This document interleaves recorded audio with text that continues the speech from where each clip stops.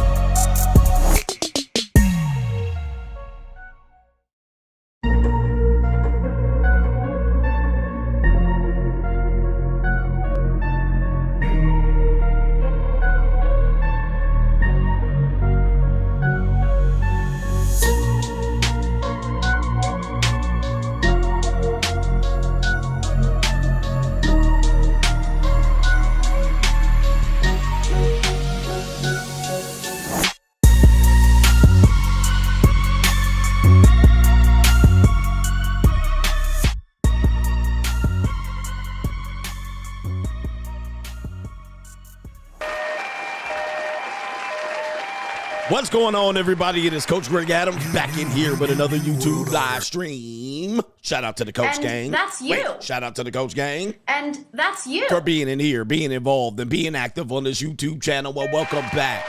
Welcome back to the Wake Up Show. Part of the Free Agent Lifestyle podcast here on the Free Agent Lifestyle channel.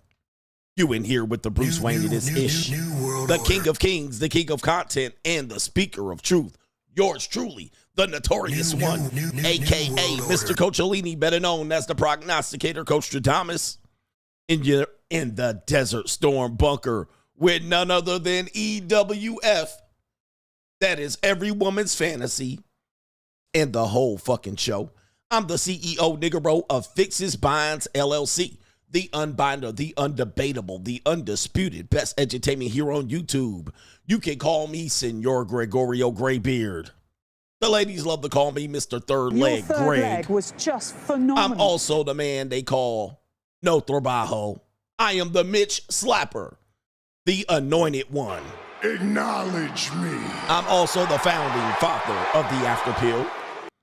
I am the junior college sociologist, the Morpheus of the mating matrix, the chocolatey Confucius, the Black Moses, the deliverer, also known as the man that walks in the spirit of Elijah. I'm the man with more nicknames than anyone in the game, but in case you forget those names, just call me CGA. See God, Allah, and I be the 12-time demonetized champion of YouTube. We back in here. We got a great show for you today. We got a show on a woman explaining how to deal with a female narcissist and how many men do not recognize these narcissistic traits, only to deal with someone who is very manipulative, and somehow gives us a negative experience in our dating or our marriage relationships. We're going to tell you how to see the signs. I saw the signs. Yes, indeed. We're going to show you the signs just in case you didn't realize you were dealing with a female narcissist or a woman that is on a dark triad of personality disorders. We're going to talk about that just as a means and a way to highlight for men that you might be dealing with an evil one. Yes, we're going to have that later on in today's show. We're also going to have a show, part of the show, It's an Evil World We Live In, where a guy cold approaches a woman because she didn't have a wedding ring, but she was on a date with a guy who was claiming her. Is a woman single until she's married? Or do we call her in a relationship? Does it count if she's in a relationship? We're going to look at some dirty macking going on. And yes, some dirty macking indeed. We have Doom and Gloom CGA. We have Straggle and Sniggle Theater. And we have Crime and Law CGA featuring, what is our Crime and Law? Oh, Gucci Mane. Rapper Gucci Mane's girlfriend, Blast from the Blast, is trying to blast him, skitty pop him, or sue him for $20 million. All right, Gucci Man in Crime and Law CGA. All right, Gucci Man making it. All right, man, what a evil show. And then if we have time, we're going to show you a drunk woman wearing a bikini on the beach getting arrested by the police. It's a lengthy video, but if we have time, we'll play it. All right. To contribute to today's show, $ the Notorious CGA on the Cash App. Venmo, Coach Greg Adams TV. PayPal is paypal.me/Coach Greg Adams, and that is near the top of the description box on the Free Agent Lifestyle channel. And you can super chat by clicking a link on the top of the live chat. New world order. On the Free Agent Lifestyle channel. Anyway, shout out to you. It is Tuesday, so we're going to have some Gorditas for you. We got Gorditas for you, and we have pretty feet Chiquitas to show you as well. Slimmy bachata mommies that we need to show you as well on our Tuesday, so stay tuned for that. Let me get to the earlier contributors to today's show. All right, let me go ahead and highlight that. It is, let me scroll all the way down. Scrolling down. All right, we're opening up. We got H every day. He says, women have become the new KKK, cruel clit clams. Oh my goodness. No childbirths, ma'am. You've been played with this 4B misguidedness. You are supposed to have children. Robots will take your job. You will have zero value. And what will happen to the rest of us? All right. I think women wouldn't mind robots having babies for them, though. You know, if women had a chance, again, one of these things here, if women had a chance, I've been going on a record of saying, if robots could have babies, it's going to be women that are going to be using the robots, not men. All right. I've been saying that. Shout out to Sandman. Sandman used to be like, we'll have the artificial womb and then men won't need women. Not so fast. Not so fast. I disagree. I think we're not looking at this fourth dimensionally. We're not looking at this fourth dimensionally. One of my favorite movies, Back to the Future. Guys, it'll be the women that are going to use the robots. I'm going to tell you, men are cheap. Men are cheap. Men don't want to pay for nothing. Especially niggers. All right. Especially niggers. You guys don't want to pay for shit. You think you're going to pay for a robot to have a baby? The price is going to be, you're going to be priced out. It ain't like it's going to be free. Like you're just going to get a robot, grab it, and then bust a nut in it. It's going to be quite expensive. I would probably venture to say it will be more than a surrogate. So it's going to be in the $250,000 range for some artificial womb incubator. So we already know men ain't going to pay for that. All right. So it's going to be women, career women, 46-year-old career women. They're going to pay. They'll do it. So it's going to be them.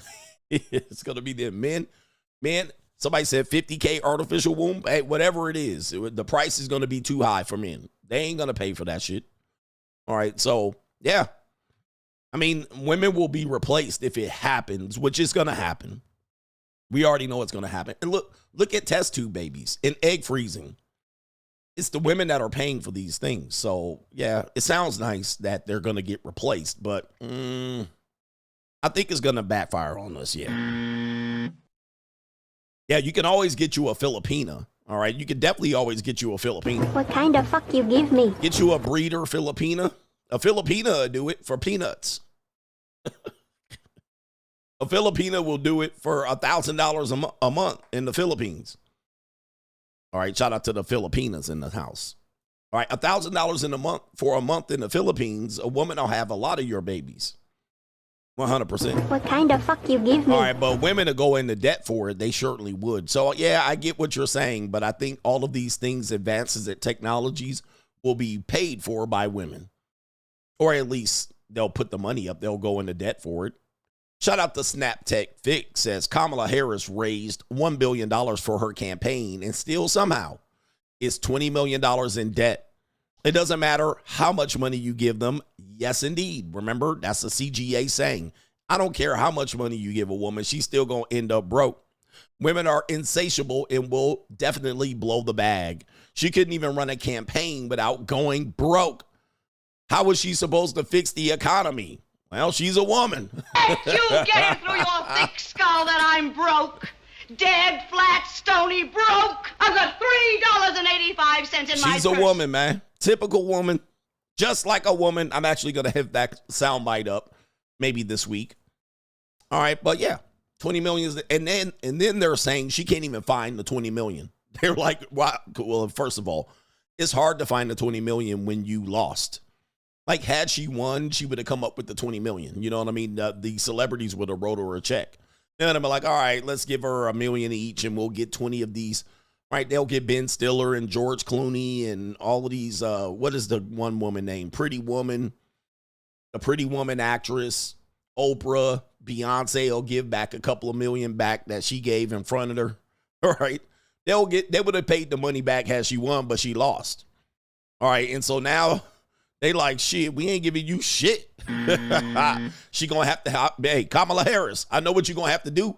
You can come see CGA.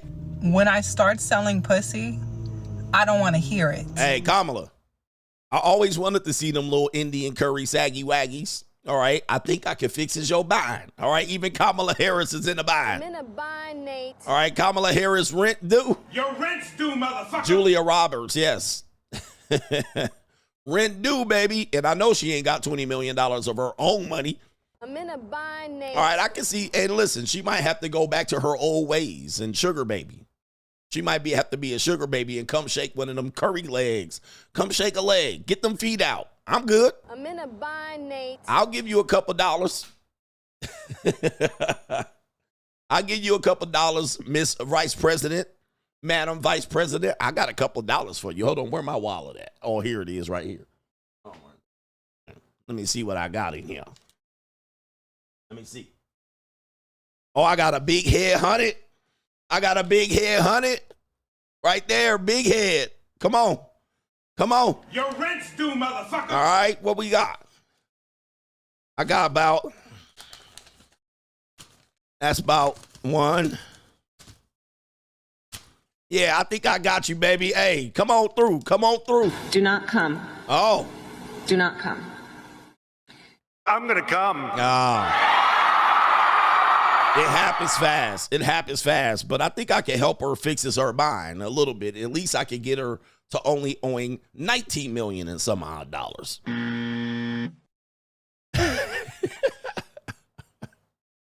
All right, what are we doing here? Shout out to her here. You know, maybe Willie Brown will come fixes her mind. Maybe the California Mafia will come fixes her mind. All right, Kamala in the mind. All right, Kamala like, I'll do it. She want to be with CGA anyway. Shout out to our brother Jermaine I is in the building. Shout out to Jermaine. It is all Jermaine's fault. It's always Jermaine's fault. He says, thank you, coach. Watching your videos has changed my mindset. Now, friends reach out for business ideas, but they're always afraid to invest. I make it clear. If I'm putting up the money, I'll own more of the business. They want rewards, but they're cheap when it comes to time. When it comes time to commit. Yes, you will find that a lot of people will go into business with you and they'll go in 50-50. They'll be like, yeah, let's go in 50-50. And you're like, okay, all right, we'll put up 50-50 of the money. They're like, oh, hold up. Nope. Nah. Well, just because you put up the money doesn't mean you get more of the business. That's exactly how it works. All right. Especially if I'm coming up with the majority of the ideas. Right now, if you're coming up with the ideas, let's say you were a part of the business and you were like, I have the know-how, I have the name, I have the know-how, I have the money, right? So they know how to do the business. They just need investors. That's a completely different mindset. They're like, I know how to do it. I know how to back end it. You know it. You trust me. You're faithful in my ability to produce. I just don't have investors. Okay, that's a whole different story. But they also coming in with less money, coming in with less ideas, and all they doing is sitting there just spending time while you're doing all the work. And they're like, yeah, 50-50. Nope. No. That is not 50-50. You basically an employee at this point. So what the fuck are you doing? You're an employee. I'm hiring you to do shit. I'm telling you what to do. But yeah, they don't want to invest. And they don't want to win. You can win. They don't want to work.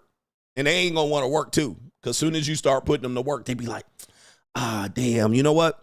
I can't come in this Wednesday. You know what? Can I come in Friday and work a little bit Saturday? No. We agreed that we're going to do this. You agreed. Now we put in, now all of a sudden you got other priorities over this. Okay, guess what? All right. No dough. No dough, Joe Blow. You go back. If you want to go back to work, go back to work. Oh, I got something. I had something that came up. All right. What we're doing is trying to come up. But yeah, we got a lot of sandbagging ass people out here. Sandbaggers. DJ, be fit. Just got done watching your last night's stream. Dying watching you trying to do the Indian accent. He says, Coach, you sound like Sebastian from The Little Mermaid, a Jamaican Indian. Well, yes, a Jamaican Indian accent. So, well, we know Kamala Harris is Jamaican and Indian. And Jamaican me crazy. Shout out to Corey. He says, Yacht Mob in the building. Shout out to you. New world order. Yes, indeed. Ninjas don't understand how to do business. They don't. Indian accent. Indian Jamaican accent. All right, we want to be partners. This is equal. We haven't put in equal money or equal time or effort. No, we're equal. All right, put in some equal Poonany, ladies. That's where your equality ends right there. That's where it does. Anyway, you know what time it is. It's time for some Gorditas. Hit the horn. Gorditas. Más y más. And we got some pretty feet Chiquitas here. So for your viewing pleasures, be ready to tune in. We're going to get some music up. We're going to get some reggaeton up here for you brothers. And we're going to get some dancing bachata mommies up here in a second. It looks like I'm having a problem with my Instagram though. What happened? All right, let me see if I can figure out what happened with the... Hold on for a second. All right, it's not popping up on my screen. Let me see something. Oh, there it is. All right. Without further ado, let's get the music going. Let the music play. Hey, let's go. It's Tuesday. Hey. Oh, man, what is going on? Where's my videos? Oh, yeah. Hey, let's go. Oh. Shake it. Mamacita, bonita, señorita, Vanessa, Veronica, Maria. Hey, Sasua, mommy, Sasua. Hey, Caviate, Puerto Plata, Mamacita, Puerto Rica. Hey, Boricua, Morena. Let's go. Oh, we got a big one here. We got a big load. Hey, big curvy chick. Hey. Oh, yes. Merengue, bachata, bailar, dance, mamacita. Hey, let's go. Tortilla. Hey. Maria. Hey. Hey, let's go. We got tamales, enchiladas. Hey. All right, here we go. Yes, indeed. Oh, we got, hey, this is Chiquita Tuesday. It's Tuesday. Chiquita Tuesday. Lots of chicken. Oh, now I knew it. There was going to be a torta that come up. Hey, let's go. I knew a torta was coming up soon. Goodness gracious. Oh, yeah. Let's go. Damn, she's stuffed and packed. All right, let's go. Oh, my goodness. Oh, the humanity. Goodness gracious. What the hell? Oh my God, no way.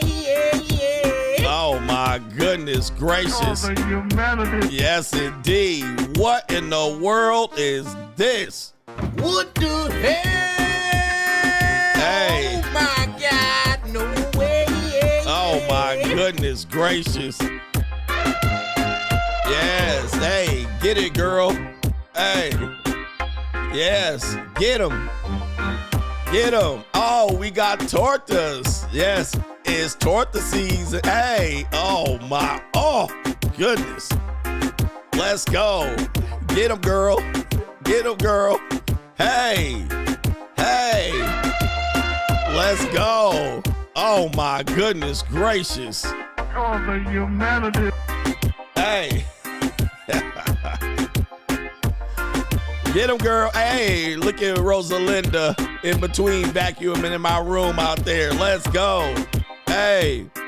Hey. Oh my goodness. Oh, the humanity. It's Tuesday. Details in the house. Yes, they're gonna Ditas. The mamacitas. Oh my goodness. Oh, the humanity. Yes, indeed. This is CGA somewhere in Mexico. More than likely out here. This is CGA. Oh my goodness. Yes, indeed. Oh, the humanity. Yes, indeed. Yes, the digital broke is. Oh my goodness. Goodness gracious, man. What the hell? That's a lot of woman. God, no Oh way. my goodness. Oh my goodness. All right. She has the meats. Oh my goodness. Oh, the humanity. Man almighty. This is a lot of woman. Oh man. She getting pregnant tonight. Oh my goodness. Ninja, my back. Oh man. All right. How about that? Whoosh. That's a lot of woman. I don't know if I could do all that. I'm definitely not picking it up. I can't pick up all that woman. That's a lot of woman to pick up. But they be wanting to get picked up. You got muscles, pick me up and do what? And do what? Pick you up and do what? All right, I can pick you up and throw you on the bed. That's about it. They be wanting to get picked up and stroked at the same time. Maybe you 275 pounds. 275. All right. Yes, indeed. That shit ain't gonna happen. Get that little thought outside your head, ma'am. All right. So anyway, we got some other brothers that want to contribute to today's show and sisters. Apparently, we have some sisters that want to contribute to today's show. But the way you contribute to today's show is you hit that damn like button. Hit that damn like button. All right. We're already at 14,000 people in here. So all we need is 14,000 likes. Jay, hey, coach. I was the guy who wrote that superhero screenplay about you. Update.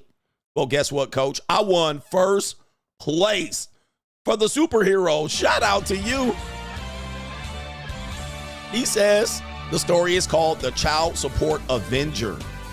It was the feature film script winner in the 2024 Urban Media Maker Film Festival. More updates to come. Let's go.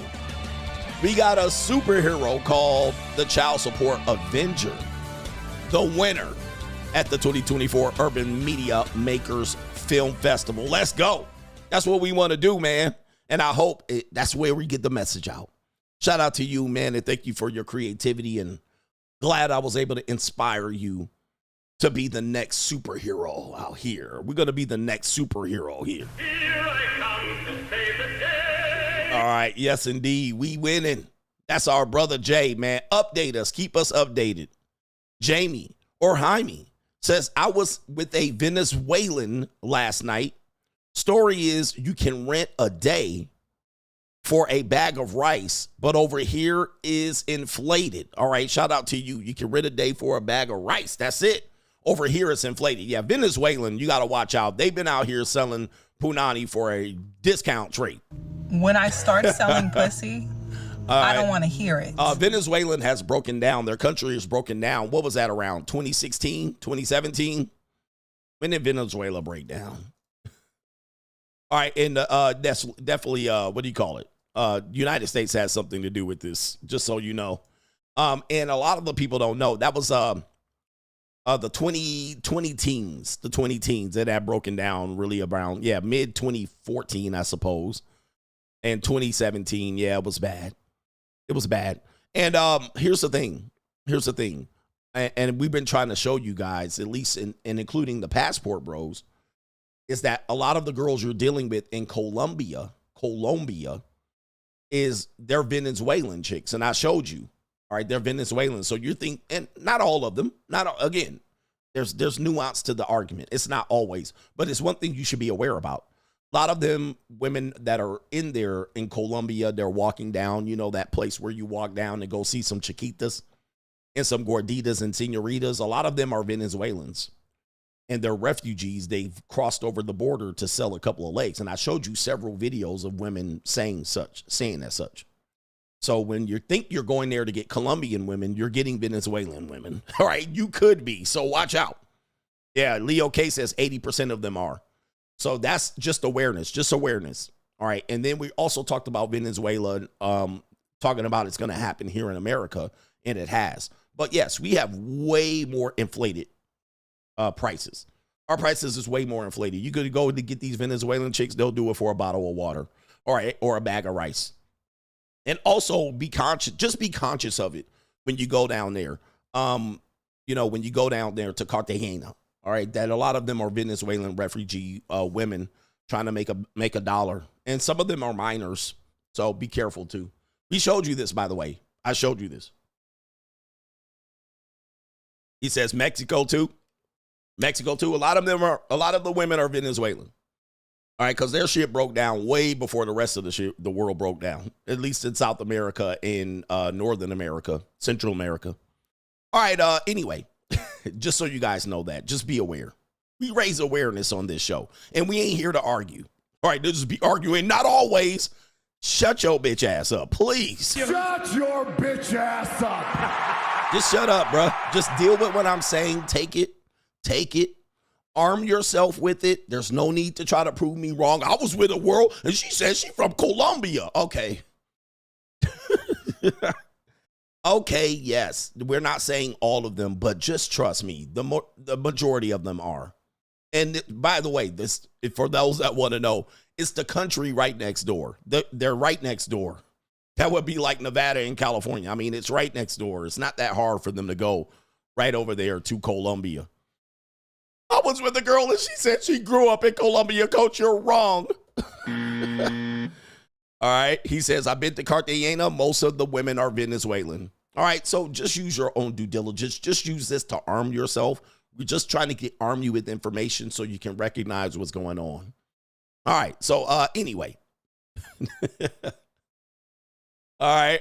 Shout out to the resurrected Simp Enforcer. CGA, during your divorce, did it ever get to you that she loved the new NG more than she ever loved you, even if you're financially better? Is that the new ninja?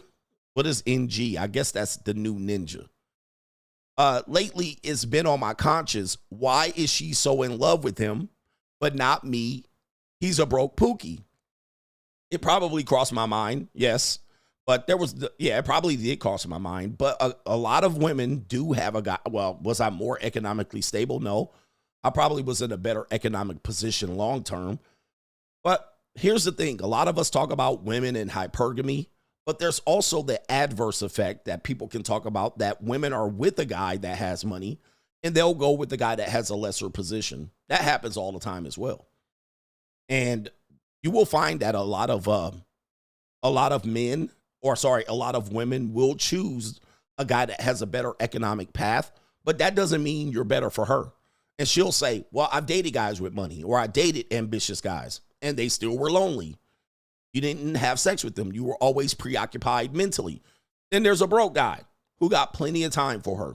He got the mouthpiece, the time to lay up on with her, the time to play her little BDSM games. So he had the time, and he was willing to trick the time. And she said, okay, this guy has money, but he's always working, taking work trips, always on vacation. So yes, women do choose a lesser guy. They do. They will choose a lesser guy.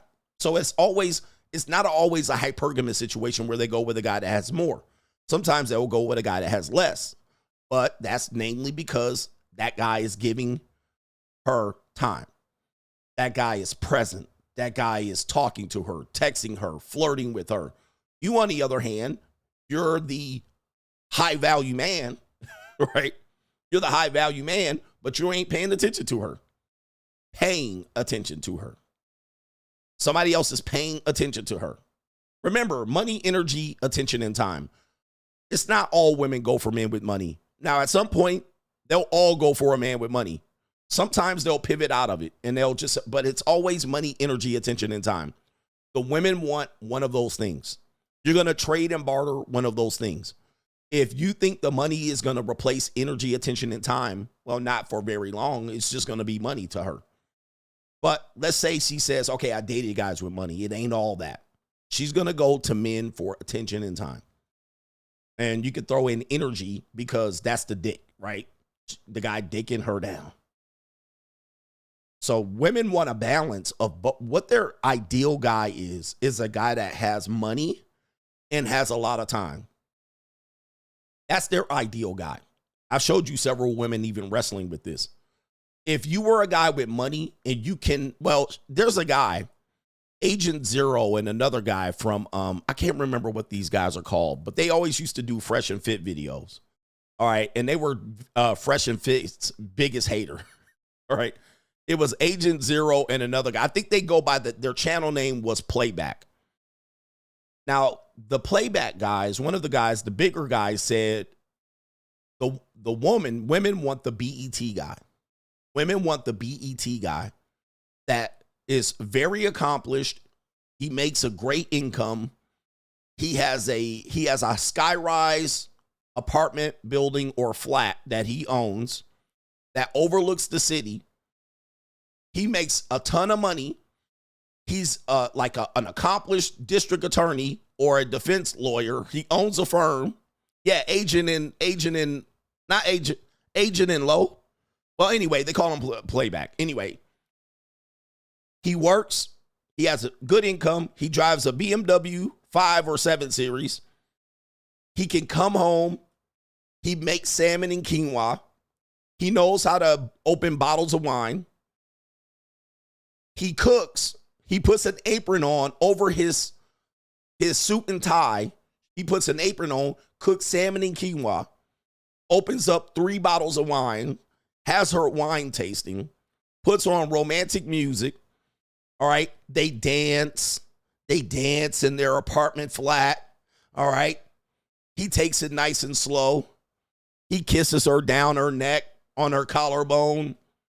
Then he takes her to the room at 1 a.m, drills her good for about 2 hours. Right? Yep. He has a rescue dog. The ninja writes poetry. He can play 2 instruments. Let me play the violin. The ninja can play the violin. He knows how to do Brazilian jiu-jitsu. He's muscular and ripped, 6'4", hair lined up, full hairline, goatee. He can dance the night away, right? He can pound her for 2 hours. He can pick her up, press her against the wall, and passionately fuck against her. He speaks 5 languages. And she's still like, all right, I don't like the way he smells. You know what I mean? He got a cologne collection. He got a walk-in closet all organized with everything hung up. Right? And she's his only girl. He's monogamous. He's monogamous. And matter of fact, when she met him, he had no bitches. None. And now, after 2 dates, he wants to get a commitment to her. He wants to commit to her. He's a one-woman man. He's a one-woman man. Yes, indeed. And he wants to spend 5 days a week. Like, that's their ideal guy. The BET ninja. Shout out to Playback, Agent in Low. All right. Yeah. Yep. He got a wine cellar. It's like the ninja can take her on a helicopter trip. He started tricking on her. He was like, you know what? We're going to Costa Rica this weekend. Pack your bags. He's just going to take off work. He's muscular and he's an executive and he has tattoos all over his body. He got a tattoo of a lion on his back. Roar. All right. Yeah. The BET ninja. So in their world, they would love a guy. And that is very exaggerated, obviously. But they will love a guy that has money and is a pookie. Tupac with a degree. Tupac with a degree. That would be their ideal guy. And it's hard to find that guy. It is hard to find that guy. That guy is impossible. Yep, he got thug life, but he's also an accomplished attorney in Washington, D.C. Now, He's an accomplice. He was a thug, and he was a thug criminal, but then he got educated, and now he's a judge in Atlanta. That is their dream guy, and they wrestle with this. They find the guy with the money, but he corny. He lame and corny. They find the Pookie. All right, he good in bed, but he just not accomplished enough. And so they'll have the guy right in their hand, and he's like 80% of everything they want. He's 80%. They'll be like, I could get rid of him, and I'll try another guy. And they'll just get rid of all of these 80% guys. 80% guys. I like him, but he's short. He's CGA. He's too short, though. I want what he is. I want what CGA is, but 6'4". If you were 6'4", you'd be the perfect guy. You're like, holy fuck. Oh, man. It's the lead attorney. Yes, it's Nathan. Well, Nathan Wade was that guy, apparently. Well, he was about to get that 6-figure job, but Nathan Wade was about to be that exact same guy. That got all time, every day he could just fuck her until she goes to sleep. Yeah, it doesn't exist. So, yes, and he also has dreads and braids and long blonde hair if he's a white guy. Oh, man. And he wants to be a stepdaddy. Yep, and he wants to be a stepdaddy. He just wants a woman that has kids. That would be the ideal. Anyway, that's where women wrestle with. Yeah. And as men, because women are like, no. And men, you guys realize men take any damn thing. Most men take any damn thing. Anything, whatever they can get. Easiest woman they can get. You see what a lot of dudes are walking around with. A lot of these dudes that look like this, they walking around with slump busters, right? Booger wolves. All right, look, now that we got off on that tangent, hey, man, listen, where women pick, let them pick, man. Let me tell you, man, here's the real reality of it. We have abundance. There are more women than there are men on the earth, right? There are more women. We really have the abundance. Now, men don't have an abundance mindset. Women do. Women have an abundance mindset. They're like, there's a bunch of niggas out here. There's a bunch of dudes out here. There's a bunch of Johnsons out here. Men, we have a lack of abundance. We're like, oh, I got to take her. I got to take what I get. But it's really the opposite. We should have a tremendous amount of abundance. We're just like, dude, there's women everywhere. There's Venezuelans. There's Filipinas. There's always them. There's Thai girls. There's Poonany out here. You have the ability to, again, this is a tough conversation. Right here. Like, you're $300 away to getting your soul sucked and the black sucked off your dick. $300. Now, that's a reality people don't want to talk about. That's just in America. If you go somewhere else, it's $80. A woman will suck the soul out of your balls and like it with spit all on it. Haktua all on it. Right? I mean, a good one, a good looking woman doing it, but you won't do it. And a lot of guys, that's where I'm wrestling with it. I'm like, where's your delusion is crazy.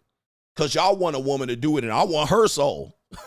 Like, and you got $80 somewhere in Colombia and in Thailand, you can get it for $80. In Brazil, $100. Like, that's how fast you are away from it. But you won't even do it. Nah, I don't want to do that. Okay, Ninja, listen. Men refuse to have an abundance. You're a plane ticket away. You're a plane ticket away from having abundance. This is the free agent lifestyle and free agent lifestyle 2.0. You're a plane ticket away from a woman fixing your meat up real quick. But guys will be like, that's tricking. I just don't want it like that. And I just don't want, she won't respect me, ass niche. I'm like, okay, we talked about the women wanting what they want from men. A guy with money and a guy with a degree. All right, and Tupac with a degree. But men, for some reason, you want Poonany and respect at the same time. Hey, listen, pick a struggle. You guys are just as bad as these women we talking about. Pick a struggle. What do you want? You want some pussy. All right, we can talk about that. We can get you some. You can get an airline ticket. You can go down to Harry Hines. Take your ass down to Aurora. You can go to the Asian Ling Ling shop. They can fix your meat. You can go to Seeking Arrangements. You can go to the JUCO stream. Yeah, but I do want her to respect me and like me. Okay, hold up. Listen, let me stop you right here, sir. Where's my scratch? Pick a struggle. Y'all running around here, 60% of men. Y'all running around here frustrated. You're doing loser dating app activity. Now you want your meat fixed and respect and love. Pick a struggle.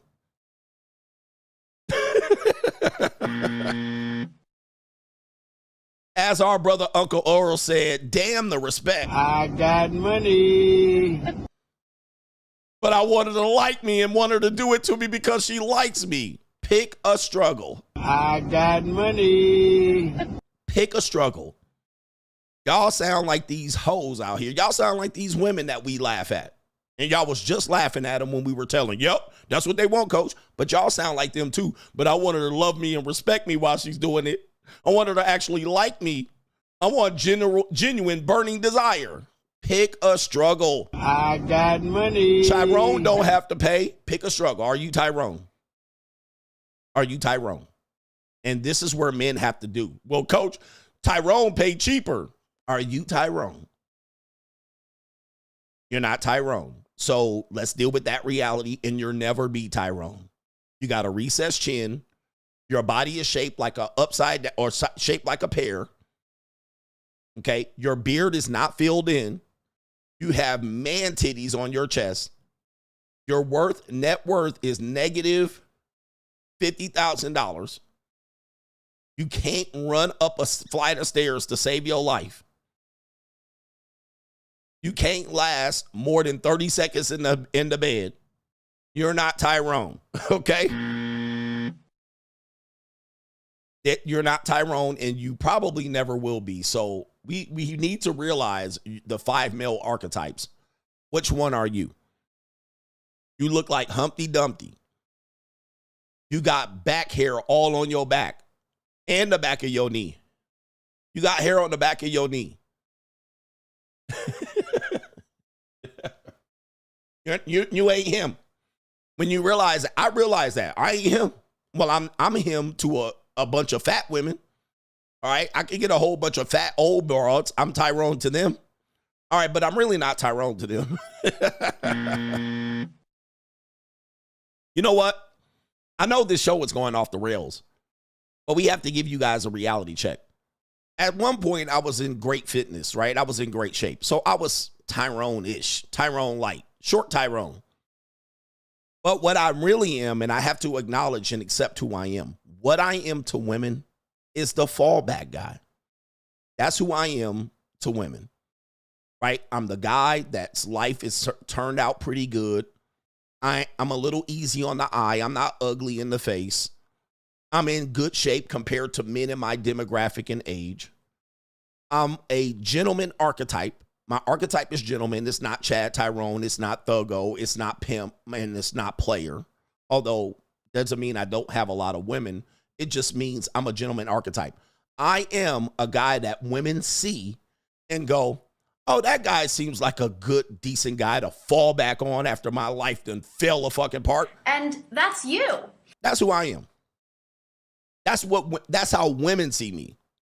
That's how women see me. Okay. That's how women see me. They see me as, okay, well, listen, I'm done fucking with these broke ass ninjas. All right, I'm done fucking with these ninjas that just want to fuck. Right? They just be like, he's good. He's handsome. He seems like he'll play a decent role. He won't try to screw me over. He probably don't got mad bitches. He seems like he's monogamous. He seems like I can make him wait. I'm the fallback guy. That's who I've been. All right. That's who I've been all of my life. And once you accept that, then you can find your role. Now, what guys try to do is to try to go, I'm going to be something else, and you overcompensate. You overcompensate. Then you say, I'm going to just be the I don't give a fuck guy. Now, bruh, They know the difference between a real dude that don't give a fuck and you. They know the difference between a fake pickup artist and a real player. They know the difference. Women having Kween, they know the difference. That's why they keep getting pregnant by these guys. And they never get pregnant by you ninjas. That's why they keep running to the Planned Parenthood clinic and try to get rid of the broke ninjas baby. They know what's up. They know when a person's faking the funk. You're not him. Do not try to become Chad or Tyrone when you a goofy ninja. They know lanes when they show up.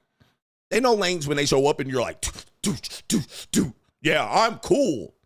And you got your chest hairs out with your shirt buttoned up in the middle of your belly button. They know. They know when you a goofy ass, fraud ass ninja. Now, the more you know yourself and the way women view you, then you can make that work for you. You can make that work for you. You just have to accept who you are. They know when you a trick. They know when you just, they know. They know who they're dealing with. They have a keen understanding of who they dealing with. Now, you, on the other hand, they know when you can't accept who you are and you overcompensate big tire truck ninja, right? You got the big truck with the big tires. You jump out 5'4", 5'7", and they already pegged you before you even did anything. Walking out with your elbows out, all right? Walking down the street like you're super cool. They already know. Big gold chains and diamond chains around your neck. Fake diamond chains at that. Nobody's running around with $10,000 dancing on their neck. They know you got that shit at the motherfucking mall kiosk. They know what's up.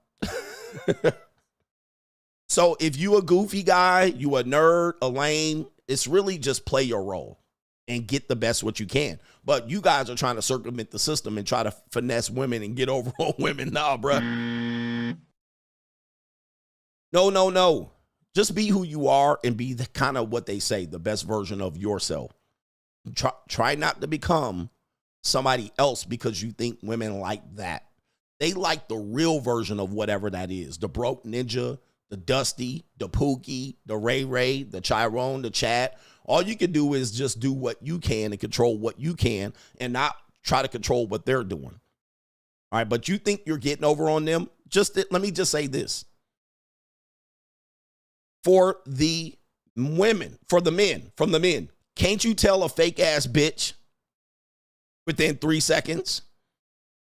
You see a fake ass bitch in 3 seconds. Let's just say you seen a fine ass woman. She got stiletto heels. She got the red bottom heels. She got the tight little pants and shit. And she walking out, heels just clicking. Click, click, click, click, click. And she's shopping right out there on Rodeo Drive. And she's shopping. She got the duck lips, the lip fillers, and all that shit. Hair done, hair all. She got the Brazilian blowout. All that shit. She done shaved all the hair off her body. And she come up to you. Hi, honey, sweetie, sugar pie. What you gonna say? What the fuck is you gonna say? You be like, I know you lying. Right? I know you lying. Now, I know something ain't right here. Right? I know you lying. I know you must have saw me get out the G-Wagon or something. Bitch, I know you lying. I know you ain't walking up to me, sweetie sugar pie. Right? I know. Baby, whatever you saw, I know you ain't cold approaching me. All right, as Tom Cruise said in the movie, I can't remember the movie. All right, baby, listen. Now I know I can't afford it. Now I can't afford you. How much, bitch? How much? Who sent you? All right, now I know something is up. All right, there ain't no way in the middle of the great America that you walking up to me, sugar pea, snookums, honey, sugar pie. All right, I know. Yeah, Jack Reacher was the movie. So, guys, you can spot a fake woman. You can spot a fake woman a mile away. You see how they act. You see what they're doing, and you like, yeah. Same as them. They can spot a fake, goofy-ass ninja a mile away. They can see these pickup artists coming a mile away. They're not dumb. And the reason why is they need to always be invested and interested in men using these techniques so they don't get manipulated. Don't think you're fooling them. Not one bit. Doom and Gloom CGA.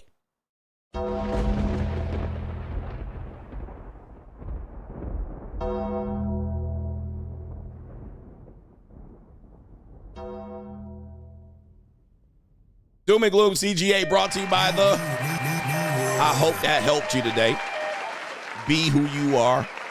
Doom and Gloom CGA apparently walking down New York City with a MAGA hat is dangerous. We got the liberal New Yorkers walking through Manhattan after the election with the MAGA hat on. The reactions are priceless. Let's take a look at these. Look at these tippy-toe ass ninjas. There they are with the MAGA hats. All right, so we don't need the music. And look at these libtards in New York City. Look at these faces. Disgusted, flat back, what do you call them? What do you call these? Master splinters. And, oh, yep, that definitely looks like a liberal. Look at these, and you know who wishes are out here. Look at these, you know who wishes out here. I'm not going to say what race, what people. We know I can't say that. All right, they are disgusted. As you guys know, New York is a bastion of liberalism. And yes, they ain't having these MAGAs running around here. Even these fairy ass, duke shooting ass, tippy toe liberal men, as we call them, male feminists, they don't like it either. These hippies and hipsters are hating it. Look at these guys. How dare he do this? How dare he? How dare you? Don't you know where I am? Ass ninja. Don't you know who I am? Ass ninja. Yes, indeed. And there they are. Even the Kayleys. The Democratic Kayleys are giving him the side eye. Look at look at these guys right here. All right. Oh, she's upset. All right. These trust fund babies out here. All right. Most of their dads are millionaires. Don't you know who my father is, ass ninja? My daddy will sue the pants off you, ass ninja. All right. I pay $8,000 to live in Manhattan, ass ninja, a month. All right, they are disgusted right there. And shout out to them, man. Look at these fairy fake ass ninjas. Look at her. She's disgusted. Oh, she's so mad. All right. She's disgusted. Oh, Millie Mouth. Look at that Millie Mouth. That's an extra Millie Mouth right there. All these Millie Mouth muskrats running around New York. All she missing is the whiskers at this point. All right, what do we got here? Or apparently, I don't know if this is a meme, but it's been fact-checked. Apparently, early termination of pregnancy clinics warn that they'll go bankrupt if Democrats have a sex strike. Oh, okay. So the women that are saying that they're going to have a sex strike and they're saying we're going to go bankrupt. Oh, no. And according to this, I don't know if this is real. It says fact-checked. I don't know who the fact-checkers are. They're like, ladies, no, y'all need to fuck out here, man. No, sex strike. We need y'all terminating these pregnancies. You know, we need y'all. We down. Our quota is down. Oh, new world order. It's like, get the fucking y'all ladies, nah, get out there giving that pussy to broke ninjas. They out here, come on. We need y'all getting skeeted in. They like, this is a doom and gloom. Oh no. Putting the early termination of pregnancy clinics out of business. All right, thank you, ladies. Hey, man, ladies don't realize, man, hey, they need y'all doing dumb shit out here. Please, keep doing dumb shit. They need the feminist propaganda people. They need y'all doing that feminism shit. Oh, no. All right, now you know the Planned Parenthood handing out condoms is they don't want you to use the condoms. They know you're not going to use the condoms. All right, AOC. Damn, she turning into Gordita. AOC, is that you? Wait a minute. Who are you? What happened to AOC, mommy? Oh my goodness. Somebody must have knocked you up. I can tell a pregnant woman from a mile away. All right, somebody put a baby in that Gordita. She about to be a Gordita Supreme. All right, what happened to the Democrats? Did we break the Democrats? I think we broke the Democrats. AOC Grande. All right, wowzers. What happened to AOC, man? I think she broke it. She's broken now. Let's see what she's got to say. Which podcasts are you listening to? Which accounts are you subscribing to? I'm interested, like genuinely. Let me know which ones specifically, which accounts, which podcasts, etc. Gotcha, bitch. Nah, man, come on, ALC. New world this order. Is narcissism. This is the narcissism that we're going to talk about later. This is manipulation 101. This is female manipulation 101. Oh, yeah, well, which podcasts are you listening to? I generally like to know, you know, which pro-Trump podcasts are you listening to? Is it the Notorious CGA? New World Order. Can you make a list of all of the podcasts that you listen to so maybe I can go back and maybe listen to them and become educated? Nah, bitch. Gotcha, bitch. Don't put my name on a fucking list, because that's a hit list.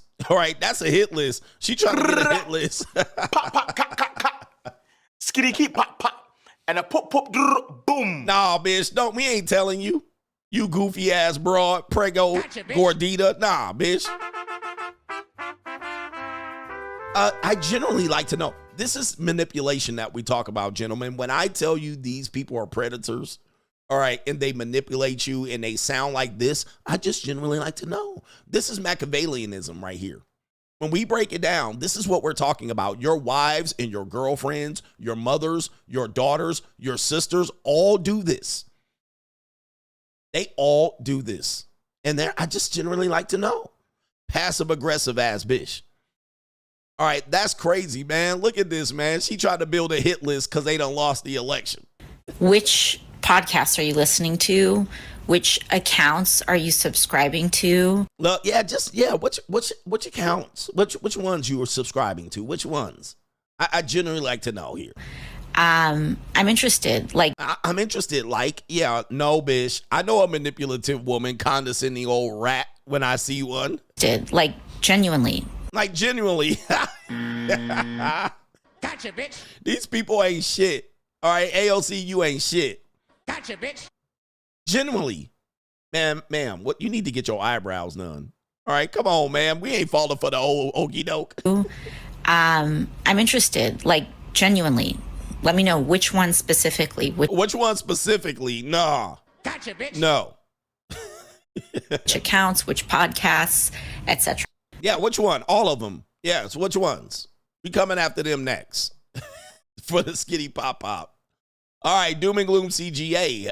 We have two more. Apparently, mental illness is on the menu again. Take a look at this. Hey, look at this. All right. Live my dreams and becoming a pregnant dad. In the beginning, I had a few complications. She's been growing and she's healthy, and I haven't had any complications since then. It's been very good with the support of the doctors. I haven't had any bad experiences with me going to the doctor. Didn't know I'm transgender and carrying my own child. He's gonna be a wonder dad. I just know that this is gonna be a good thing for the family. You've been good with everybody else's kid. We got to see what you do with your own. I want to give my child a great childhood. She will always have me. I will always be there. My responsibility will always to be take care of her.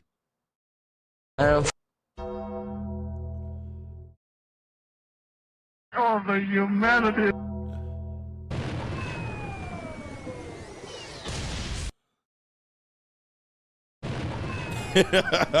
Hey, and as you can see, there was no men in sight. No other men in sight. They had old Big Mama, big ass with them big ass glasses. They had a mama and they had them they. There were no men. Big Mama didn't have a man. Baby Mama didn't have a man. They don't have a man. There was not one man present. All right, here is going on here. New world order. All right, I don't know what the hell we doing these days. We need men in these people's lives, but hey, the evolution. All right, we got last one. Doom and Gloom CGA right here. You might have seen this. Dr. Phil Hands, President-elect Donald Trump, a picture of all of the farms and agriculture China owns in America. New world order. Why is nobody talking about this part right here of the interview with Dr. Phil? Y'all watch this. Look at this map. I did a show about this. The red is where Chinese government has funded buying major farmland. Yeah. And then superimposed on that are some of our most strategic military bases. Yeah. And you can see there's Dugway Proving Ground. That's military equipment, biological, chemical weapons. They're surrounding it. Utah Test Training Range, the largest supersonic authorized restricted airspace in the United States. Whiteman Air Force Base, B-2 Spirit Stealth Bomber Base, missile drone operations, MQ-9 Reaper, Global Strike Command 3, Fort Liberty, Airborne Special Operations Forces, Rapid Deployment. We've allowed them to come in and buy up agricultural land, wind farms, no wind, no blades on some of the towers, but they're surrounding our military bases. We've allowed that to take place. Why is nobody talking about this part right here? Well, I talked about it. I've been done talked about it. But listen, I talk about shit so much in the podcast. I make 500 points in one podcast, and y'all don't forget I said it. I've been talking about it for a long time. Nobody even listens to me. I said they've been buying up agricultural land like crazy. All right, and they own, I want to say 6% of agricultural land, and I think Bill Gates is owning up to that about that much as well. But it's strategic. If you know anything about our great land of ours, all right, we are built and insulated by borders that are pretty great borders. We have borders on the left of us and the right of us, which are great, large oceans. All right, so it's hard for us to be pulled up on. You can't pull up on us. You can't just pull up all kind of military supplies on us. It's hard to land ashore on us. I mean, California would be your best bet, but it's even hard to do that, right? So we have great borders on the left and the right of us. On the above of us, on the north of us, we have Canada. All right, but, you know, Canada is an ally at this particular point. So it's hard to pull up on us there. The southern border is our problem. Obviously, it's wide open. And since it's been open, a lot of people have flooded through it. Some say 20 million plus have flooded through it. And that is the only way you can attack America. That is the only way, which is called from within. All right. And you can do it over periods of long time. It's the only way to sneak attack us is from within. So that's what Dr. Phil is pointing out. So if there was a situation where they say, we're just going to go ahead and execute Order 66, that's the only way you can do it is from within. And you can build up a great potential threat over periods of decades, subversion from within. You can get people divided, and that's how you can get them. That is the only way you can get America, and that's why this is concerning. You have the Pacific Ocean, the Atlantic Ocean, and really the Gulf of Mexico you can't pull up, right? You have the northern border, which is a good ally, and the southern border is the problem. Obviously, that continues to be the problem. So you can get pulled up on. Now, that is why this is a big deal. Nobody can really hit us. I mean, unless you got intercontinental ballistics, right? But even then, you know, intercontinental ballistics can be identified and possibly shot down if you have people paying attention to the radar. That's the only way. And this is where we're allowing this. So not saying that there will be something that can happen, but this is enough for people to certainly be woken up. Now, guess what? Y'all ain't going to be woken up. Y'all idiots anyway. Y'all ain't going to be woken up. This ain't enough. Only when they start, what did they call it? Only when they ignite the button will you wake up. You're like, oh. Yeah, anyway. That's Doom and Gloom CGA.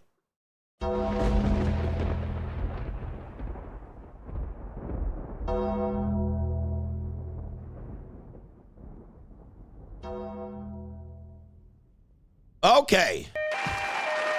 We back. That was Doom and Gloom CGA. Let me catch up on the other contributions that we could talk about here. It'll be too late before we figure it out. Hopefully, I won't be alive. Shout out to Mr. Inquisitive says, CGA, you got me laughing up a storm this morning. The BET dude you describing used to be me. He says, now I just keep all that meat to myself. Free agent lifestyle for life. New world. Yep, I tried to be the BET guy, you know, because I thought, you know, maybe that's what women want, the BET ninja. And you will realize you don't have time to be the BET guy. I mean, it's really, really difficult for you to do so. And because to be the BET guy, while you're at work, while you're being on your mission, you got to be planning out, you know, picking up certain things, fresh salmon, fresh quinoa. You got to go to the store. You got to have this shit ready. And by the way, I have this shit ready now. If you came to my house now, I mean, I'm already ready. I got a wine fridge, right? I got my cigar humidor. I got refrigerator full of food. You know, I'm good now. So when women come over now, they get the gentleman treatment. Yes. All right. But here's the thing. I used to want to be that guy. When you're young, you're trying to figure out who you are. And you're like, I'm going to be the romantic. I'm going to be the Casanova. Yeah, but guys, you don't have much energy for that. That takes a lot of energy. Yeah, making asparagus and trying to make it for her. And she's sitting there. This is so romantic. All right, hell no. And you look like a whole gump cooking for a woman. I'm going to tell you this right now. You a whole gump cooking for a woman. This is not it, bro. Do not start cooking for women. Meaning that, let's say she needs to cook for your ass a good couple times before you cook for her. Now, this is what you do. You cook with her. If you're going to cook with a woman, you cook with her. Do not let her ass sit there at the fucking table scrolling her phone. All right. And you just trying to date her and magnetize her and you cook it for her. No, hell no. Because she going to want to do that. Here's the reason why. The likelihood that woman cooks for you after that is slim and none. She ain't never going to cook for you at that point, bro. She just going to have you cook. You cook better than me. Why don't you just cook all the time? Nah, bro. Listen. No. Shout out to the ladies out here. I'm giving y'all game too.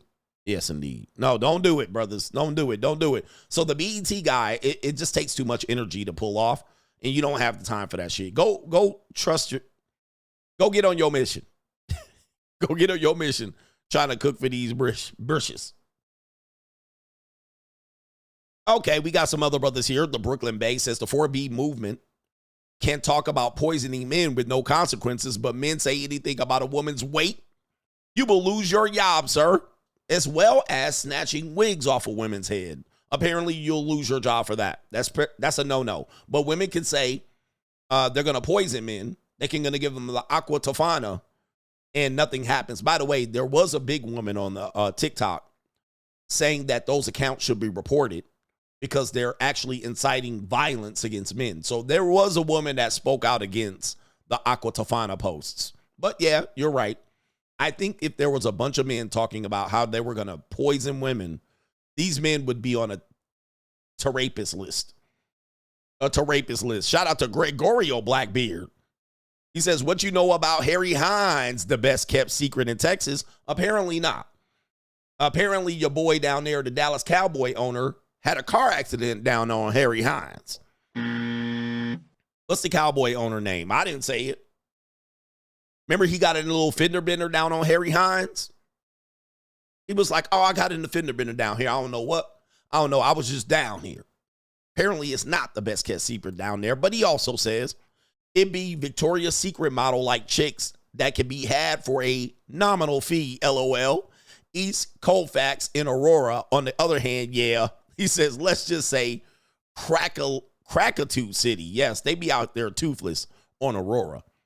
All right, they be out there toothless on Aurora. Yes, indeed. Shout out to you out there in Dallas with them Harry Hines girls. Yes, your boy, Jared, what's his name? I ain't say his name on my show, but he got into that car accident down on Harry Hines. What was you doing down there, Jerry? All right, let me see here. Let's see here. Pull it up for you ninjas. All right, these NFL owners, bruh. Let's see right here. Oh, they got him on video on Harry Hines. Right there. TMZ video shows Cowboys owner car wreck in Dallas. He said right there, he's been in the hospital right here. He was in the hospital after going home. He was involved in a little fender bender down there. Where was it at? He was said, it says the department said officers worked a 2-vehicle crash at 8 p.m. in the area where Harry Hines Boulevard crosses Wolf Street in Dallas in the Victory Park neighborhood. What was you doing down there, sir? What was you doing down there? Was you fixing a bind? I'm in a bind, Nate. He said, Massa Jerry, was you fixing a bind down there? I think he was fixing a bind. All right, but we don't want to judge people about what they activities, they sextivities out there. All right. But they said a boy was making a wrong turn right there. He said I was making an inappropriate left turn. Oh, we call that what they call that? Spinning the block. All right. He was making an inappropriate left turn. I was trying to make that left turn on Harry Hines. And got a little fender bender down there. He was looking at them girls down there with the fish net, black pantyhose. All right, down there, Harry Hines ass ninja. Look at this ninja. He look guilty too. Look at this ninja. Look at Massa.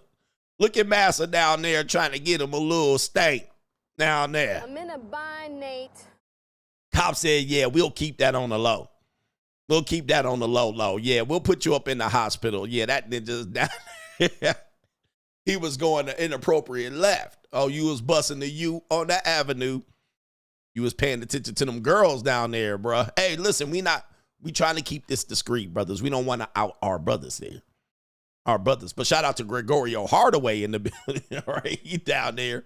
Gregorio Blackbeard down there on Harry Hines. All right, yo. What are we doing here? We keeping it discreet between the brothers. Let me catch up with what's PayPal doing here. He said, oh, they said he was okay. Well, he gotta do his stuff on the low. He can't let everybody down there that he go down there, Harry Hines. Oh no. What an evil world we got. Kaylin says, what's up, coach? Would you agree that ideally that women would want a husband type who's sexy? Most husbands aren't fit and remain ambitious. He says, but for women to get that, would you also say he has to be in control? All right, so that's an interesting question here. The women want a husband who is sexy. Well, some women do like their husband. Some women do think their husband is sexy, although they're not sexy to us. Pause. Some women, not all women find men with six-pack abs and all of that shit sexy. Although when they get married to a dude that probably doesn't have the visual representation of that, or he doesn't maintain it. And he will then find out she does like men with six packs, abs. She still likes attractive men, and they should. I'm trying to fix something here, and it's not working. All right, but at the end of the day, she could still find him sexy, even though he doesn't look a certain way. Now, that doesn't mean, I want you to listen to this, and this is how we look at women. We believe women can only think that one man is sexy. Right? So she might find her husband to be sexy, but that doesn't mean that she doesn't find other men attractive. In our world as a guy, we're like, oh, women can only be focused on one guy. She can only be physically attracted to one guy. That's false. If you've ever been married, you will know that's false. Okay? You will know that's false. That's not true. I've been married before. This is going to break your heart as a married guy because men, the way we think is really fucked up. We really need to re-educate ourselves on women. And much of it is based on our programming, how we've been programmed. Yes, she's with a guy. He's not the guy that you would think she would find attractive, but she does. She finds something attractive about this. Now, when she's with you and you marry her, you know what's going to happen? You're going to find out she's lusting after a conventional attractive man.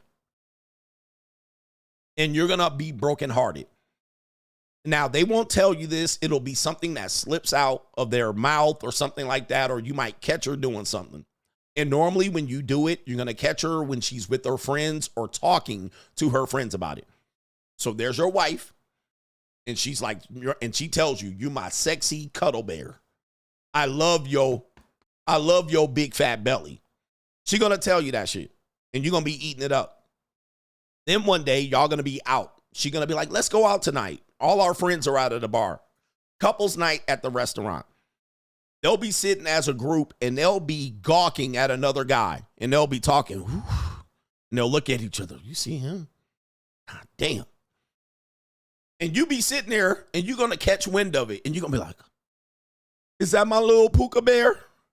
My little puka bear is literally lusting after another man. And not only her, the entire group of them hens is lusting after another man, especially when your wife turns 40 plus. Then they'll be disrespectful about it. They'll be disrespectful about it. They'll put it in your face and talk about it. You'll be like, not my puka bear lusting over another man. And then you'll look at the guy and he'll be alpha guy. He'll be an alpha guy that she either used to fuck or that she wishes to fuck in the future. And you'll be like, I know you wasn't lusted.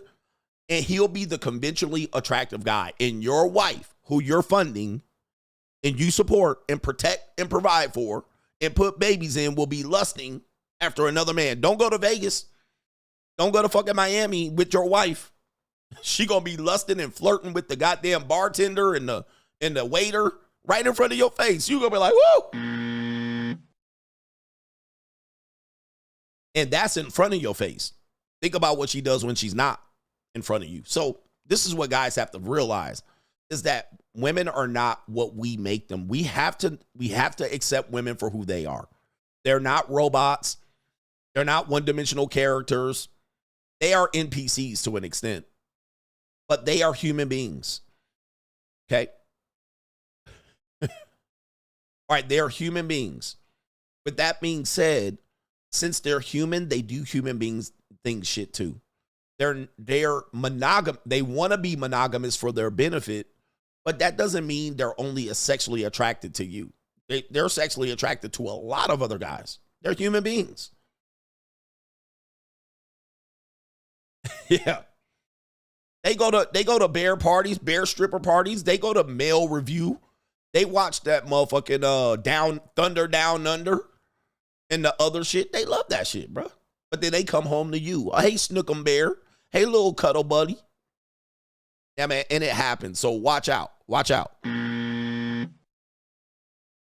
They're still going to look at other men and still lust after other guys. And in fact, it's even better for them when they got you. I always call this your first base.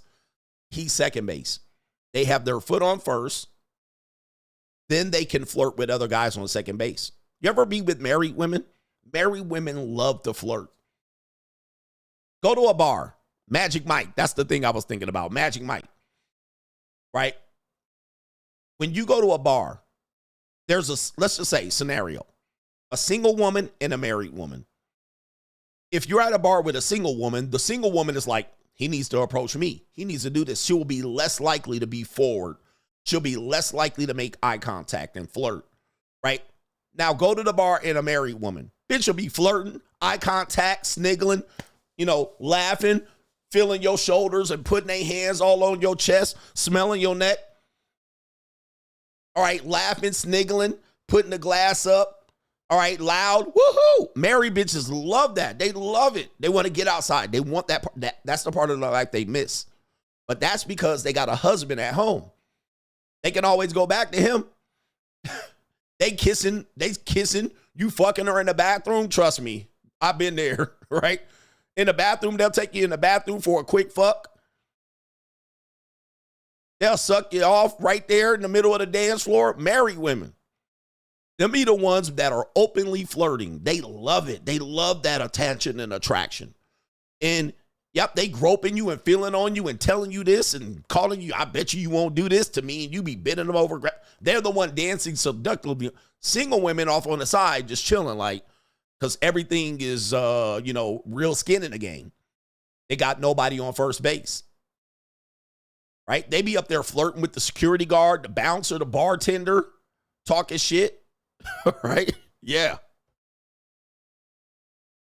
And they go back home and kiss their husband. Or better yet, they don't go back home and kiss their husband. They already put their husband to sleep.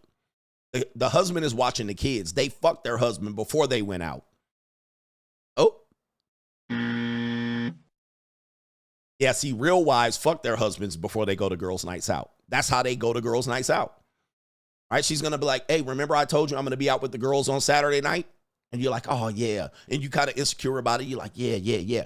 What she'll do is before she goes out, she will fix your meat.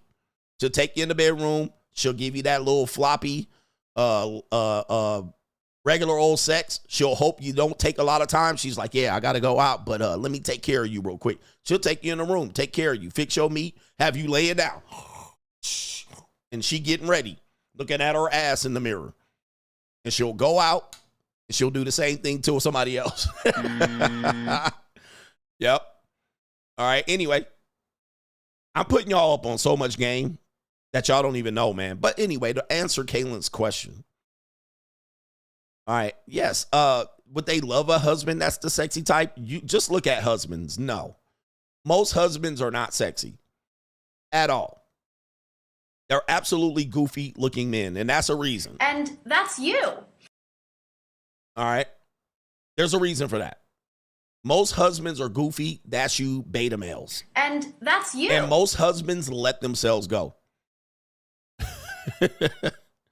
Most husbands let themselves go. Because why?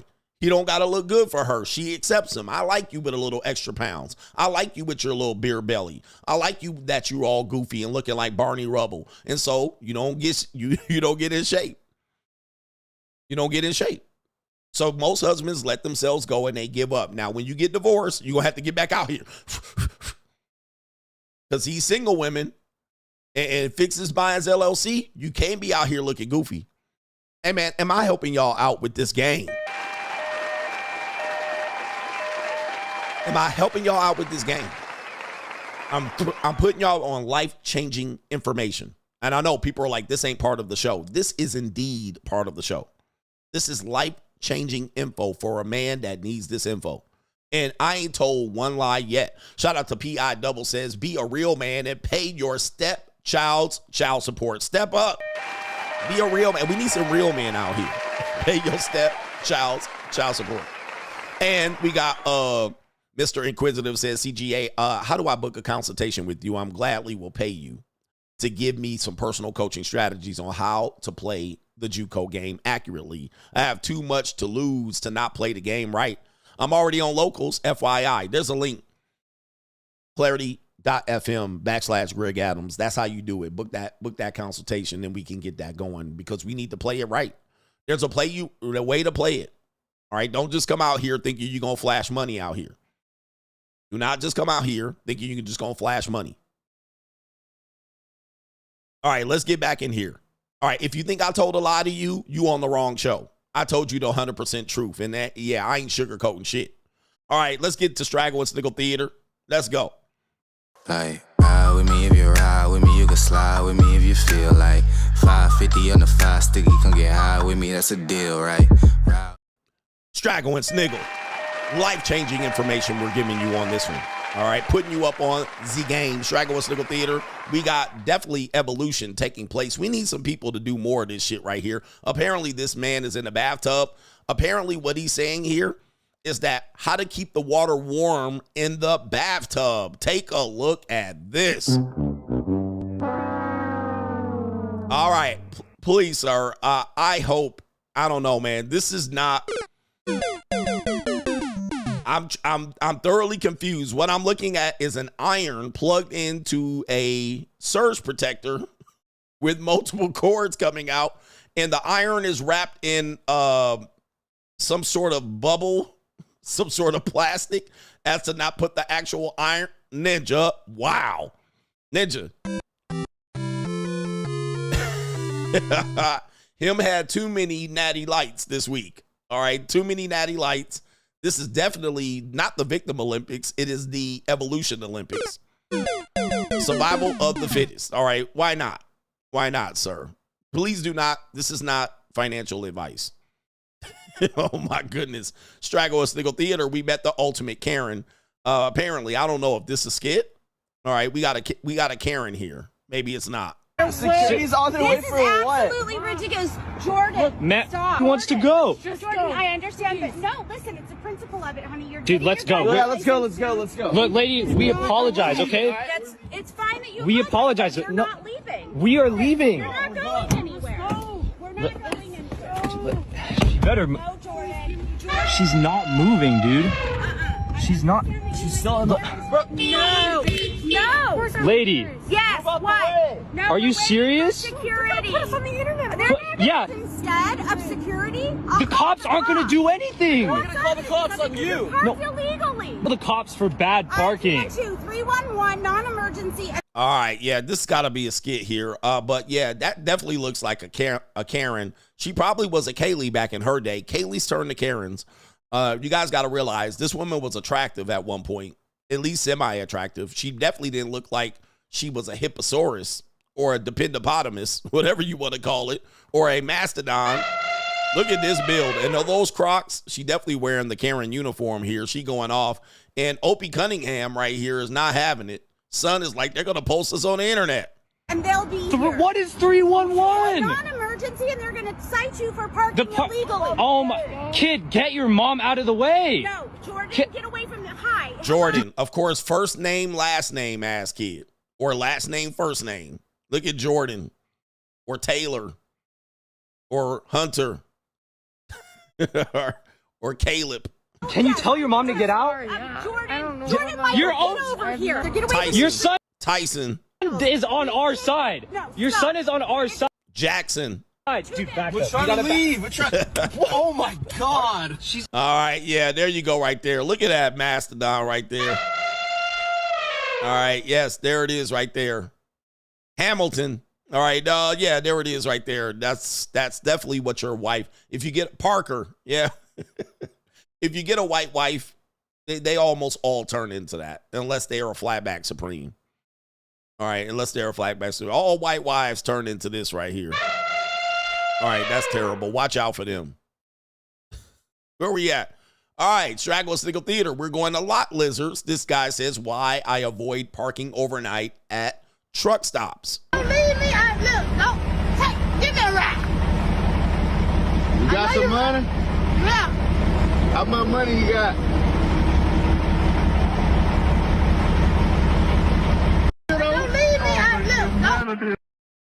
Oh, no. All right. Oh, no, ma'am. Cooper. Yeah, Cooper.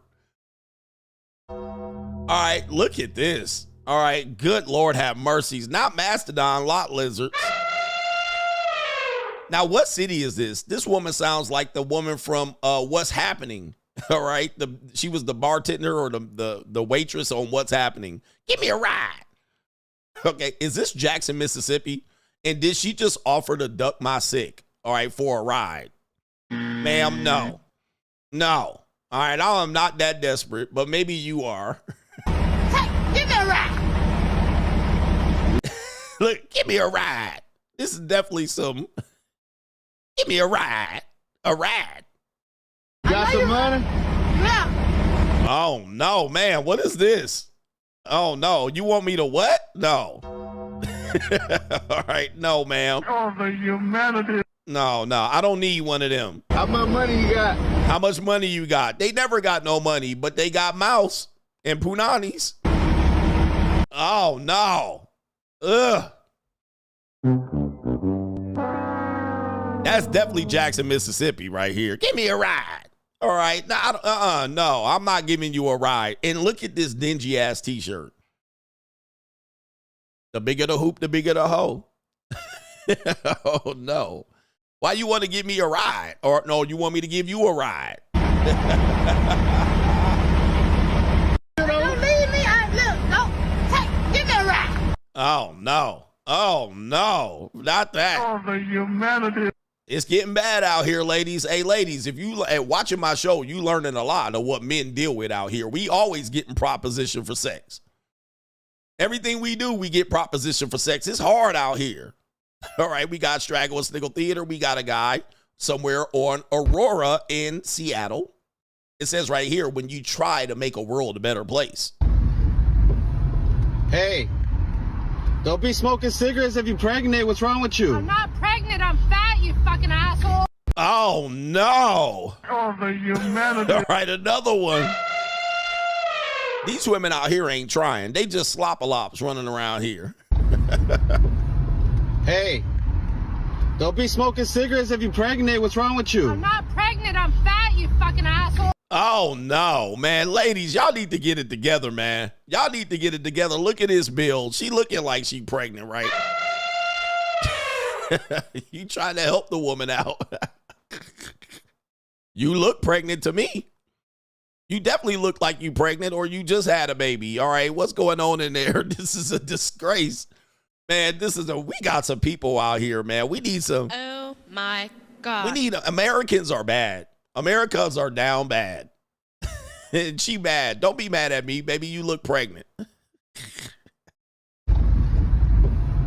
Hey, don't be smoking cigarettes if you're pregnant. What's wrong with you? I'm not pregnant. I'm fat, Oh, why you mad at him, ma'am? Why you mad at him? Don't be mad. All right, what do we got? We got Glorilla. Oh, here we go. Glorilla apparently has tweeted, single and celibate until God sends me my husband. Oh, man. Well, here we go. The old two-step tap dance. I'm done with the streets. I'm going to the streets. End of story. All right. The old repackage the Poonany. All right. The old repackaging the Poonany. All right. There you go right there. This is why a lot of these hoes is out here. Oh, my goodness. A lot of these 304s do the same trick. They get ran through more times in the Holland Tunnel, and then they want to repackage their Poonany, come back out here, and then repackage it as a celibate married woman. All right. I want to get married now, so let's put the Poonany away. Where's the video that I had of Glorilla dancing at the Kamala Harris? Did they take it down? Oh, here it is right here. This is Glorilla right here. This is her at the Kamala Harris rally. I mean, one of the low points of her rally. It's 7 p.m. Friday. It's 95 degrees. I ain't got no hitter, and no hitter ain't got. Let's go. I'm about to show my these hitters love them. How the is that your man? Huh? If he right here with me. Turned up with my sister. Turned up at my show. Yeah. Oh my goodness, Ninja. This is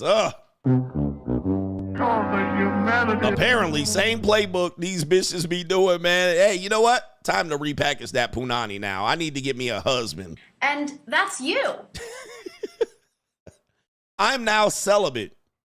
I won't even buy a bit. Trust me. I don't like Glorilla. All right. She sounds like she's congested. She sounds like she sounds a little nasally to me and masculine. All right. Where's Glorilla from? Somebody said she was from Milwaukee. All right. I thought she was from somewhere else. Is Glorilla from Milwaukee, Wisconsin? That would make sense. All right. Goodness gracious. I'll repackage the Poonany. Now you're celibate. All right. Tell me what. Jesus. All right, we got New Jersey. Last couple of Straggle and Sniggles here. We got New Jersey. Apparently in New Jersey, it's feeding time. She's from Memphis. Oh, how did I not know that? She from Memphis. That's definitely a Memphis broad. That's definitely like if I expected a woman to be in Memphis, like if I touched down in Memphis, I would certainly expect that this is what I would see. All right, shout out to everybody in Memphis. Like this is what I expect Memphis women to look like. And she's got a gorilla tattooed on her chest. Like, this is a Memphis's finest broad. All right, but New Jersey, it's feeding time in New Jersey. Let's take a look.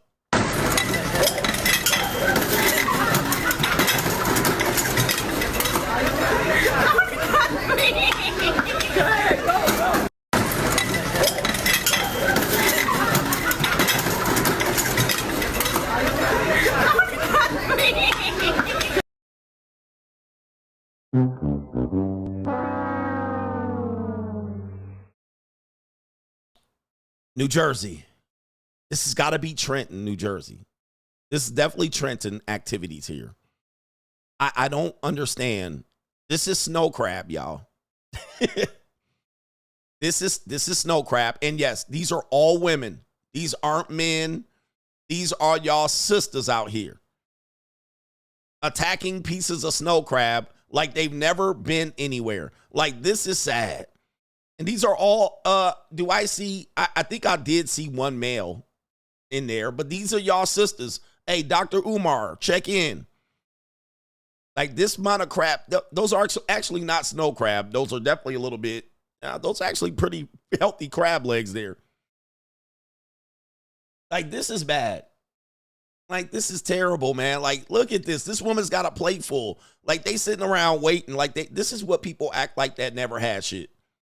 Like, act like you've been somewhere before. Like, this is bad. Of course, y'all niggas gonna say, man, this is terrible, man. A horrible representation of what you're supposed to do. Always hungry. Ghetto. Super duper ghetto. Like, and people, like, y'all do this in public and then laugh about it. Like, wow. This is why I gotta move out of the community. Apparently, we have a 16-person dine and dash somewhere dipping out on a $420 bill. Surveillance video from inside the restaurant shows a table of 16 people eating and enjoying themselves. Frida's manager, Jesse Gonzalez, says they were one of the last tables seated around 10:30 Sunday night. Eventually, one by one, people finish their drinks and leave the table, after the group ignores staff and skips out on their $420 bill. Gonzalez says they even pushed one of the servers in the stairwell. He says he's never seen anything like it. It was just one guy that was just smoking weed, and we asked him to stop, and I guess he was like the leader of the group, and they just went out and listened to him and made a scene. Surveillance video from... All right, and so I see majority black women and a few black men. I saw a really big back. We're going to pause it on her. All right, mostly big people. Mostly everybody here is big. And listen, anytime you guys know about the restaurant industry, unfortunately, we talk about racism here, but when you talk about a big group of people, black people coming to one table, you already know people don't want to bust those tables. I've heard from black people that have worked in the restaurant industry. So you don't threaten me. These people that are servers, waiters, bartenders, when a large group of black people come in, they do not want to bust that table. They do not want to serve that table. That is a table that they don't want to serve, especially on Sundays, church groups, and shit like this. Number one, they're going to get bad, meaning that they're going to be accused of giving bad service. Well, there's 16 people. It's hard to get all the food out at the same time, right? So then there's going to be accusations of racism. We've been served last. These two white people got their plate first. Well, I'm like, there's two white people. There's two people, and you got 16 people. That's harder to get the food out at the same time versus two people. Well, they came in after us, but it's only two of them.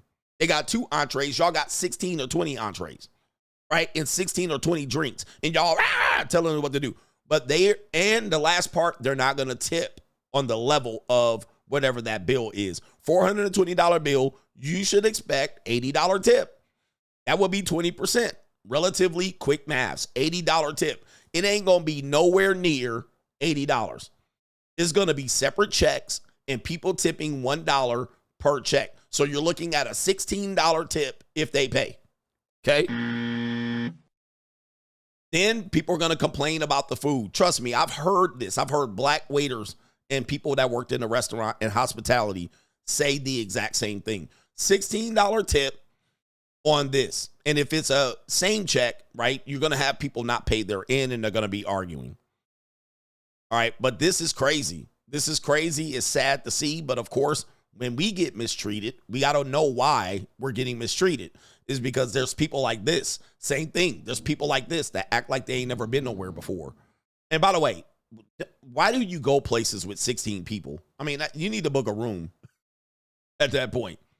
I mean, the Mexicans do it. All right, but yeah, they going to order a lot of alcoholic drinks. These ninjas going to order no alcoholic drinks. They're going to order pitchers of water and ask for extra sugar and lemons, and they'll be making lemonade at the table. All right, that's what they're going to do. Trust me. Inside the restaurant shows a table of 16 people eating and enjoying themselves. Frida's manager, Jesse Gonzalez, says they were one of the last tables seated around 10:30. A lot of wigs in there. Sunday night. Eventually, one by one, people... And look at that arm on that woman. You see that? That is unbelievable. I don't even know how you can be alive shaped like that. That is crazy. Big back, big back, big back, big back. Yep. They gonna order 2 drinks, 2 tequilas, a bunch of lemonade, a bunch of water, and a bunch of lemons. And complaining the whole time. Complaining the whole time. You didn't do this. You didn't cook this fast enough. I didn't order this. I ain't ordered this. The whole time, bruh. Hey, man, these servers don't want to serve this table. They already know. People finish their drinks and leave the table, after the group ignores staff and skips out on their One woman laughing. One woman's laughing. One woman carrying a drink outside the restaurant. $420 bill. And look at all these people waddling out in line. Gonzalez says they even everybody's fat here. Pushed one of the servers in the... Except her. She got a big set of titties there. Look, they laughing and sniggling. Just so you remember this when you get mistreated in the restaurant. Remember this when you get mistreated in the restaurant, that there's ninjas out here like this. People, let's just say people. And look at this guy. Right here, he's disappointed. Number 25 football jersey to the left. He is disappointed. He's like, damn.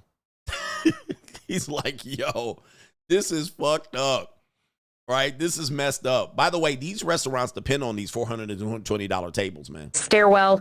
He says he's never seen anything like it. Yeah, terrible activities, man. Terrible.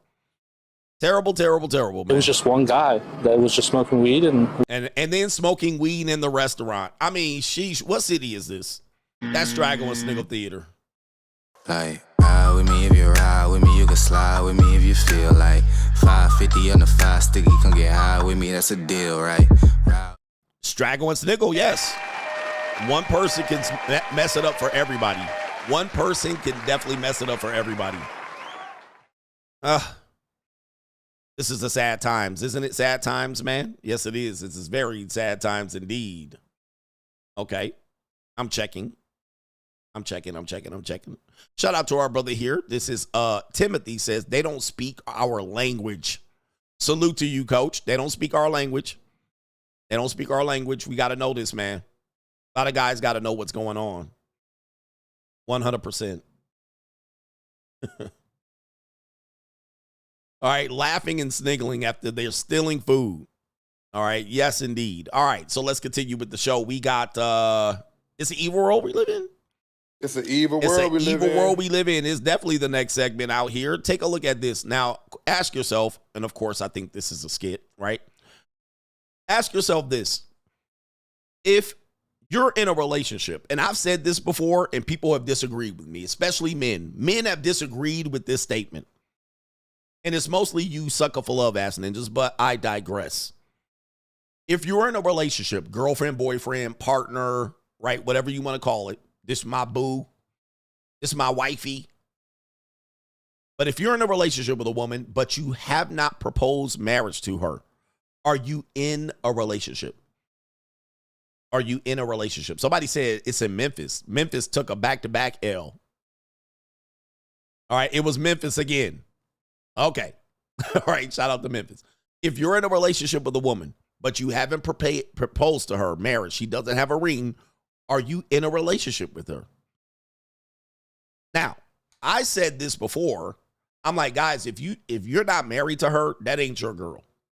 If you're not engaged with her, that's not your girl. You're technically single. They're single and married. They're single, engaged, and married. That's it. So technically, that's not your woman. Now, a lot of men will disagree with me. I think women mostly will probably be 50-50 on this. But just because this is your girlfriend doesn't mean you're locked in. That woman is still single. And with that being said, she's still open to get got out here. Now, she's not open to get got like you're going to see here, but this guy's going to make the point in this video that, yeah, I noticed that you were with her, but I also noticed ain't no ring on her finger. Let's play the video. Excuse me, miss. Yes. I seen you inside the theater, man, and I think you're beautiful. Thank you. Excuse me, hold on. Thank you for the compliment, but it's my lady. That's your woman? Yes. I don't see a ring on her finger. Oh, it ain't there yet, but imagine this. And it's not. Ain't no way I'm gonna imagine nothing like that. She too fine for that, brother. All right. Can I get your number? You sure can. Excuse me. Hold on. Excuse me. Watch out, bro. You ain't putting no ring on there. Baby, hold on. Let me hold one of your rings real quick. Nah, I can't do that, bro. So this what we doing for real? For real. Networking. Matter of fact. Oh, it fits perfect. So that's what we doing for real though? See it? Hey, player. Check this out, player. Player, this my wife. Yo, player, this my fiance. For real. Yeah, all right. Period. Damn, but that look good on your hand too. It is. Turn up, man. Okay. Just took his girl, man. Yeah. All right, obviously this is a skit, all right, but we understand the dirty macking is in full effect, and them players was clean as a whistle. All right, they was clean as a whistle, player. All right, but old players, I don't like the fact that dude's dirty mac. I think dirty macking is grounds for getting fisticuffs and paws put on you. All right, so I don't agree. I agree that a woman is single until married. However, I don't agree with just taking a guy's girl like that and approaching her and doing it in this manner. But that does beg the conversation here, especially when you know that women are out here, free agents, and just because you got her and you're doing something with her doesn't mean that you can keep the girl. Because as they say, she's our girl. The Y is silent. She's not your girl. She's our girl. The Y is silent. That's what they say out there. And she definitely got a pretty face. She's cute.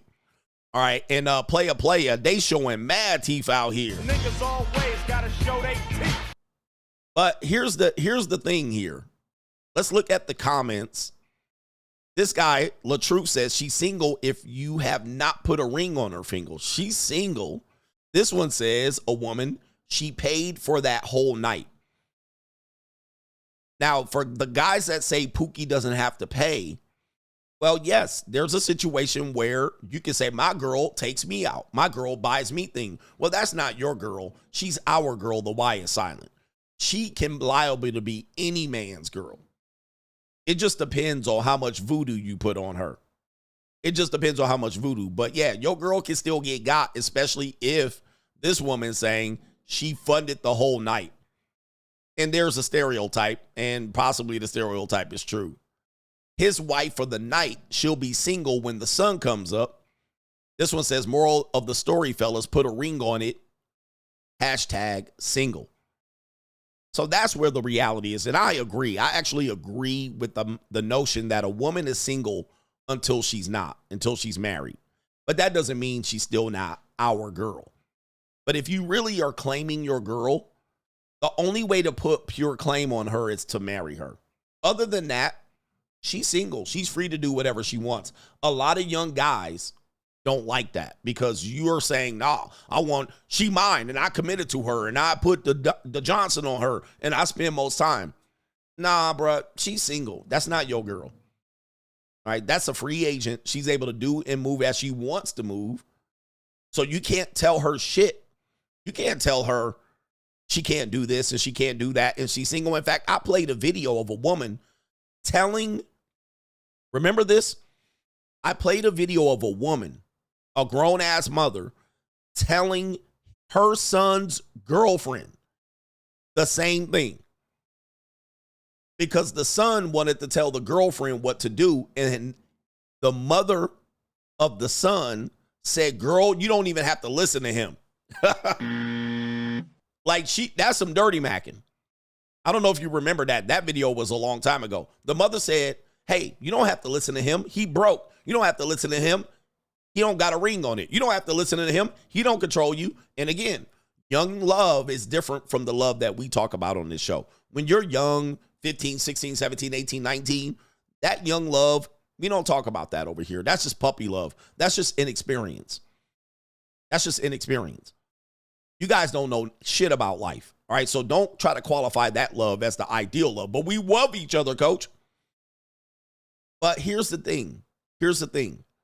If you believe, listen, the old days that worked, today that doesn't work. And you better accept it fast. If you believe we're going back to those days, you out of your mind. You're out of your mind. That doesn't work today because we live in an economy that is moving fast.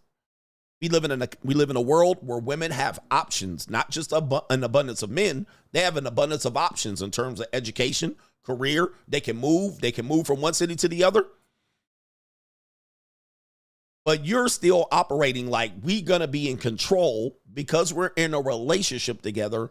I own and control you. And in my world, I say, no, you don't. No, you don't. That ain't enough. All right. That ain't enough. You cannot operate like that today, which means in effect, if you want to lock a girl down, you're going to have to lock her down. Either trap her with a baby, all right? Marry her. That is the only way today. Other than that, good motherfucking luck out here.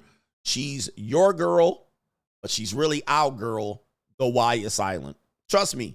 Look at how women are operating. That's exactly how they're operating today. They're not waiting for you. They're not waiting for you, man. Yo, but when that mother told that her son's girlfriend that was his wake-up call. And guess what? He couldn't do nothing about it. All he could do is do what young ninjas do. Get up, scream, yell, curse, say this my bitch. All right, that's all he could say. This in lies the problem for young men. And this is why it's an evil world out here. It's an evil world we live in. This is why it's an evil world.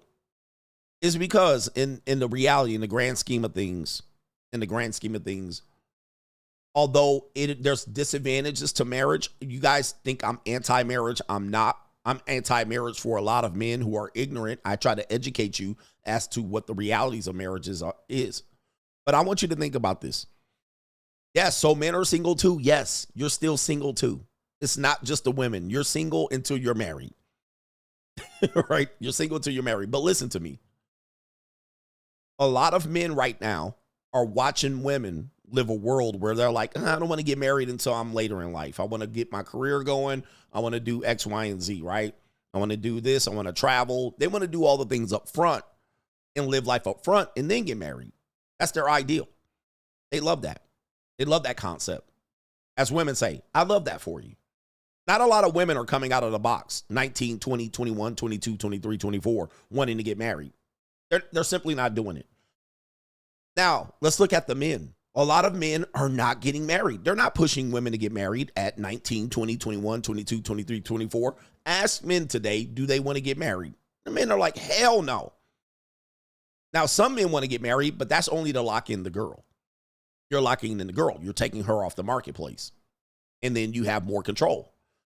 So now the conundrum is men are upset because they're not making a move to marry. The women are not really just keen on getting married like that. And now you guys are mad when I tell you she's single until you marry her. How are you mad? You not marrying her. You didn't lock her down. So she's your girl's, but she's our girl too. You didn't lock her in. You didn't do anything to position yourself to lock her in. You did not lock her down. So if you don't, and you choose to say, well, I'm going to be a free agent, coach, guess what? Your girl is single. You can't have it both ways where you just stringing this woman along and then keeping her out the streets, keeping her off sugar daddy's house, right? Get him, daddy. You can't have it both ways where you just going to string her along in a situationship for 5 years, 10 years. Which one is it going to be? Then y'all niggas don't want to marry these women. I ain't marrying these bras. I ain't giving them nothing but a bologna sandwich. But you mad when she go fixing a man's meat for $200. And you're like, these girls these days, are you marrying them? You're not marrying them. You're not locking them down. You have no ownership over them, nor any control. They can do what they want to do. You can't have it both ways. So if we're going to be free agents, you got to let these wild horses run free. Let me say it again. If you're going to be a free agent, if you're going to not marry these broads, if you're not going to pay, then you got to let these wild horses run free. They're free to do whatever they want. Can't have it both ways. That comes with the trade-off. There's trade-offs to everything. Now, if you want them to do what you want them to do, lock them down or shut the fuck up. Put up or shut up. Ninja bit talk, hey, money talk, bullshit walks. You gotta accept it for what it is. You can't make these women live like virgins and vegetable virgins. I can't even remember what it's called. You can't make them live like virgins. And then you out here running wild with a rotation. And then all of a sudden, when vegetable virgins, what is it called? Right? You can't live like that and then expect them to be sitting there waiting for you. Let me just say this again, because I have to tell men this. I tell you on locals, and if you're not on locals, I'm telling you. If you think you get information here on locals, I'm giving you info. Women in their 20s are in their prime. If they're dating men transactionally, monetized dating, they're going on trips, vacation, they're being independent, why in the world are you mad at that? Why are you mad at that? Because that's what they're supposed to do. Women in their 20s, they want to get dressed up. They want to wear high heels and skirts. They want to do makeup and hair. They're in their prime. You're technically saying you don't want to marry women in their prime. You don't want to mess with them. You don't want to commit to them. You just want a rotation and run through them. Then they're going, well, we want to go out to eat and the dinner and trips and vacations in their prime. Besto versions. Thank you. They're in their prime. And then you see them with certain dudes and you see them chasing dudes with money and selling pussy and going on dates and going on trips. Tag the sponsor. And then you guys are mad. Hold up. How you mad at them when they're in their prime and they want to go to dinner with a guy for money? Or they want you to take them to dinner and you say, no, I'm not paying. And then they go, okay, tag the sponsor. How are you mad? What are they supposed to do, gentlemen? Are they supposed to wait for you by the time you're 32 to figure it out? Okay, I'll marry you. Fuck it. Are they supposed to wait till you're 40 and finally get your bag up and then go, oh, I waited for 25 years for y'all to marry us up? They want to take pictures for the gram. They want Instagram stories in their 20s. They don't want to wait. Are they supposed to wait till they all saggy and hit the wall? And then them go on vacation and they're 40? See, y'all can't have it both ways. You got to let the wild horses run free. You either commit to them or you don't. If you don't, be a free agent, but they're free too. They're free too. So it ain't just us that's free when we go free agents. They're free too. So when the tricks and the sugar daddies start taking these girls out and the men with money, the young men with money start doing this and they got an 80-20 rule, you can't expect women to just wait for you to figure it out. Can't do it, and it ain't going to happen. It ain't going to happen. These women are going to make they're going to make moves. And then guess what? You're going to be stuck with leftover women. At the end of the day, gentlemen, she's single unless you marry her. She's single. And since she's single, you're single too. You have no control over her. Zip. Right? You got zero control as to what she does. Hey, man, feminism freed us. If these women want to do whatever the fuck they want, that ain't my problem. As long as it ain't my problem. But you guys want these women to be towing the line and doing the right thing, and then you want them to just string them along the whole time, right? Or give them nothing or not pay. I'm not paying for no dinners. I'm not coffee date. You're going to coffee date and string these bitches along for 15 years. What I'm going to tell you is you're not going to do it. Trust me. Everybody's free to do whatever the hell they want to do. So if you want to run a rotation and be out here banging these hoes and pumping, dumping, you're free to do so. Until everybody gets married. Right here. All right. Right here. Look, this guy here, look, we got a guy triggered. He says, you have to wait through her prime, so you got to wait through her free agency. No, false. False. This is a wrong mindset. I'm trying to put y'all up on the game. You guys got it all wrong. I want you to listen to me. Look at these guys. You got it all wrong. By the way, let me just tell you something. Just so you guys know. You guys fucked the system up. I'm just giving you an avenue to correct it for yourself, not the system. The system, you guys fucked it up. So don't blame me with this. Do not blame me with this. You guys messed up the system a long time ago. Not you guys, not the watchers. The system's been flawed a long time ago. I didn't screw it up. So don't be mad at me with this take.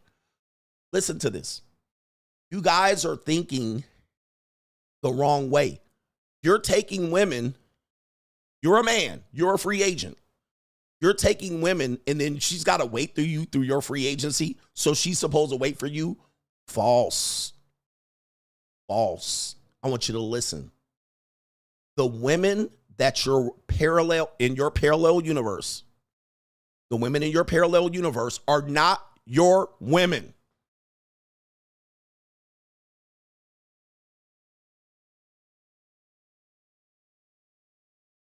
The women that you're watching in these streets, you're 20. She's 20. She on the gram. You're not. You're in your free agency. She's not. Once she gets to 32, that ain't your fucking girl. You know the girls who you need to be at? You're 32.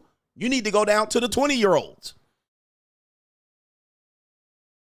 Not her. You're not going to watch her just wait it out. And she's not going to watch you wait it out. And then y'all going to get together. Those aren't your girls. Your girls are the girls 2021. You go back.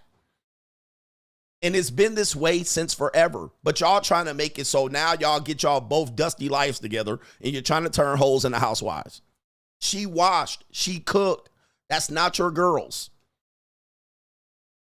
So now you're 32, 35. You go back to the 23, 24-year-olds. This is the only fix. I'm trying to fix a broken system. Do not blame me. Do not blame me for breaking the system. Please remember this, and I'm going to say this again. You guys broke the system. I didn't break it. I found a fix that works for me, and that works for a lot of people. But you guys fucked it up, so don't blame me for this correction. All right? If you don't like this correction, kick rocks. But as you're watching them on the gram wash up and you're a free agent, you go back when you get your shit together. You don't go back to these dusty broads that you watch for the last 10, 15 years, mess up their lives. You go back to the 22-year-olds and you have fun as a free agent.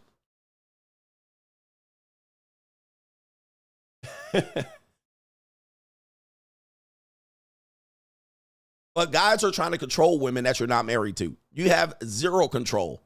Now, somebody's mentioning that you don't have control when you're married. That's true too, but that's a whole nother story. Y'all ain't getting married anyway, so why you worried about it? But you got no control when you're single. Zip. Zip, zero. All right, so let's keep the conversation on the conversation. You have zero control when you're single and she's single. Zero. So don't think you do. And if you think you do, try it. All right. If you think you do, try it. And tell me how it works out for you. Right here. It ain't gonna work. Listen, this is what I'm talking about here. We gotta understand where we're at. I'm not worried about a 44-year-old woman that got washed up ashore and wants to come marry me. I'm like, bitch, you had time. You saw me be a free agent. I saw you get divorced twice. You're not my girl. I'm down there with 24-year-olds. I kick it with women in that age gap. Youngest 19, mostly 21 to 24, then maybe up to 31 if I'm feeling a little froggy. But I don't mess with most women really over past 32. All right, that really is as Kevin Samuels called it, the danger zone. I call it the last call. If I meet her way before 32, then I'll kind of mess with her through that. But I ain't targeting no women down there. Prime for prime. Prime for prime. If I'm going to be a free agent, I'm going prime for prime. I'm not going prime for Rossed up bitch. Right here. All right. That's what free agents do it. If you're going to live the free agent lifestyle, that's how you're going to live it. Now, if you guys want to control women, I don't know what to tell you. All right. They're almost uncontrollable at this point, no matter what you do. But what I'm not going to do is take my prime and trade it for a washed up bitch and then try to negotiate it. All right. Nope. Let these wild horses run free. Men, you no longer control women. It ain't there no more. Not even through marriage at this point. Not even through marriage. All right. So anyway, trust me on this one. I'm giving you the right information. All right. What do we got here? We still got some crime and law CGA. Yes, crime and law CGA. All right. I do have a new intro. Let's see if I can hit the intro here. Maybe I do.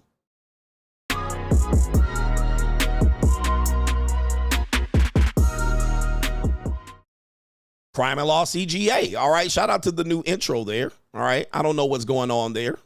All right. But let's see here. Crime and law CGA. I'm only giving you adapt or die principles. I'm not giving you principles to take it to 1990. Let me just say that. And if dudes want to go back to the barbarian days or Sharia law, First thing I'm going to tell you to do is move to Middle East. All right. I'm not bringing Sharia law here. It's a wrap. All right. You guys are trying to bring the past back to the future. No, sir. All right. Y'all niggas like, we need Sharia law. It ain't going to happen. Now what? Like, what's the likelihood of that happening, guys? 0. Like, all of that is just tough talk that you ain't going to do. And y'all ain't going to bust a grape on a fruit fight. Y'all ain't going to snatch a wig off a woman's head. Y'all ain't going to put a woman in her place. Y'all ain't going to tell a woman to cover up. Be quiet. Move to the Middle East. Right? Now y'all want to bring religion into it. It ain't going to happen. This is not a Muslim state. Okay, so go take your ass to the Middle East and see how do you fucking like it. All right? You ain't going to like it. It ain't going to happen here. Go to Iraq where you can get you a 9-year-old wife. Other than that, in America, we got feminists. We got Western women, and they out of fucking control. All right? So they're not ours anymore. You lost. Blame your father or your grandfather. We're not doing Sharia law here. It ain't happening. Go to East Africa if you want to deal with that shit. All right? That's what you want to deal with. Go to Morocco and you and have a good time. All right, anyway. All right, it ain't never worked here. We ain't never had it here. It ain't gonna happen here. Period. It's just like it can work though. It ain't gonna happen here, you goofy ass red pill guys. Anyway. All right, we're here in America. Take your ass over there. Be free.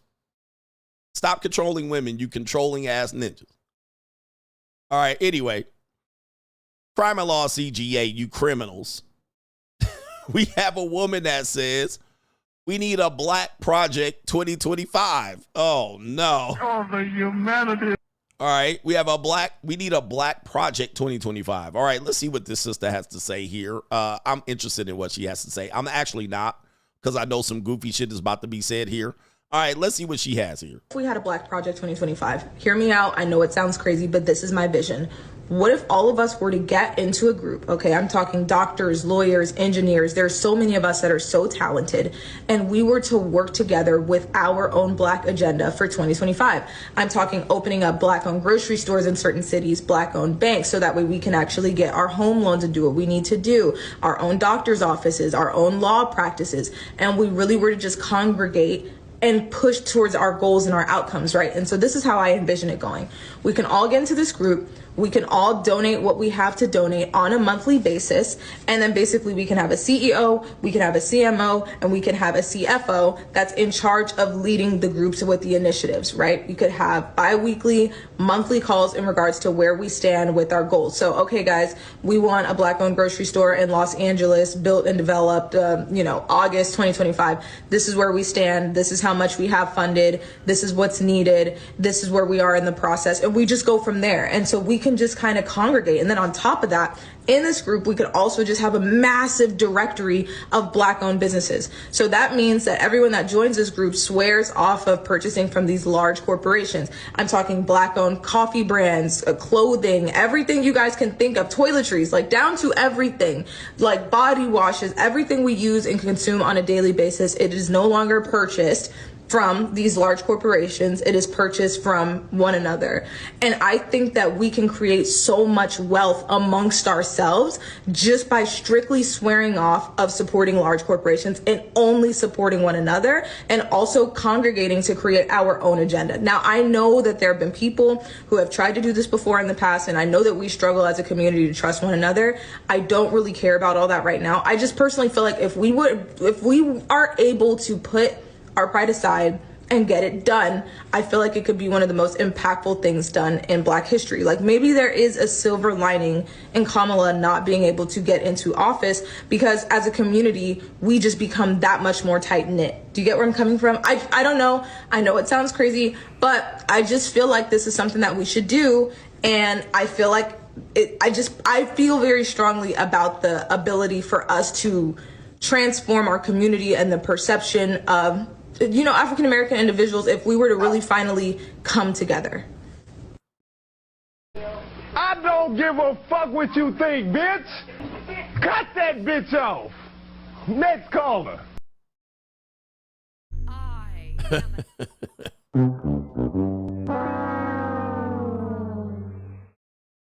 Again, this is America. I don't know what word y'all. This is America. You guys are acting like this is going to become something else. And yes, it's going to become something else. It ain't going to become what you think is about to come. So Sharia law is out. We never had it. All right. It ain't never going to happen. Number two, the black community is literally now the fourth largest minority, or the fourth in rank order in file in terms of being minority, or in terms of population. The Latinos, and certainly by 2050 is going to be number 4, solidly locked up. This is this more Black Wall Street communism talk. Pure commies. All right, this is just communism talk. Number one, I know people are going to say that you-know-who-ish people have this in the cut in Manhattans and all of this stuff, and definitely down in Florida. All right, they have this particular operation and so forth and so on. Okay, but you need a black police. You need a black police force first. You need people to police each other, which we don't have. So it sounds great on paper, but we have never been able to try or execute this significantly because we're really a broken people. Whatever it is, Sharia law. I don't need to know what it is because it ain't happening here. Right? It ain't happening here. So that's a pipe dream. Let's get back to reality, guys. I need you guys to snap back to reality. We live in this world today. This is the world it became. Your archaic bullshit is not coming back. It ain't coming back. So let's get right here to reality. I'm a reality-based person. I don't bring fantasy bullshit and solutions for you to feel better about yourself to get to the point where you can get women under control. You lost fucking control, you cowards. Getting back to this black bullshit with this woman, and it's always the women with the communist ideas, right? We should get together and then invest. What kind of money you got to invest? It ain't, you got a nothing, a pot to piss in, zero. You're probably already in debt and bankrupt. All right. So you don't have no money. Now you want the people who have the money to for some reason, in a system where they're capitalizing, lawyers, doctors, all of these people are capitalizing. You want them to work backwards for the benefit of the people stealing crab legs and running out of the goddamn restaurant. We asked him to stop. All right.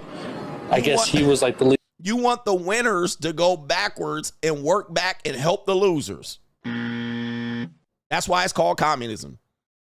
You want the winners to come back and help the losers. That's essentially your plan. The people who are already in position to win, and they've already said, man, fuck this shit, I'm out of here.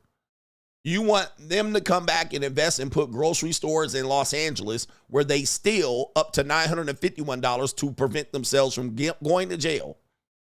Like, what are we doing? The winners are already the winners. The losers are the losers. Now, you have an opportunity to get out of that, but you got to change your mindset. This is nothing but pure communism. And I'm tired of people using this decision and saying we're going to get together as black people to do this. I've been here for 49 years. For 40 of my years, I done heard this bullshit, and it ain't never happened. And it ain't never happened even before me, and it ain't going to happen after me. What world do you live in? Where people are just going to get together and be like, let's put a store in Los Angeles. Communism. All right.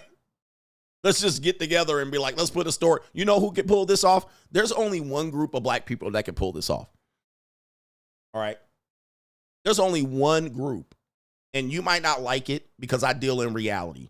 Your little red pill shit about Sharia law, kiss my ass with that shit. Take that shit back to your little goofy red pill pages. Kiss my ass with that bullshit.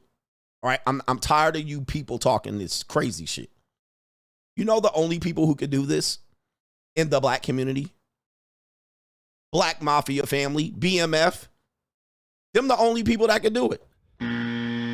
Drug dealers, Nino Brown. Them the only people that can pull this off. Right? In the black community. Like if you just said black people, what black people are going to be able to do this? Nino Brown? BMF?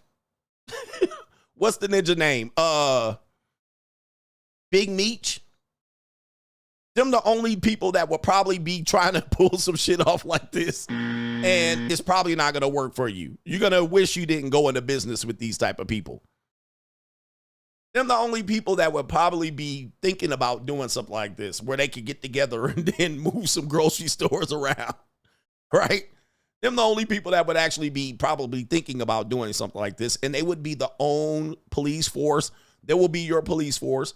They will be everything. That will be completely corrupt idea, and they will take over your communities and hoods real quick. All right, that's the only people that I believe that would probably have a vested interest in doing this. Why? It gives them control. It gives them access of the Carter, the building, control of the neighborhoods and the streets. They can have their corruption and pay people off in glad hand. They can push their weight. Them the only people that I possibly would see would have a benefit of doing that. Everybody else, there will be no benefit, right? Because the system does have to have a little bit of kickback. It has to have a benefit, meaning that the people at the top, the CEOs that she put there, what benefit would he have? What would be his income? How would he be able to make money? Would he be able to get power? Would he have influence? Would he be able to own the real estate that the grocery store goes on? It is otherwise, she's talking about communism, where a guy is giving directives but has no vested interest. He gets no benefit, right? We're going to put a grocery store there. Okay, who owns it? The community owns it. Communism. If the community owns it and the guy that is at the top, these people that you're hoping to get back, if they have no monetary gain, there's no reason for them to be ordering this directive. You're just saying they should do it for the benefit of the community. That is called communism. All right. And so I know it sounds like a great idea, and I know black folks want to find a way to win. This ain't it. This is goofy bullshit. This is like Sharia law being announced here in America. It ain't going to happen. Neither is this shit that she's talking about. It's not going to happen. By the way, Los Angeles has a less than 10% black population.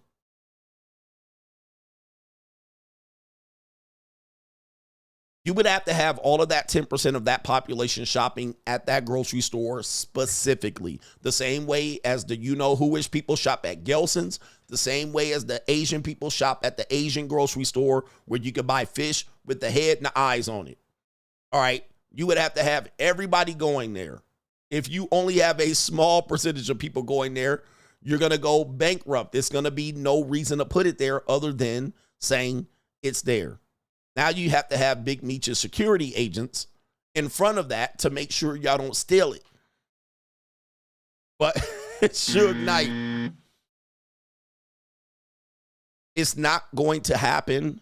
Stop with the whole thing, man. I want men to wake up. And I'm going to tell you, man, the men, you guys are your own problem. You guys are your own problem. It ain't going to happen. It ain't going to happen. We never had some of these delusional takes that you guys have. Sharia law. All right, the black community is going to get together and unite. No, it's not. Let's figure out something else. Meaning that you better adapt to the system because the system is going. We're not communist. We're not socialist.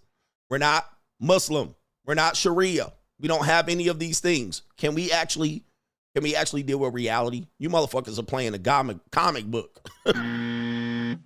Comic book scenarios. All right. Anyway, I'll put up a grocery store. It's going to be called Hands on Hips. That's what it's going to be called. Right here. All right. Anyway, what do we got here? Crime and Law CGA. We have a woman that wants to go back and sue Gucci Mane.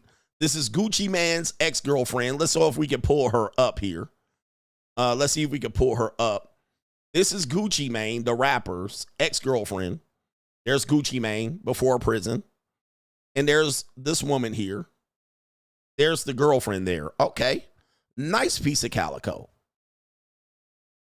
Well, apparently she's fallen on hard times, and now she wants to either shoot Gucci Mane on Crime and Law CGA. She's threatening to shoot him on live YouTube, or she's going to sue him. This is her now. All right, this is her now.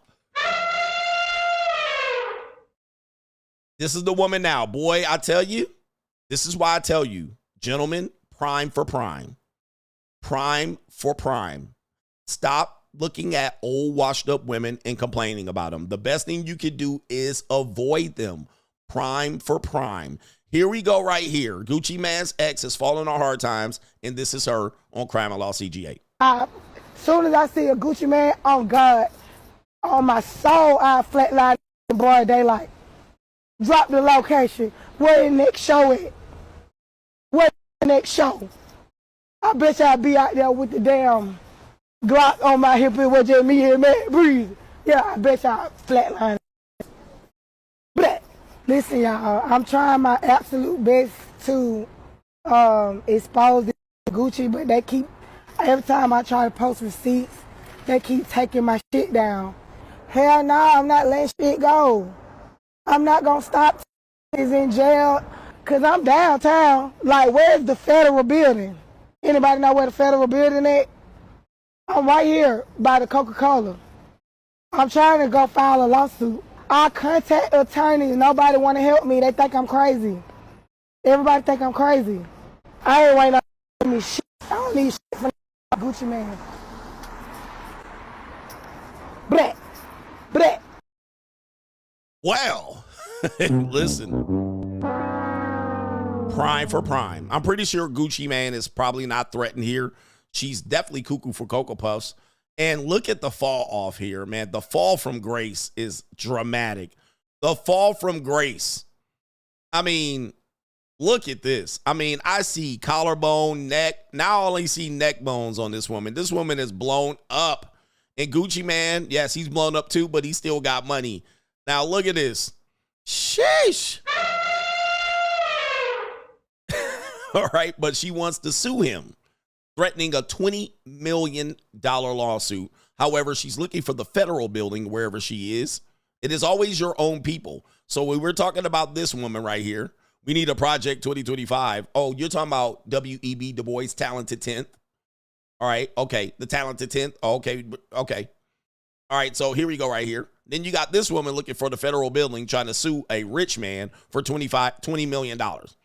Or if she doesn't get the $20 million, she's going to sue him. Not only that, she's tried to have lawyers work the case.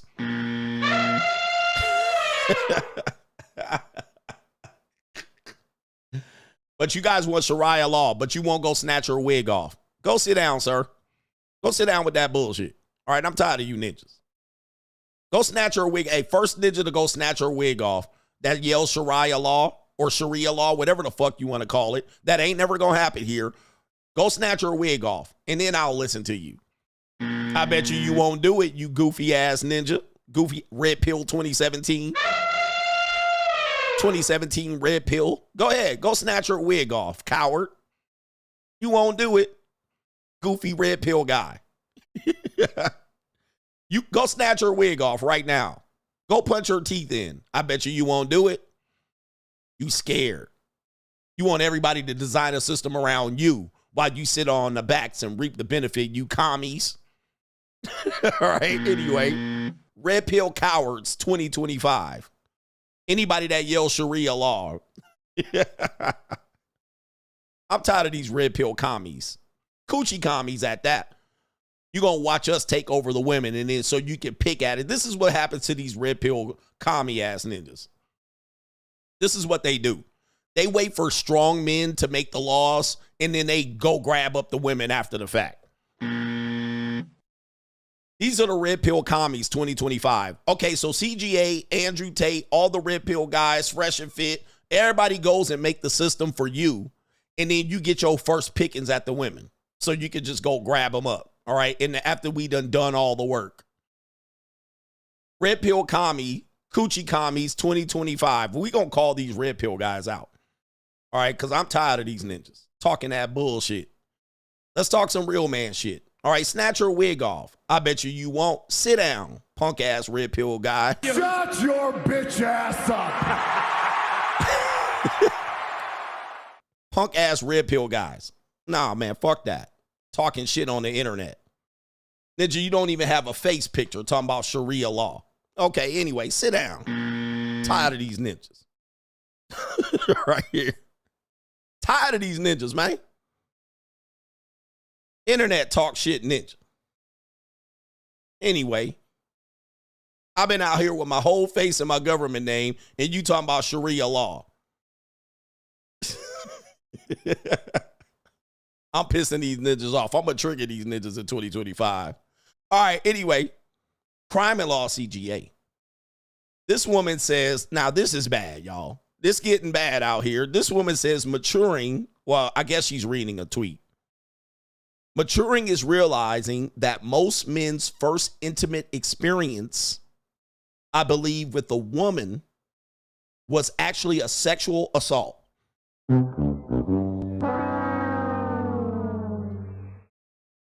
Ask them how old she was. Gentlemen, it's always not. And it's all Jermaine's fault. It's always Jermaine's fault. This is a post, and it has a lot of likes and shares and a lot of women commenting. You know, I've heard this before. I even heard it with the woman. Women are saying that if you're with the woman intimately and you're raw, you bust a nut in her raw, it's grape. It's grape, meaning that that's a sexual assault. Like you're in there raw. You nut in her. She says, I didn't want you to nut in me, or don't nut in me. They're saying that's grape. Now, people are rebuking that. They're coming back and saying, nah, baby, that's part of sex. You can't say that. But there is something called stealthing where you have a condom, you remove the condom, and you go raw. That could be considered a sexual assault. So you're hearing a lot of women here. This is, this is where we are. We're not going back. We're going to make a little bit of headway. I'm going to change the culture just a little bit. But they're calling that a grape. All right, listen, that's part of a sexual experience. You can't just be like, you can't take that and separate that. She might not have intended you to do that, but she didn't. Did you intend her to squirt on your sheets? She squirted on your sheets. I didn't want you to squirt on my sheets. That's part of sex. Orgasm is a part of sex. She can request it. Hopefully you do it. But that's a part of the consequences of, there's consequences and repercussions. That's part of the intimate act. But to separate it is really disingenuous. Well, I let him stroke it, but I wanted him to withdraw. This is getting absurd. But now we got even more. Now we're saying that a woman having sex when they're young is actually a sexual assault. Okay, let's play the video. We're getting into very, very uncharted territory here, but let's play the video. Maturing is realizing that most men's first intimate experience was really SA. Ask them how old she was. I'm not sure if you guys have seen this thread on Facebook, but when I tell you the comments are so sad. I was about 7 to 8ish. She was my older cousin, 15, 16, non-blood related. She used to isolate me when we would have the family. All right, so this is the men's sexual experiences. All right, these are the men's sexual experiences. I got it wrong. So the men, wow, so they're taking it back. They're saying the men's first sexual experience was sexual assault, and that older women, now this is a tough conversation. Now this is a tough conversation here because this can open up a whole Me Too movement, Men Too movement. Okay. Get-togethers, barbecues, and whatnot, take me in rooms by myself, and one day I became aware of what was actually happening, and I threatened to tell, and she told me nobody would believe me, and she would just say I was lying because she was older. They would believe her. I never said anything. I was 12, and she was around 24 to 25. Oh, boy. Oh, boy. Now this is a conversation that won't be had. Man, this could be, listen, I think, I'm willing to bet, especially young black men, I'm willing to bet a good 50 to 60% of young black men have experienced this. I'm willing to bet. I can bet on that one. I'll bet a steak dinner that 50 to 60% of young black men have been a victim to this. Facts. All right. As a young boy, you probably were 8, 9, and 10, 12. And it was an older teenage girl, and maybe an adult woman This is facts. And yeah, definitely some people that young boys were 17 and 18, 17, 16, and the woman was in her 20s. I'm willing to bet, and then men in general, I'm willing to bet that this is true. Wowzers. All right. I'm not going to talk about my stuff because I don't want it clipped, because people tend to take a lot of what I say and want to clip it. So I'll keep some shit to myself. All right. But yes, this is interesting. She was my mom's friend and my babysitter, and unfortunately my mother was incarcerated at the time. I originally gave consent because I was trying to be grown like my older cousins, but in the midst of the act, I began to feel really uncomfortable and asked her, could we stop? She stopped and begged me not to tell anyone because she could go to jail. I didn't say anything until years later. By that time, she had passed away.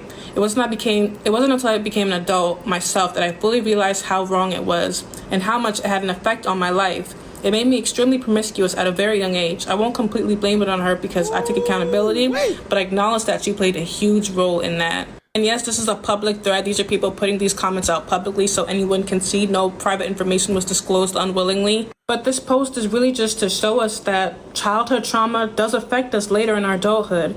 And I know a lot of us women, we feel as if this is very common with us, and it is, but it also happens in men. The fact that it was grown women well in their teens, their 20s, late adulthood, preying on young men from 5, 6, 7, 8, what? Grown women. A lot of women out there are also sick in the head. But no. Man, this one, wow. I can bet this ain't gonna be talked about. All right, that ain't gonna be talked about at all. But that one is very common. And even guys will brag about this. They were like, when I was 15, I was with women in their mid-20s. They'll brag about it, right? And they'll be like, yeah, I was a player. I was a real player. I was out here with 25-year-old women when I was 13. Like, men will brag about this. And of course, obviously, young boys are interested in sex and intimacy. Most of the time, it does happen with older women, older girls or babysitters or some shit like that. And yeah, unfortunately, that is the truth. Interesting. Very interesting on that one. And then he said it led to his promiscuity. All right, it leads to them being promiscuous. Yeah, that one's not. I don't know if we'll ever have that conversation.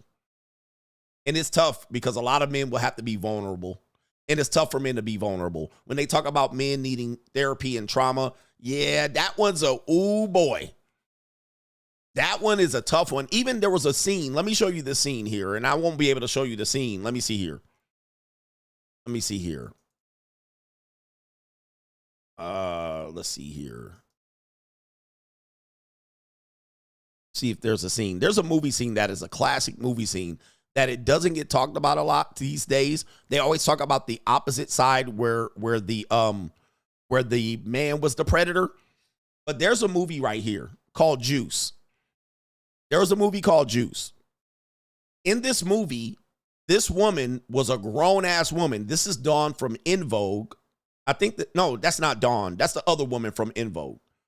All right, but she was a grown-ass woman with a whole husband she was a grown woman living in the apartment building with, I believe this is Q. Q was a high school student. They were ditching high school, running from Radames. All right, in this movie, she was a grown-ass woman, and they was laid up smoking weed, and he was pounding her, blowing her back out. Okay? And that literally happened in the movie, and people looked over it. People looked over it like, oh, yeah, that's common. Well, it is common. A lot of people don't understand and know this. It is common for women in their early 20s. All right? This is especially back in the 90s.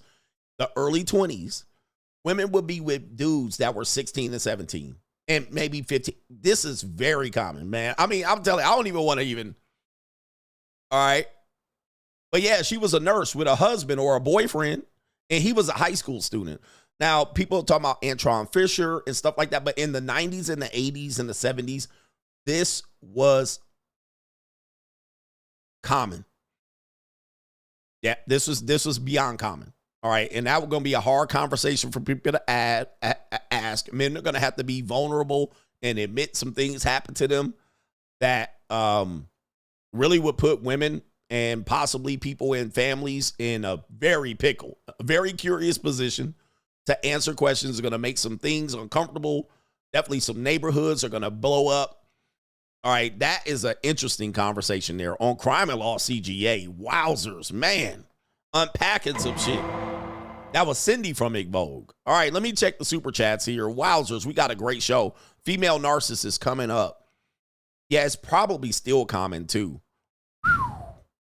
That will make it tough. But here's the thing. A lot of men still think young men are lucky for these situations. Well, he should have liked it, right? All the things that if we say to women, it will be considered absolutely egregious. Hey, well, he liked it, so, right?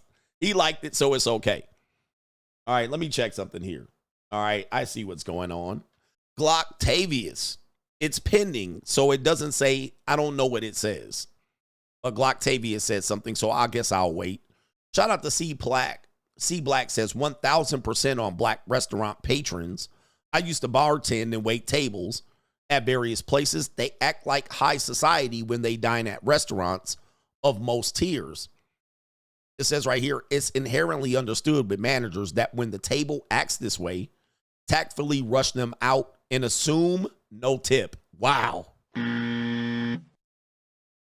So assume that there's going to be no tip and try to get them in and out the restaurant as fast as possible. Obviously, the restaurants can't refuse service. So what they'll do is they'll get them and say, this is going to be a net loss. Oh, man. You know, this conversation needs to happen as well so people can understand how they're perceived when they walk into restaurants. And I had a black male guy who worked, well, I didn't have him, pause.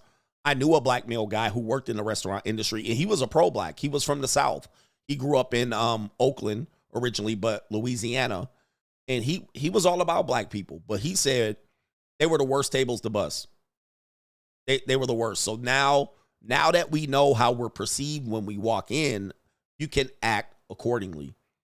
Do not be surprised when they act this way towards you. And I'm a good tipper. Typically, I'm a good tipper. When I tip, they're generally surprised. They're generally surprised. They were like, thank you for that tip. Because they're assuming that you're not going to do it. Sad. MC Hamster, coach, are we talking married as in just a ring, or she has a state-sponsored license? Married. Maddie. The whole thing, the whole shebang, the whole bang, the whole shebang bang. Shaboing, boing, boing. We're talking about state marriage license. Married. If she ain't married, she ain't yours. All right, man. He says the youngins don't like the tip. Man, let me tell you, man. I know. I hear these conversations. The commies do speak up very loudly. Here's the thing. They'll be like, tips. Hey, man, they chose to work in this industry. Why do they anticipate a tip? Well, it is common procedure that people that work in these industries do work off tips. Yeah, they chose it, but you also chose to eat there, right? So they chose that career, but you chose to eat there. Part of the whole thing about making the system work is that everybody plays the system as fair as possible. If it is egregious, then you don't have to participate. You don't have to eat there. Go to a place where they pay people an hourly wage and don't expect tips, where you bust your own table, you fill your own drinks, right? You go in there, you basically order off a kiosk menu, and you serve yourself. I mean, it's pretty common. But if you go to a place where it's a nice establishment and they're serving you, they're coming back, they're making sure your order is right, you don't serve yourself as well, you get to stay seated and have a conversation, then you should expect a tip. And if the service is good, you can tip a little bit extra. That is it. And then there's things that happen as a result of this. Then all of a sudden, when you come back, these people want to serve you. You will find that when they serve you the next time, they start giving you extras.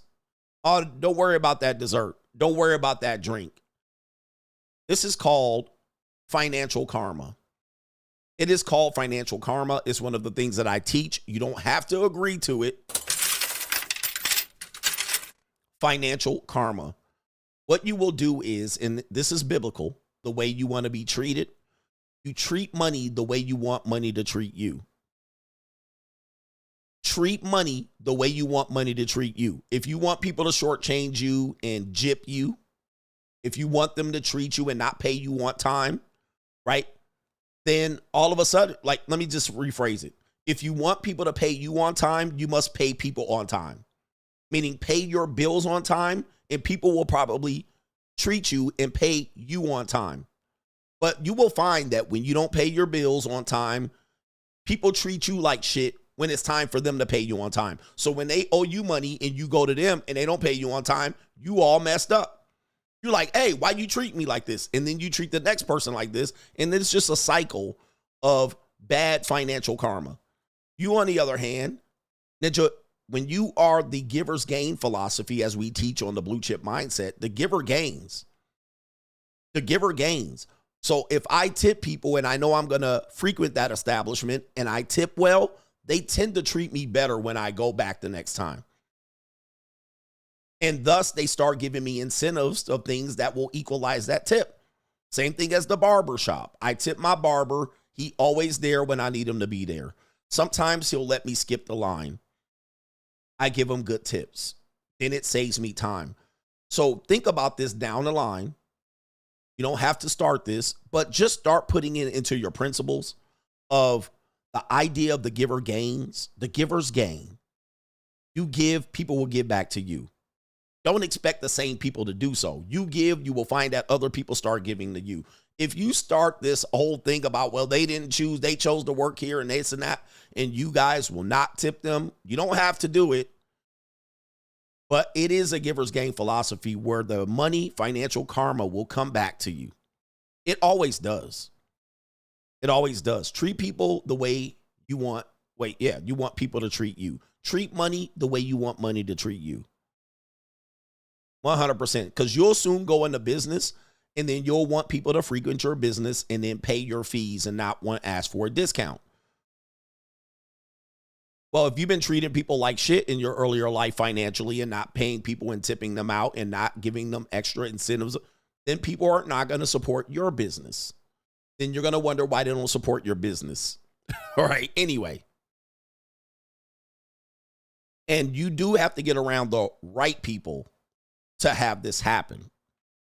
When you're around the wrong people, it's not going to happen because these people have bad financial karma.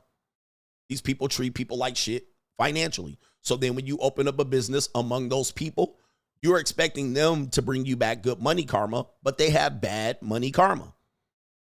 Right? Their money karma is bad. So starting a business, as this woman said, all right, starting a business with those type of people who have bad money karma is a bad idea. You're an idiot.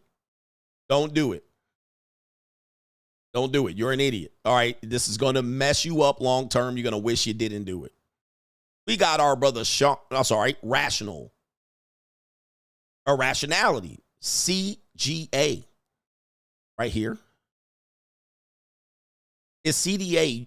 I think you meant New Edition. Had it right in the song says, I'm sorry, you're not my girl. They were way ahead of time. It says right here, I play this every time I have a girl over subconsciously to let them know where they stand. Shout out to you. New Edition. All right, they had a song, I'm sorry, you're not my girl. Yeah, you're not my girl. Sean Miles says, shout out to you, coach. I'm taking a guy's trip in January to Cartagena, Colombia. He says, what can you tell me about visiting Colombia and the women down there? You should visit a Passport Bro page. All right, that's what you should do. But make sure you visit a Passport Bro page that is not a cheap guy. All right, there's a lot of great Passport Bros out here. There's a lot of internet information about Colombian women. And please understand, if you're going there for mahi-mahi, most of the women are Venezuelan. They're not the citizen girls of Colombia, although you can find them. And be careful. Watch out for the dragon's breath. Remember, you get what you pay for out here. You get what you pay for. If it's cheap, there's a reason why it's cheap. All right, anyway. H Everyday Black Project 2025. Negro, please. Always late. Ninjas never got involved nor brought any black soap from the brothers. But now you got a plan. White folks, the right folks, got the system fixed towards capitalism. Y'all talking commie. Y'all talk. Please understand what we're talking about and what game we're playing. The board is set. The board is set. We're capitalists or we're free market. That's the board. We're typically leaning towards Christianity. This is where they will always set the table back. They're always going to go. When they want to go back traditional, it's going to be biblical Christianity. Any of you goofy ass ninjas that will suggest anything else, communism, democratic socialism, Sharia law, these are not baseline principles of America. With that being said, that's a pipe dream. It ain't going to happen. You need to make sure you set the table and know what board we're playing. We're playing on this board. We're playing on this board. And study communism, study socialism so you know what you're saying, right? Because I'm telling a lot of guys, I'm like, you're saying something that is complete communism. I wish I could pull up that clip of the rapper that even admitted this, right? He admitted this, and I'm glad he did, because he was like, I have solutions. I know how to make things work. I want a better America. And then in the middle of it, he says, I am saying something that is communistic. However, well, at least he admits he's saying communism. But we're not a communist society, although we do have subsections of our world that is a communist or socialist at best. There's more socialist. But you guys don't even know what you're offering. Many people have had these thoughts already. This black woman that said black 20, this woman right here, she should just go get a Karl Marx book. Right? Just go get a book from Karl Marx. Just go to Cuba, go to any country practicing exactly what you're doing. There's several countries that practiced it, right? And they're alive and well. Some of them are in dire straits. They thought it was a good idea, and it was a bad idea. Okay, Cuba. And people are literally on boats made out of fucking napkins to try to get out of there. They want no parts of that. Go to Venezuela and see how that shit worked out. I mean, they're right here. You can get on a plane, go there and look at it, study it, and see how it worked out for them. It ain't worked out for them. It was a bad idea. And the black community typically assumes that they can separate themselves from the system that America is working on. Like, okay, America works this way, and black people are like, okay, we can separate from that. You can't separate from that. I don't know what to tell you, and this is typically because people live in bubbles. They live in a bubble, and their bubble is simply related to there's a majority of your people in that bubble. So you think when you go to any other city, it's going to be like that. Ask some people. I've had a lot of people from the South. Like if you go on a dating app or you meet women and you're in Los Angeles, women will move from the South and they will move to Los Angeles and they will be like, man, these men are different. They'll say these black guys are different because in the South, wherever they're coming from, Birmingham, Atlanta, Jacksonville, Tallahassee, wherever they're coming from, black men and black women generally date each other. It's not much one-off. There's a one-off here and a one-off there. They're typically, people will date each other. People will be with each other. And even in Los Angeles, it's typical. But what'll happen is they'll come from Birmingham to Los Angeles or any Western city, Las Vegas, and they think that the black men are on the same program as the black men in Atlanta. And it ain't even close. Black men date across the cultural landscape, typically in Los Angeles, right? They date Mexican chicks, Guatemalan chicks, Honduran chicks. They date white chicks, Asians.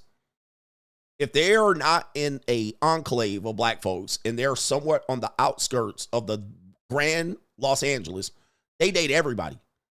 Everybody's game, because 90% of the women there are not black. As opposed to in Atlanta, they're somewhere in the city in Atlanta, and 90% of the women are black where they are. So they'll come in and be like, oh, why these guys don't like us and they guys don't, we'll breeze right past the black woman. Like it ain't nothing, because 90% of the women there are not black. Thus, men function differently. The menu is wide open. Yes, it's a full menu. It ain't just restricted to this one group of people. So they're like, these brothers don't do this and they don't pay attention and they don't court. What? Right? You don't have to. You don't have to, because there's no restriction. People don't care about interracial dating. It's wide open. There's no, why you date that white girl or that Puerto Rican? There's none of that. You can date anybody. I've dated Russian women out there. I've dated a whole menu out there. I dated everybody. Swedish, German, Finland, like so much so that I think the passport bro thing was funny to me, because I'm like, well, I lived in a melting pot. So if I want an Asian, I just go to Garden Grove or Cerritos or Westminster. If I want white girls, I'll go to Orange County. If I want black girls, I'll go to South Central. I have the passport bro right in Southern California's backyard. I don't even have to get on the plane. If I wanted Asian girls, I'll go to San Jose. Right? If I want Mexicans, I'll go to Riverside or San Bernardino. If I want white women that act like black women, I'll go to Oceanside. If I want black women that act like white girls, I'll go to North Hollywood. Like, if I want Armenian chicks, I'll just go to fucking Burbank. Like, I'm right here. I could just drive. If I want Russians, I'll go somewhere. You know what I mean? I want Linglings. I want college-educated Linglings. I'll go to Irvine. Right? If I want Mexicans, I go anywhere. And they everywhere, crawling around. So it's like there's no, I'm an hour or two drive from everybody. All right, anyway. So that's what it is on the West Coast. It's like that, or any melting pot. You don't have to go get on a plane. Like, but if I'm from somewhere, you know, maybe in the South, it would behoove me to go hop over to Colombia, because that's where all the Latinas are. Well, I'm on the West Coast. The Latinas are right here in front of me. I don't have to get on the plane and jump over there. All right, they right here. Just crawling with Latinas. And they'll date you. It's not like they won't date you. All right, anyway. Yep, all the Mexicans in Corona. I could go to Corona if I want a Mexican or a Latina. And they got Latinas of all spices. So you can go anywhere and get them there. Anyway, yep, you want a white girl that likes black men, go to Long Beach. You're going to find all the white girls there are liberal and they're down as fuck. They'll fuck black guys. There's no white girls. Now, if you want white girls that don't want black guys, go to Laguna Beach. You want to see some flatback Kayleys that'll never date a black guy? Laguna Beach is your area. You're going to have to press hard to get one of them Kayleys. But go to Long Beach. They right there eating out the palm of your hand. Within a drive's distance. All right, you want Samoan chicks? Go to motherfucking Hawaiian Gardens and shit like that. Everybody's right there. You don't have to get on no plane. I don't have to take no plane. Where we at? Yeah. We got supporters here. B Love says no one shouldn't be coerced into marriage. You can love and have relationships without being married, because love, relationships, and marriage are different definitions. I agree with what you're saying, but that is just my own thought process. This is true. The benefit, though, of a marriage is it's easy to get in, it's hard to get out. So therefore, you're going to work harder for the marriage, right? So yeah, love, marriage, and relationships are all different.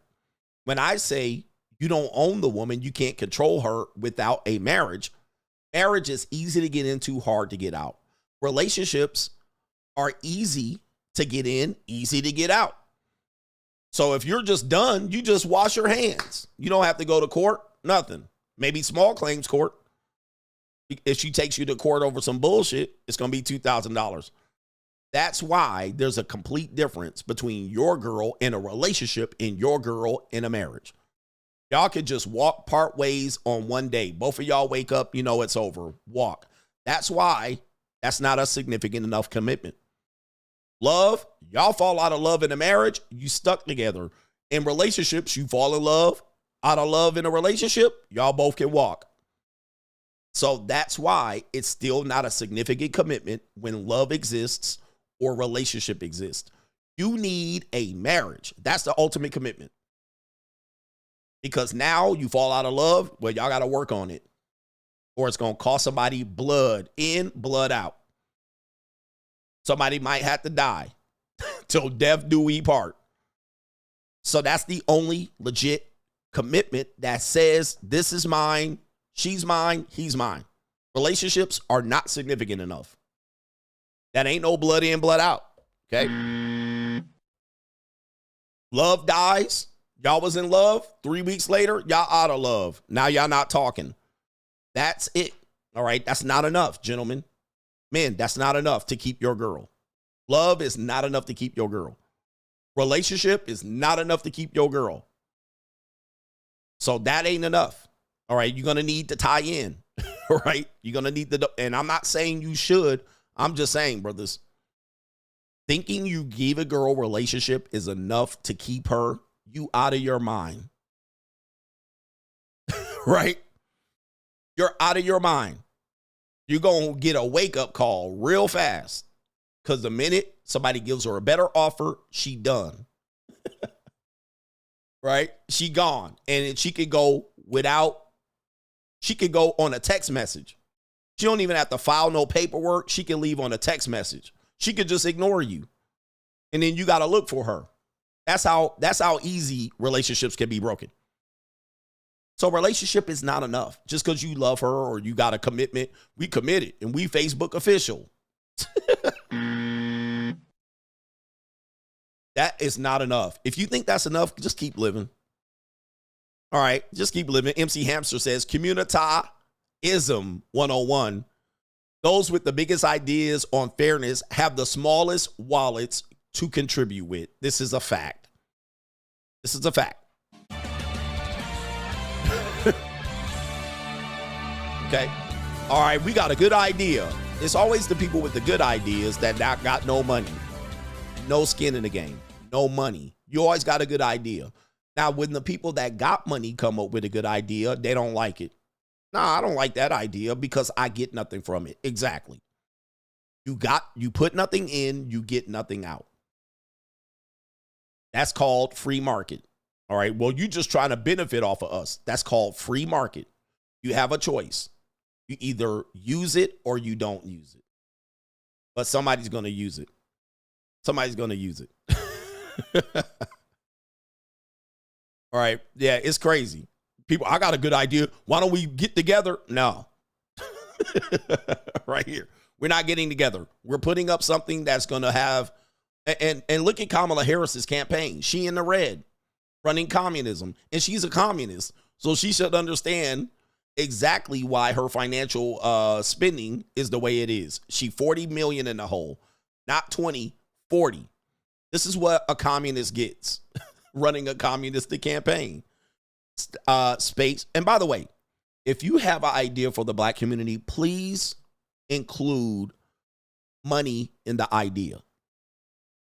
I'm always hearing people that got ideas and there's some moral compass. We're going to do it for our people.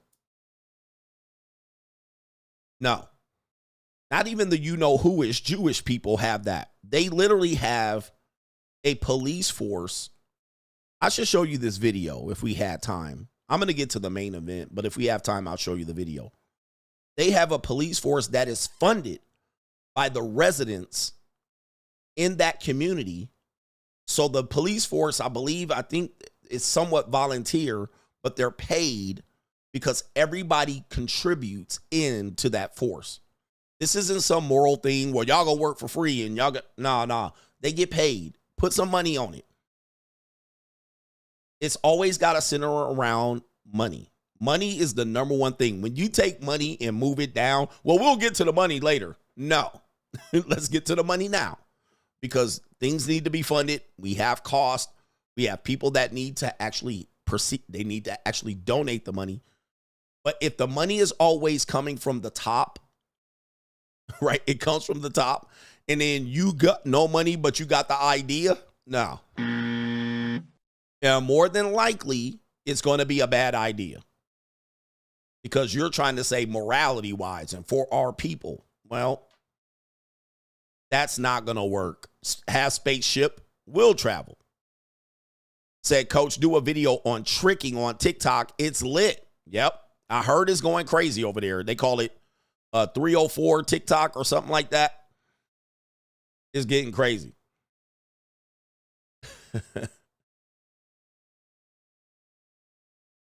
All right, somebody's asking if Trump added $9 trillion to our debt. Did you hear that off MSNBC? If we want to talk about presidents adding trillions to our debt, you can look no further than Barack Hussein Obama. But I'm not trying to pivot. Barack Obama added more debt to our national debt than any president alive or dead. All right. And Joe Biden got to be number 2. So that's, here we go right here. All right. Shout out to Kayla says, Coach, where I would challenge your stance on single till married would be that a woman would still demand husbands or to get husband-like treatment from a man, though they're not married yet. However, she's not demonstrating loyalty in order to become a wife. You can't marry a woman who hasn't shown any loyalty. Again, Kaylin, we're talking about young men and old men. Young men and old men. A lot of young men, again, when I talk about relationships, money is number 1. You're saying the woman wants you to be husband-like, but she's not being loyal to you. That's because you guys are having relationships where money is somewhere down the list on your priority. Once you have money or leverage, let's just say money because you guys are uncomfortable with money. Once you have leverage, you will find that women will start acting a little bit different. Now, money talks, bullshit walks. I know people don't want to believe this shit because without the money, you're a partner. With money, you're not a partner. You're a husband. All right? It's just the way it goes. And if anybody want to deny it, and if anybody wants to deny it, I want you to listen to this. One of the number 1 reasons relationships and marriages break up is money. Money, affairs, this is always going to come back to you. When you're dating out here and you ain't got no money or leverage, forget about it. Good luck. Good luck. All right. So now you're dealing with a woman that says, you need to do this. And then she gets to say, well, I'm not going to be loyal. Sir, stop out here broke dating. That's what you get when you broke dating or you don't have leverage. That's what happens to you. The type of shit that you talk about. Well, these women don't want to commit. Ninja, would you stop real quick with your fucking bleeding heart? Bleeding heart. Right? At the end of the day, these women don't give a shit about whatever the hell's going on. They're hungry out here. They got bills that need to be paid. They got to be taken care of. Good luck. Stop broke dating. Stop broke dating. All right, you will find that when the money's on the table, they start acting a little bit different. All right, keep living. Now, that doesn't mean that they ain't going to use you. They're still going to be using you no matter what. But if you got no position, and let's just say leverage, because money is not always the thing that's going to help you. Leverage. If you have a leverage over her and she's like, I got to or I'm going to lose him. Competition anxiety, abundance. You're going to find that they act completely different. When a guy, she knows she can lose that guy at the drop of a hat. He's irreplaceable to her. She knows that he can get another woman and that woman can replace what she's bringing like that. She going to act differently. But when you ain't got no leverage, all you got is love and dick. Not in America, right? Not in America, sir. And I realized that way before I got leverage. I said, you know what? I fucked up. Even in my own marriage, that was a problem. It was a problem where the finances were, how we were going to support, what the vision was.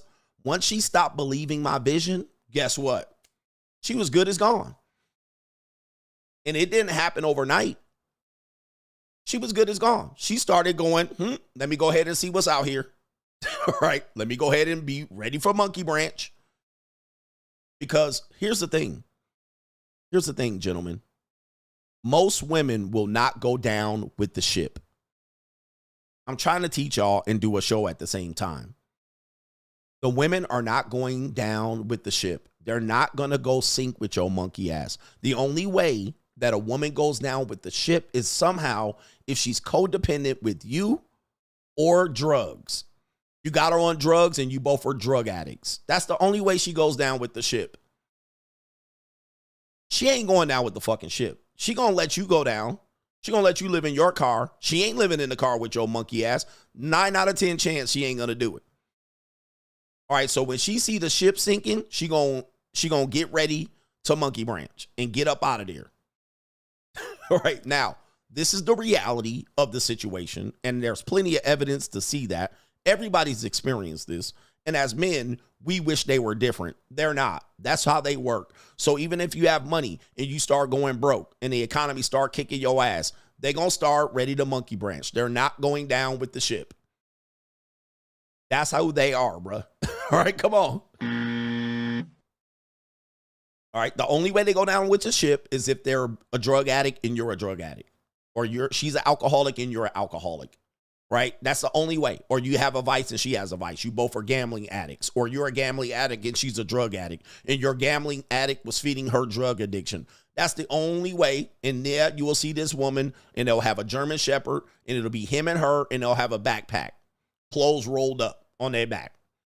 That's the only way. That's the only way. That's the only way it should be. But they're not going down with the ship.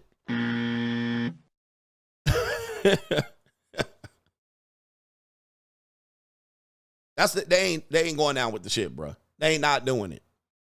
And a lot of y'all speaking, y'all showing your age. All right, listen, I'm a man. I've been around here. I lived a lot of life. Some of y'all barely 25, 30 years old talking with nothing but fantasies and fairy tales. You guys got nothing but fantasies and fairy tales. No real life experience. No real relationship experience. You never lived with another person. All y'all got is internet talking. Internet talking points. Keep living. Right? Keep living and see what's going on. Wait till you get 30 plus and 40. All right? This shit ain't no fairy tale. This ain't fantasy. This ain't telenovela. This ain't soap operas. This is not reality shows. This ain't a movie. If you under 30 with no real life experiences, you ain't never been married, ain't never pushed a baby out your vagina, you ain't never saw a woman push a baby out her vagina, all y'all got is motherfucking internet talking points. Right? Keep living, bruh. I got real world experiences. I've been married. I'm talking about marriage from a perspective of a man that has been married. Not for somebody that ain't been married, talking about what women should do and what women shouldn't do. The fuck is you talking about? This ain't Disneyland. Number one, gentlemen, get some motherfucking money. Number one. That's the first thing you should do in this world when you come out of your mama's pussy. Go get some fucking money. Get to it. Trust me. I wish I would have got to it earlier. That's no shit. Otherwise, you're going to be with a fat bitch. All right, that's what you're going to be with. Period. Now, you can take that shit to the bank. You're going to settle for a fat bitch with a mole on her nose. That's what you got coming. All right, number two, get some game. Get some goddamn abundance out here. Go figure out how to do shit first. Learn a skill. Learn how to fix some shit. Get some tools, nigga. You want some real life talk? Learn how to build a bridge, bitch ass ninja. The fuck you talking about women loyalty? Learn how to build a bridge, you bitch ass ninjas. What the fuck is wrong with you ninjas? Talking about women loyalty. You guys are crazy. Talk about Sharia law. That ain't gonna save you. Learn how to build a deck and sand it. Mitch, get a toolbox. Ninjas ain't got no toolbox. Talking about bitches want to be loyal to them. Learn how to pick a guitar. What the fuck? Learn how to pluck some ivories on the piano. Learn a foreign language. Ninja, travel to another country. Go fight a war. Learn how to operate a firearm. There's bigger shit in the world than these women. Then I guarantee you, ninja, women gonna be a goddamn easy layup. At that point, it's gonna be easy.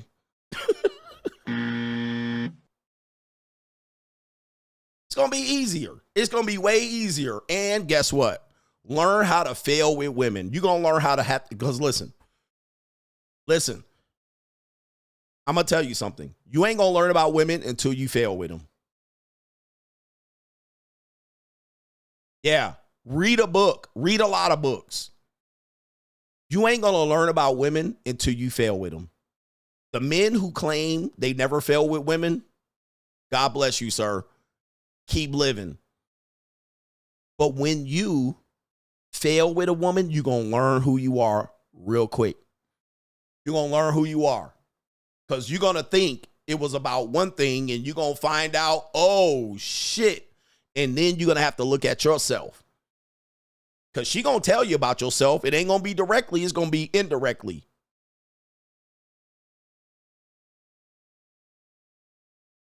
You're going to learn who you are, and you're going to have to eat it, and you're going to have to accept it.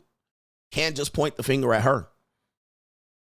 You're going to have to learn. You're going to have to lose your girl. You're going to have to lose your girl and go, wow, what happened? Well, you could easily point, she didn't do this, and she didn't believe in me. She did this, and hypergamy.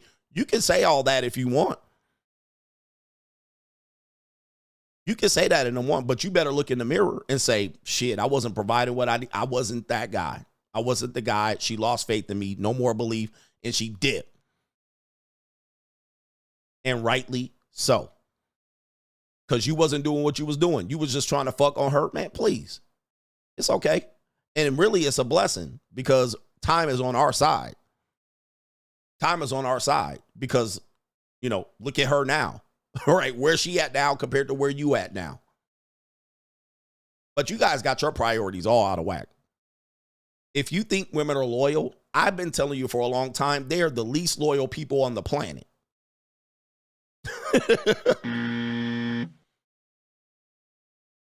Write this down. Women are the least loyal people on this planet. Men and dogs are way more loyal than women. And I'm not trying to diss women. I'm just trying to tell you the truth. They are the least loyal people you should expect loyalty from. A woman. They're in this shit for themselves. Their own survival and their own fucking feelings. They're more loyal to their feelings than they'll ever be to you. Take it to the bank. Now, if you want to roll the dice, you young guys, roll the dice. But you better realize that real quick. A woman's loyal to everybody but you. They're loyal to their father. This is the American woman. Their father, their mother, their kids, their feelings, the dog, all precede you in terms of loyalty. Right? They're all, her job is ahead of you. You could be giving her $4,000 worth of money per month, and she'll be loyal to a job that gives her $2,600 a month. And she will show up there faithfully to that fucking job. Now, you giving her $4,000 a month, and she'll ask you to wait on some pussy. I mean, I swear to God. But she won't tell the $2,800 a month job to wait on her to come to work.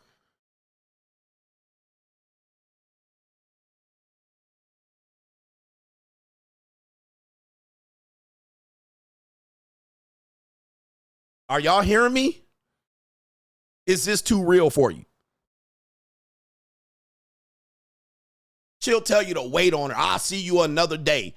Just wait on. She'll flake on you, motherfucker, and you giving her X amount of dollars. She'll flake on you. But she'll show up faithfully to that job. That motherfucking alarm will go off. That job giving her $2,400 a month, and she working her fingers to the bone.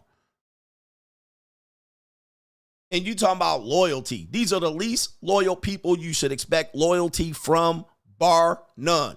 Period. Put it down. Now, can you have fun with women? Yes. Hell yeah. But I need you to make sure you put yourself first. Because they putting themselves first in every relationship. What is wrong with you people? Right? You expect way too much from women. I don't expect anything from them. Zero. I don't expect nothing. Now, I figured out, soon as I put money up, they show up on time. Every single time.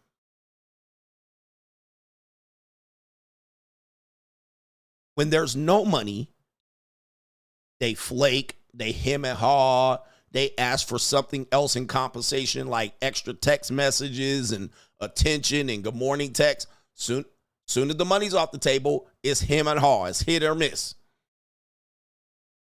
As soon as there's $350, $500, $750, $1,000 on the table, them bitches up, bright-eyed, bushy-tailed, showing up, ready to shake a tail feather.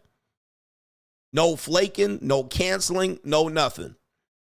Now, once you accept that reality, you can deal with it how you want to deal with it, but you better go ahead and try it out and find out. Them bitches come in full makeup and hair done, dressed to the nines, ready to be had some fun.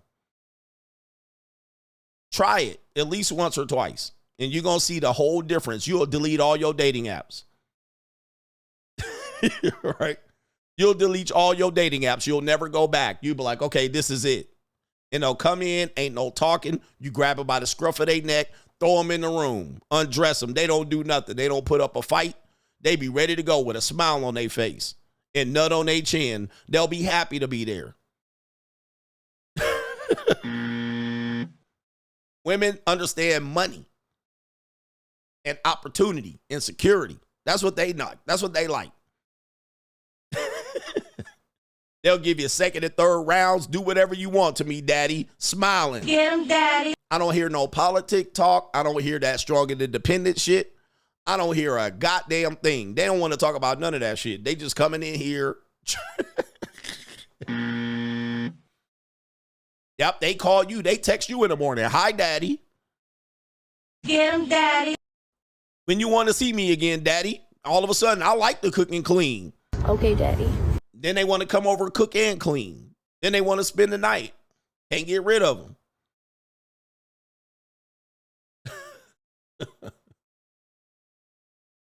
But men don't want to do that. Well, I want to have her use you for my money. Okay, again, okay, stay over there. Stay over there.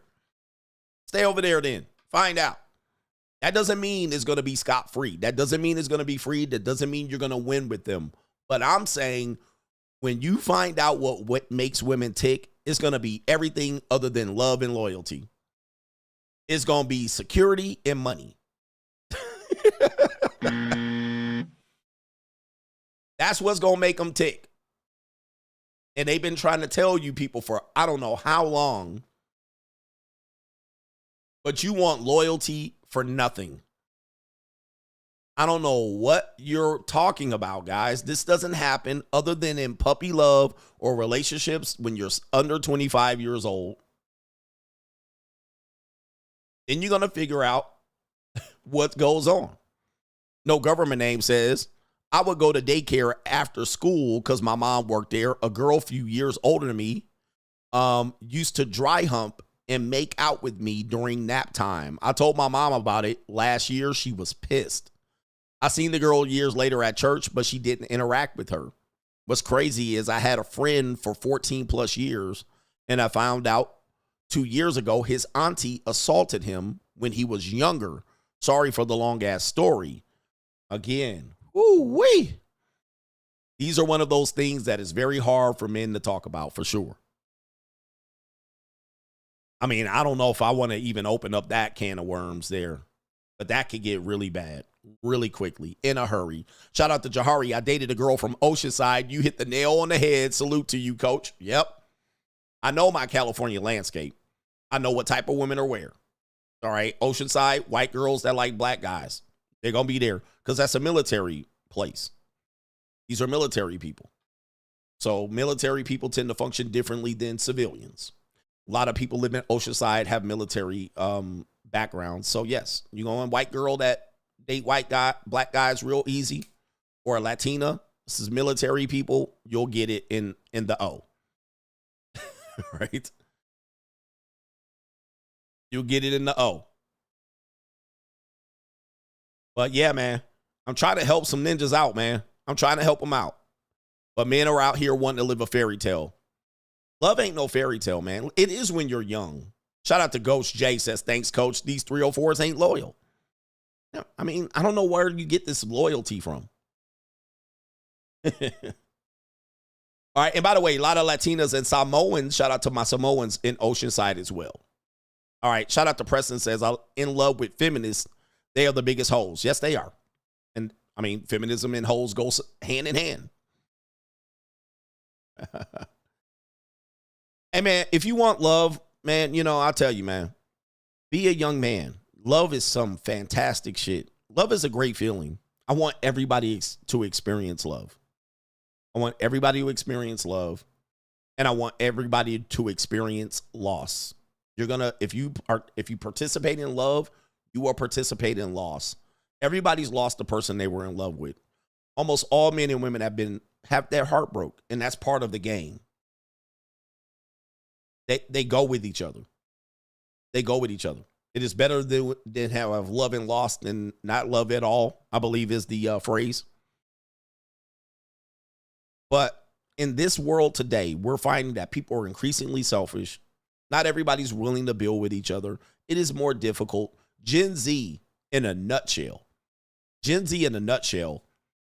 You guys are having a tough time finding what many of us were able to find. All right, but we were able to find love, genuine love, when we were in a loving time. But love is for fools, a love fool. You do things when you're in love that you wouldn't even do with a rational mind. You do things that are really counterproductive to common sense when you fall in love. The reason why is you're young and you can afford the mistakes. When you get older, you can't afford mistakes like that because you have common sense. You actually have something to lose. You have less time to deal with. You don't have time to deal with falling in love with no goofy ass broad. All right, I'm like, you know, the same bank account shit sounds good when you both broke. All right, but if one person has money and the other one don't, you definitely ain't using the same bank account. Why? Because you smartened up. You grew up. You learned. Right? So, but for Gen Z, these people out here ain't in love with nobody. They in love with themselves. They in love with their internet and social media. They're in love with their opportunities to make money. They're in love with their mental health pills. They're in love with the lifestyle. When it comes to loving each other and helping each other support and build, and dude, you will find that Gen Z, they're not doing this. As a result, there's a lot of lonely men and women. There's a lot of lonely men and women. There's a lot of people living separate lives together with a whole bunch of time in their head to come up with bad ideas. But they need to be coming up with its children, obviously. All right, it's something good. Some people in love with the Coco. Yes, I'm in love with the Coco. Shout out to Miles says, when I was 9 or 10, an older girl flashed her huge tatas at me. And ever since, I've been in love with large areolas. That'll do it. That will do it. We definitely are imprinted by our first few experiences. So for men, I try to tell y'all, try not to bang fat broads as your first couple of outings because you'll be in love with fat broads. Shout out to Jay Cruz. Coach, saw your collab with the Saint and you made a point about legacy that had me thinking a man can only really have a legacy if you have a son. If you have a daughter, her identity can be swept away with another man through marriage or pregnancy. This is why Kings wanted a male heir. Any thoughts? This is a fact. This is a fact. I mean, your men and your sons will probably be more loyal to you than your daughters. I mean, I'm speaking, you know, that definitely is lived out and played out in my life. I don't want that to play off in many of your lives. But to be fair, your daughters have always been sold or pushed off to another man, and that woman has become that man's woman, not your daughter anymore. She will always be your daughter. But the idea of a daughter was to pass her on to another man, and that man take your daughter on in terms of ownership. So she's meant to be gone. She's meant to go away. The son is meant to follow you. The son is meant to take your name and take that name and create more. We don't live in that world anymore, unfortunately, because Gen Z ain't getting married like that. But you need men to carry on your name. F what these feminists talk about. But you need men to carry on your name. So it is important that you teach men, because that man is going to be under your tutelage longer than the daughter will be. That man is going to be under your tutelage longer than the daughter will be. This is typically how it's worked in these traditional marriages. That man is going to, that young boy is going to need to be taught under you and what works and how to, and look at how you deal with relationships and marriages. He's going to try to emulate that. The daughter's going to be under the programming typically of another guy. And if she's out here being promiscuous, she's going to be under the influence of Pookie. So it's important who she selects. And this is why men have been under the process of selecting mates for their daughters since forever. And I want you to take this notes, write this down if you're taking notes. Ever since women have selected their own mates through romance and love, we have had the worst outcome in the history of relationships. We've had more single mom pregnancies since women have selected their mates. Since there wasn't no land, no dowry, no pigs, no bride prices, no family, no courting. Since women selected their own mates, we've had more promiscuity, more abortions, more teenage pregnancies, more out of wedlock pregnancies, more divorce in the history of fucking time right here in America. All right, so romance and love has led to all of this dysfunction, but you keep leaning back on it and it's completely dysfunctional. Right? Am I making sense to you? It has been the most dysfunctional thing that we've leaned on in relationships. Love. Well, love disappears. Now what? Now we got dysfunction. And a whole bunch of bad decisions. Yep, we got more STIs. We've had complete dysfunction since we've used love and let women select their partners. Write it down. Because every time she keeps chasing the Disney fantasy, and every time your goofy ass think you're fucking Aladdin.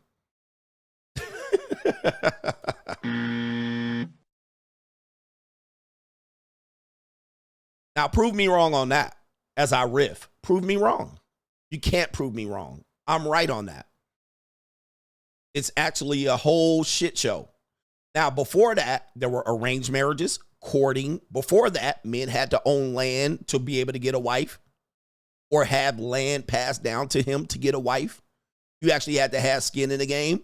All that was left to you were prostitutes and brothels in your hands. You didn't get no girl issued to you. Now, we did have a small period of that, but only was white suburban people that had this idea of a wife and a husband and all this shit. This is all fantasy. Stop watching 1950s TV shows and movies and Disney fairy tales. Men, in order for them to marry, literally had to own land, or there was no marriage for you. Right? That's it. Now, once immigration happened and people from Italy and Europe came, they came with their versions of marriage. Their versions of marriage was predicated on something different, mostly Catholicism, right? Or Christianity. They came in and brought that in, where people got together and stayed together through thick and thin and shit, and the whole Great Depression and migrating over through the waters. That was what they brought over. But before that, it was nothing but brothels and hoes and ninjas, all right, coming in. All right, it's definitely out west, certainly in the Industrial Revolution. And tell me what love was during slavery. Where's all this love and marriage during Reconstruction and slavery? And where's all this traditional love and romance during the antebellum period of our society, which lasted, 250 years? What are you guys talking about? You literally are basing your romantic life on movies. And in some parallel universe where you found it to be more ideal and favorable to you, which for men is the 50s. For women, it's the 90s.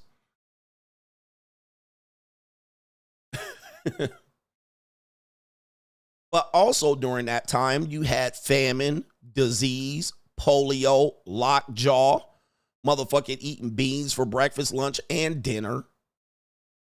No TV, no internet, barely any radio. You worked in industrial jobs. You died at 55 from carcinogens by working in the factory. No white collar jobs, all hard hat, blue collar jobs. One car, Ninja, no air conditioning, no central air, no heat. You had a furnace. 3 kids lived in 1 bedroom on 1 bed. Come on. You guys will idealize anything and say, we need to go back then. When? We didn't have no fucking central air conditioning? When we didn't have technology? When we had kerosene lamps? All right, is that what you want to go back to? We had manual car windows where we cranked the shit like this. We had to sit on the back of the fucking bus as black people. Is that where y'all want to go to? Stop idealizing a period and then just cherry picking the good stuff and forgetting about all the bad shit. When women couldn't get a job unless she typed 150 words in a minute, that was the only job she was going to have. When you had to go take a shit back out in the outhouse, and you had to put on boots so the rattlesnakes didn't bite you. Is that the time you're talking about? No freezer.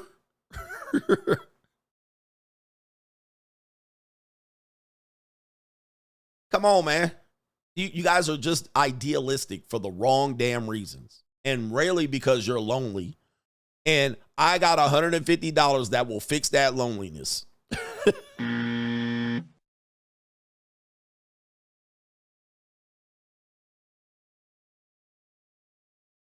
Where we live is in the now. We live in the now. We don't live in the past. We don't live with this Sharia law. This is all bullshit talking points of shit that ain't gonna happen. I wish men would understand it, but you don't. And I'm not this red pill guy on this. I've always been the renegade in the red pill space, which means I'm not just gonna talk shit just to talk shit. I'm going to talk shit with some actual factuals. Deal with it. I'm not just going to go with your little lonely ass talking points to bring back a reality that will not exist. Okay? Just to make yourself feel better about you. The reality is, go get some fucking money and then learn to become a man first. Have something that you're willing to leverage. Put some skin in the game and don't trust these hoes. All right, period. All right, you put trust and faith in these women, you're going to get a broken heart real fast. Main event, then I'll come back to these super chats.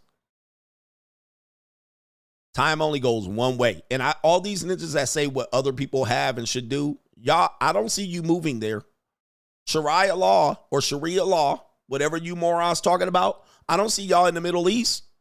I don't see y'all over there in East Africa. I don't see you over there. Okay. You're not over there, so what you need to do is shut your bitch ass up. Take your ass over there. And when you find out y'all can't have extra hoes, your wife got a mustache under that burqa,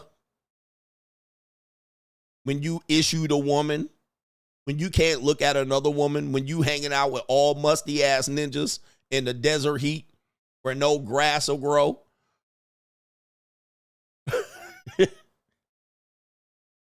Okay, when you sitting over there and they'll chop your wrist off, if you ever think and been accused of stealing some shit, you ain't never gonna see another woman's feet ever again.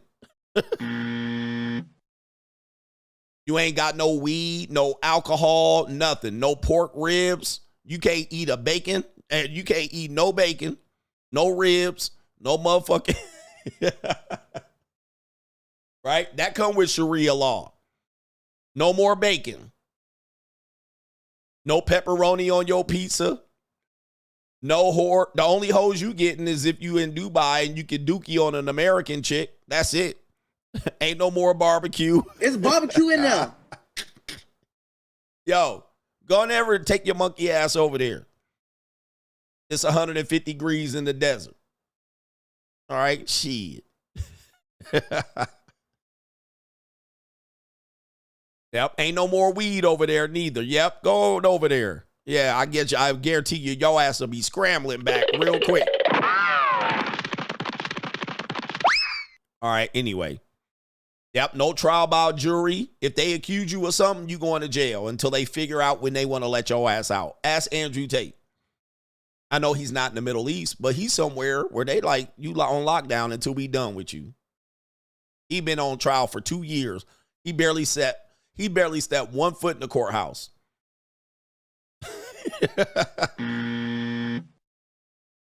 And oh, by the way, yep, ain't no game. And guess what?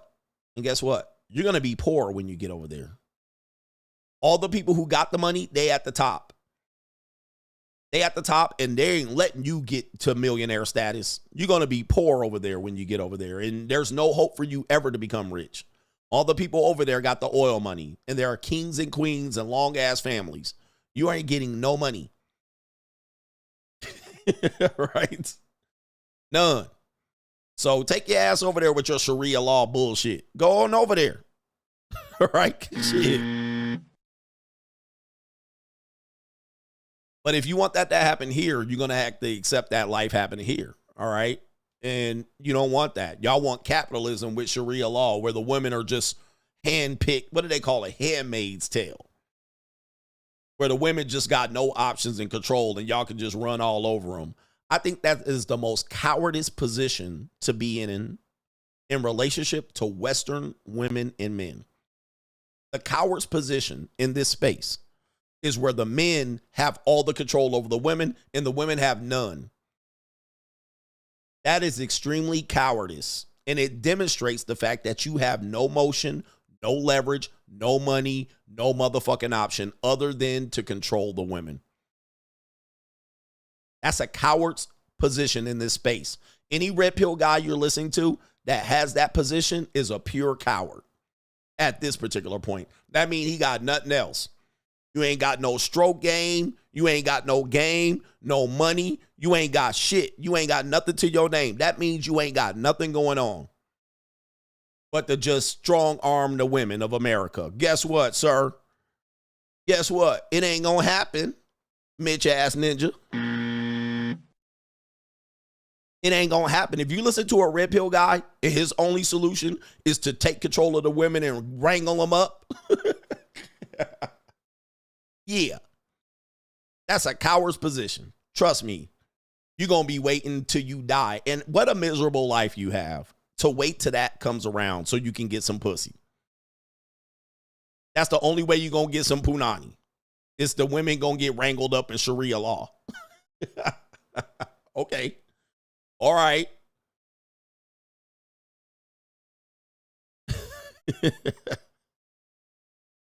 Red pill cowards.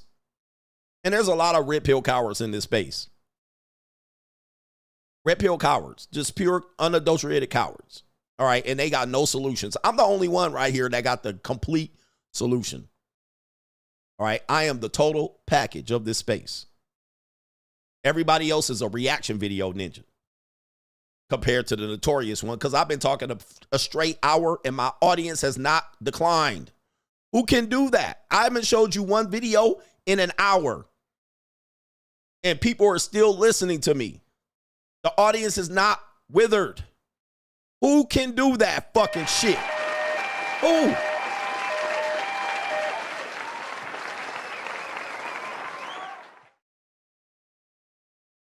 Just reacting to TikTok video ass ninja.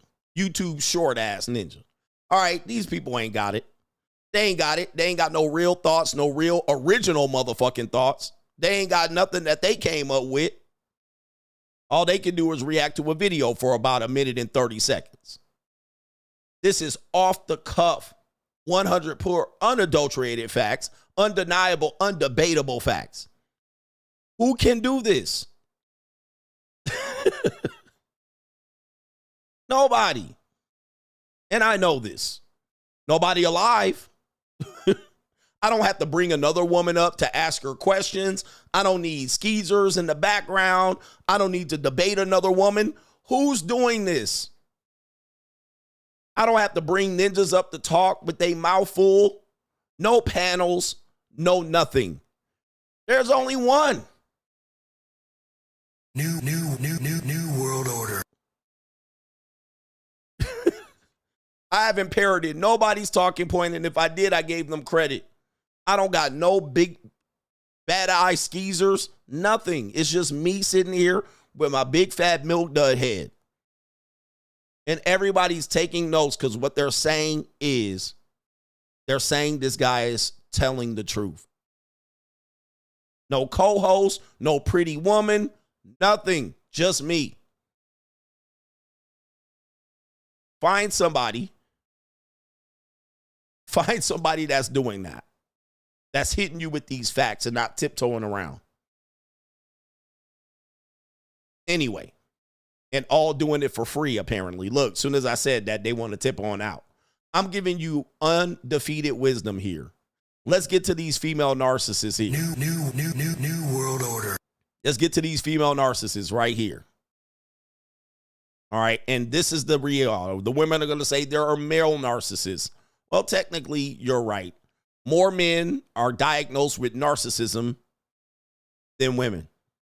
So we do have to acknowledge that. However, let's listen to this young woman out here try to drop some game on you, brothers, about what men deal with female narcissists. And I must say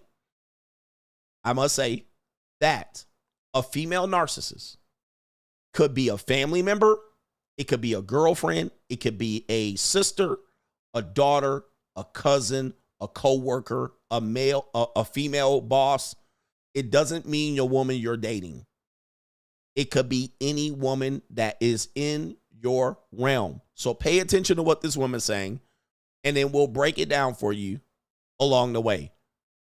A female narcissist believes that the only thing she needs to do to escape accountability is to refuse to accept reality. This is why you will never get your point across to her when you're trying to explain to her that she's done something wrong. She's not confused. She just believes that playing confused will get her off the hook. She already knows how to treat you. Explaining it to her is a waste of time. She's already treating you the way that she wants to treat you, and explaining it to you will never make sense. She will condition you to be afraid to ask questions. She doesn't see why she should take the time to explain anything to you. She feels like it's better if you just mind your own business. Answering questions validates someone's worth and autonomy. This is why she would rather ridicule or ignore you than answer your question. In the moments where it seems like your female narcissist is finally starting to understand you is actually the most dangerous time for you. Woo! Wait, good Lord. Shout out to her. This the main event, y'all. This the main event. Y'all getting this work.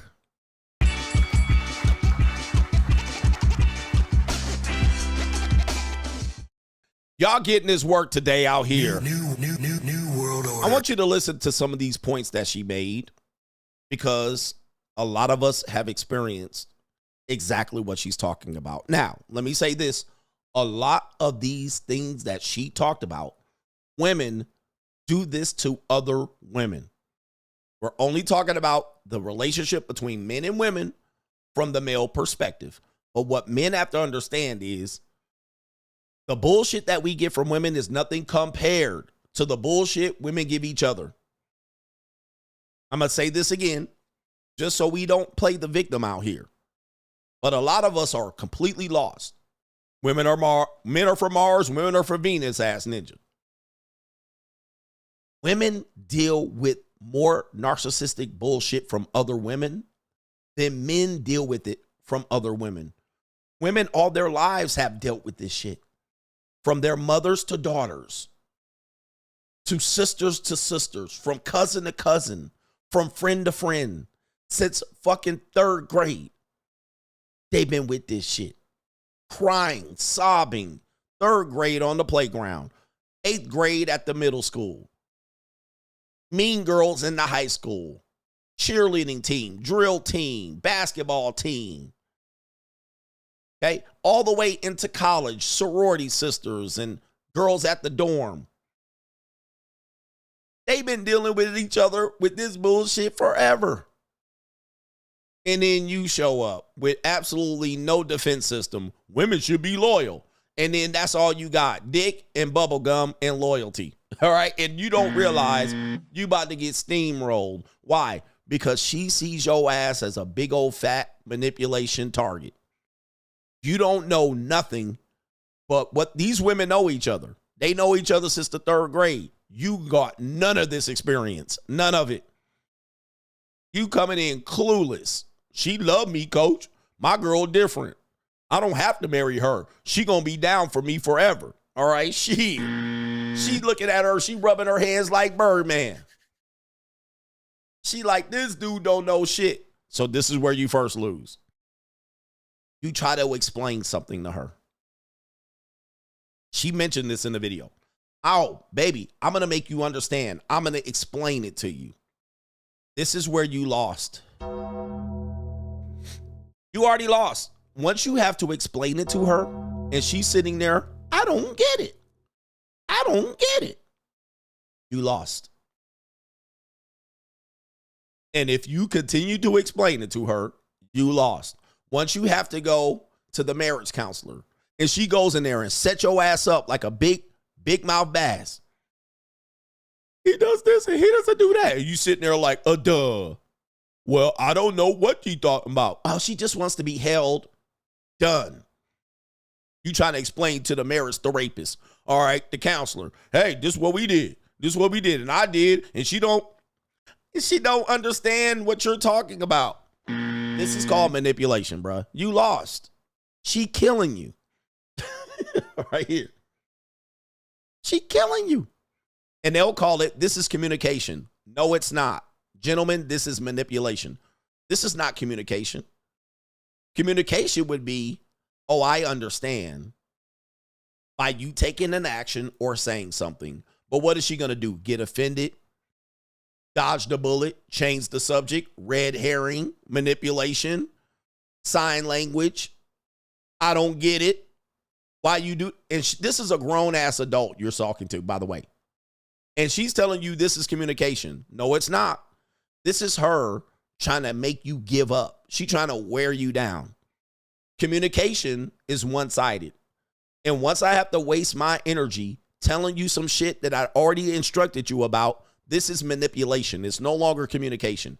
You are a grown-ass woman with titties on your chest. You better wake up real quick or I'm going to have to drop your ass off. Because one thing I know, soon as I sat her ass outside, she understands. Real quick, the understanding will come up. Oh, I get it now. Yeah, because it's cold outside, bitch. That's why you understand. Because you locked the fuck out. Because I didn't ghosted your ass. I dropped you. Now you understand. No need to communicate. There's understanding when action is taken. There's no understanding when communication is taking place. She could just say, I don't get it. Are you a child? Because you would expect a child to understand you. But I'm talking to you as an adult and you're acting like I'm not making sense. That's called manipulation. This woman's talking about it right now. But you expect a child to understand what you're saying when you use your big girl words. But I'm using my big boy words and you don't understand. Oh, okay. I get it. Outside you go. We're done. I told you once. That's the last time I need to tell you. The next time I have to explain it, you will have bags packed. Period. But you guys don't get it. So she wants to manipulate you. So this is the first stage when I have to explain it more than once to a grown ass woman that says she doesn't get it. Well, you dense then. And I got a stupid woman in front of me that I need to get rid of. You're not cut out for this job.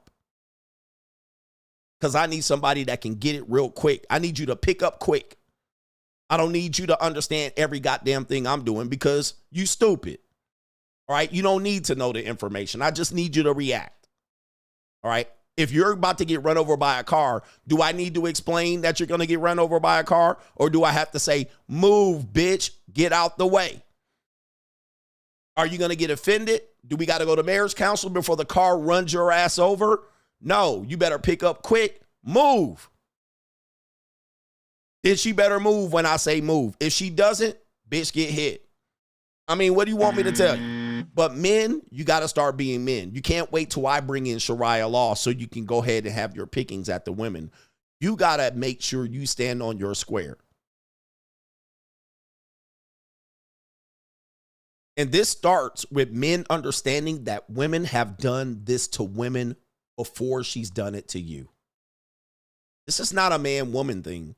This is how women deal with each other. And they've been dealing with each other, their mother like this.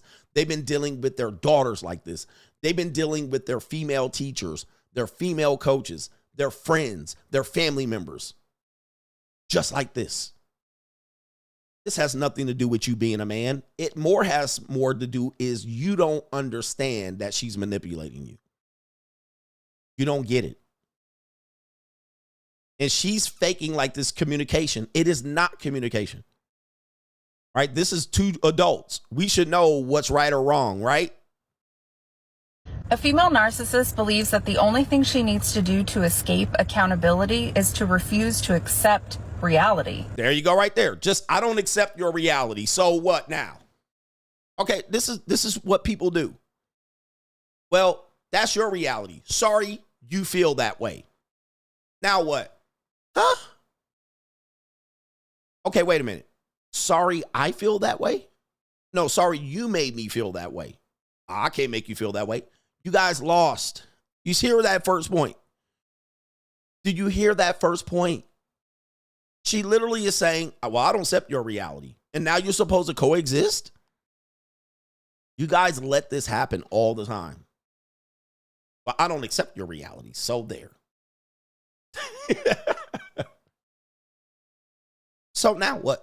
You still got to put up with me. I'm still going to do what I want to do. And that's the way you feel. I don't feel that way.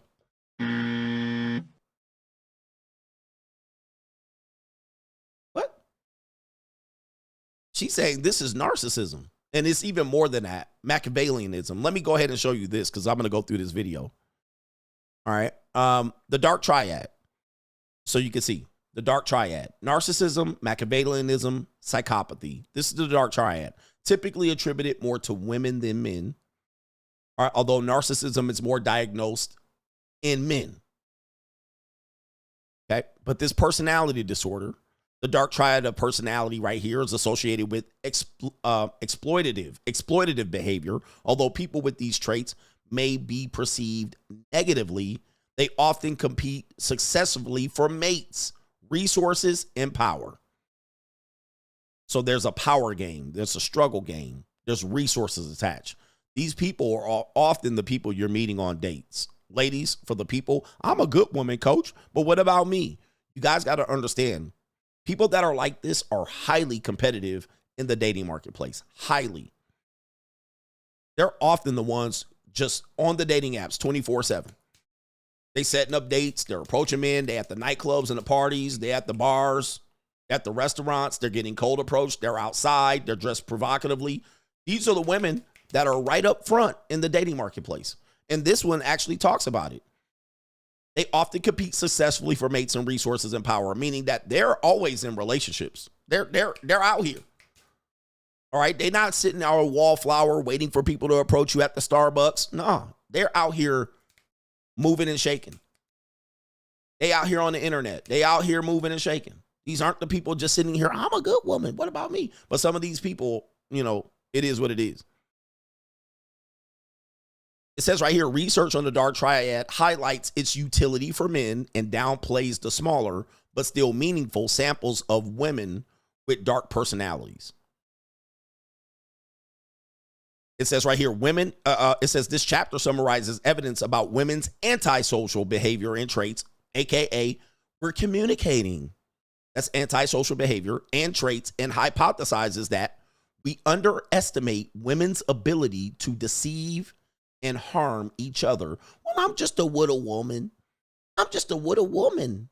I'm just a girl.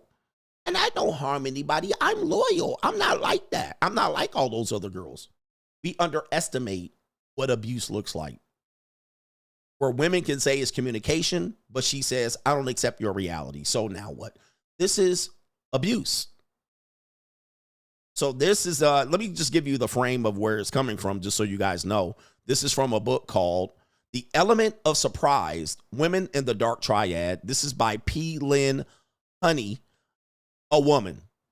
Mary Lynn Fisher, I believe, is the original author here, but I guess this is the abstract from the article, this is a cited article with research and all of that. This is not some article on a feminist magazine or a magazine related to masculinity or alpha. This is a piece of, it says right here, Oxford Academy psychology book. Psychology book. You see this? This is not some shit I picked off of fucking Jezebel website or something, or some Andrew Tate tweet. It says right here, the chapter, and let me read this again. It says, women exploit others, and yet our expectations about women tend to be positive, and women are generally viewed as non-threatening. Non-threatening. This is how we view women. They're loyal. They out here just sitting on their peace leave until you show up, and they can harm nobody. But we get extensive harm from women, and when we acknowledge it, they act like we're crazy. What's wrong with you? The dating coaches, man, you better hold on to your masculine frame, or you ain't a real man if you can't deal with women's abuse. Because they just a woman. They can't do nothing to you. I ain't scared of no woman because I got the pimp-ism. All right, this is how dudes talk in relationship to really terrible things that women do to men. Believe all women. These are terrible things they do, and nobody wants to acknowledge it. They just want us to shut up about it. We want these red pill guys to shut up about it. Just don't talk about it. We're going to deplatform you, report you, and censor it. But it's really destructive nature of how women are in relationships, and they play the victim, and I'm just a non-threatening, skinny, small woman. But it's very harmful stuff that they're doing, and it's related to this dark triad. It says when women cause harm, it is often minimized, and women are held typically less responsible for their actions. Female criminals may have an advantage because their behavior is unexpected. I didn't even expect it. The reason why men lose with women is because you always never expect them to do treacherous shit to you. That's why y'all lose. It's always the treacherous shit. It came out of nowhere. Instead of me telling you earlier, you should expect this shit. It's part and parcel of the game. It is the unexpected event that really gets men caught off guard. And then, of course, unexpectedly, you see how Western women behave, and then y'all trying to reel them in.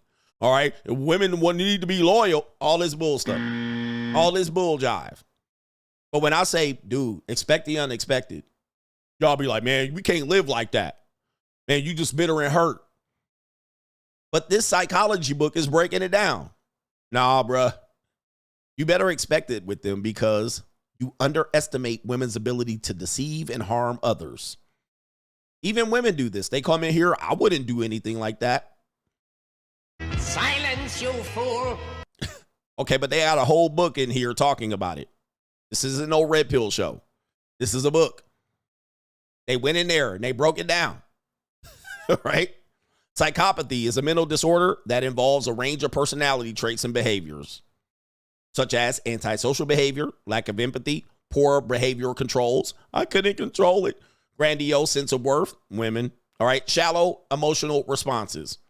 I'm sorry you feel that way. How about Machiavellianism? Is a personality trait that denotes cunningness, the ability to be manipulative, and a drive to use whatever means necessary to gain power. Meaning that I don't understand. I don't know why you feel that way. I don't get it. Okay, that's not communication, gentlemen. This is manipulation. So let's go to the next part. What she says right here. I refuse to accept your reality. Now we just have to coexist, and I'm going to give you the silent treatment. Here we go. This is why you will never get your point across to her when you're trying to explain to her that she's done something wrong. She's not confused. She just believes that playing confused will get her off the hook. There you go right there. So let's go back. Playing confused will get you off the hook. That describes Machiavellianism right here. The ability to be manipulative and a drive to use whatever means necessary to gain the power. I don't get it. I don't know what you mean. What do you mean by that? In a case, of course, the more you talk as men, the more you talk, the more she gets to pick out what she doesn't like. So you're saying, but you're calling me fat, right? This redirects, and now she picks out the red herring. She picks out the thing that you don't like. This is manipulation. This is why communication is less effective with women, because the more you talk, the more something you're going to say she don't like. And then she takes that, and that is now the debate. So you're saying every time that I do that, done. This is manipulation 101. They've been doing that to women and young girls forever. And here you come as a man ill-equipped. You don't know what you're talking. And then you come in here trying to talk and explain to women, and boom. They deliver the boom every single time. With women, I talk less. I don't need to say nothing but give them instructions. That's it. All right. All that talking shit is not communication. That is them getting an opportunity to not understand, get the power, wear you down. Because you're like, man, I'm tired of telling you. And you get triggered. You start yelling. Why are you yelling at me? I feel scared.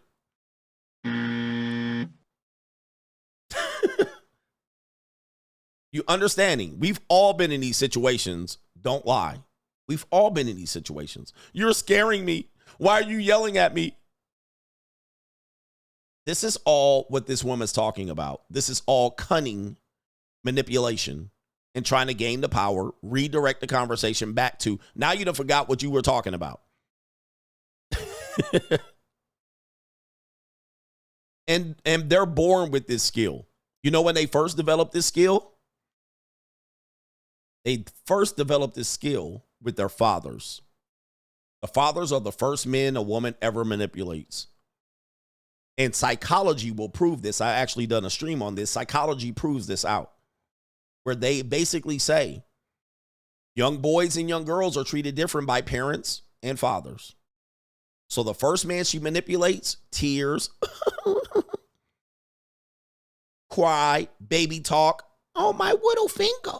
My finger and bump my head. This is the first men they manipulate. They're born with this. Then the more you reinforce it negatively, the more she knows it works. Then when she's a teenager, she tries that on her pops again. But she's already messed up and manipulated many women before that. So she start baby talk. Oh my goodness, I don't know what happened. I'm just a little virgin girl. I'm so innocent. Oh, I bunged my head and I hurt my finger. And then they do the police, and then it goes on. And then you show up falling in love with her. And then she rubbing her hands like Birdman. You guys are easy in comparison to the people they've all manipulated. You guys are easy. Easy peasy. Easy fucking peasy. All right, so let's let this woman cook again and break it down. We're almost done. She already knows how to treat you. Explaining it to her is a waste of time. Facts. I want you to listen to this woman. When you break down what she's saying, she is spitting biblical game. This is why when dudes think Sharia law is necessary, no, it ain't. They know what they're doing, all right? Y'all trying to explain to these 304s. Y'all realize they know exactly what they're doing, bro. Let me replay that again. It's a waste. She already knows how to treat you. Explaining it to her is a waste of time. Again, put $500 on it. Put $500. They know how to treat you all of a sudden. They know how to show up on time all of a sudden. They know how to dress for the occasion all of a sudden. They know how to lift and hike their leg up all of a sudden. They know how to give you sex on command all of a sudden. They know how to suck a good dick all of a sudden. All of a sudden they know as soon as some money on the line, or a trip, a vacation, a purse, a handbag, a car, soon as you do that, house, relationship, a wedding ring, soon as that's on the line, they know they're not stupid no more. When nothing's on the line, they play stupid. Please understand and accept what I'm telling you. This is not out of bitterness and spite. This is out of, all of a sudden, she ain't a child. All of a sudden, she a grown-ass adult. She already knows how to treat you. Explaining it to her is a waste of time. She's already treating you the way that she wants to treat you. Listen to, man, this woman is telling you golden advice. Listen to this. This isn't me. This is her. She's already treating you the way she wants to treat you. Ooh, way. So if a woman's mistreating you right now, that's exactly how they want to treat you. She just waiting for you to bring it up. And then when you bring it up, she gonna turn your ass into a knot, trying to get you to explain. Use your big boy words. She gonna finesse the hell out of you with manipulation and using verbal assassination on your ass. All right, she already knows. And by the way, she knows you're gonna talk to her about it, so she already knowing what she's gonna say to you and how to twist and turn your words way before you bring it up. For instance, when you're in a marriage, you're in a relationship, she hasn't given you sex 3, 4, 5 days. You think she don't know that you all haven't had sex for 5 days? You think she doesn't know? She knows after day 1. She knows after day 2. She knows after day 3 when she hops out the shower naked, titty swinging. She knows she ain't gave you none, and she can see you pouting right now. She can see you frustrated. She can see you, but I'm not going to talk to her. She knows, and she laughing at you, sniggling. Now, she already knowing you're going to bring it up. She know it's a matter of time. You're going to bring that shit up. She already knows. And she's already prepared for it. You think you just going to spring it out on her. Well, you ain't giving me no Poonany. She already ready. And I had my period. And I had my, what do you call it? I had my OBGYN. I had to do this. I was bloated. She already ready to tear your ass up. Right? And you didn't do this, and you weren't doing that the last 3 days. You don't understand. Tears. Listen to what this woman's saying. It says right here, she already is treating you the way she wants to treat you. Y'all don't want to hear me, though. Y'all don't hear me. This is exactly what I tell y'all. Boy, y'all don't want to listen. And explaining it to you will never make sense. She will condition you to be afraid to ask questions. Right there. Man, this is a cold woman right here. How does she condition you to be afraid to ask questions? Well, communicate. When you communicate, the shit goes left. Nothing resolves. She doesn't get penalized or punished. You don't hold her accountable. So you say, well, why the fuck am I going to talk and ask questions now? Why? Because it doesn't go anywhere. Yet you're still living up under her. You're paying bills. You're still in a relationship with her. And she faced no loss. So every time you bring up something and she gaslights you, she deflects, redirects, she uses sign language, she's conditioning you not to ask. By the way, your mama did that to you when you were a child. If you ever been a divorced kid or a kid where you had co-parents and you asked your mama, could you go see your dad? Can I go hang out with my dad this weekend? And your mama cut your head off. Now, fuck that guy. I don't like them. Okay, go on with his ass and over there with his new wife. That's conditioning you to be afraid to ask. So that when you want to hang out with your dad the next time, you realize how she responded the first time. So that now when you ask to hang out with dad, you're going to come in there, well, never mind. Now you ain't seen your daddy in a year. You see what I mean? These things that I talk about, you guys think I'm saying women are evil. I'm not saying they're evil. You're saying that. I'm putting you guys up on game of how they work. This is how the woman works. Does that make them evil? Good women do this. So-called good women do this. So now you're afraid to ask to go out. Just like you was afraid to ask her for $5. Why you always asking me for money? Condition you to be afraid to ask. And then when you need the $5, I'll say, well, I didn't want to ask you because last time you come out. Well, you can always ask me, baby. This is what they do. This is how they work. You better learn how they work and realize that talking to them is a waste of your breath the majority of the times. They're already playing a different game of communication where it is not to resolve the issue.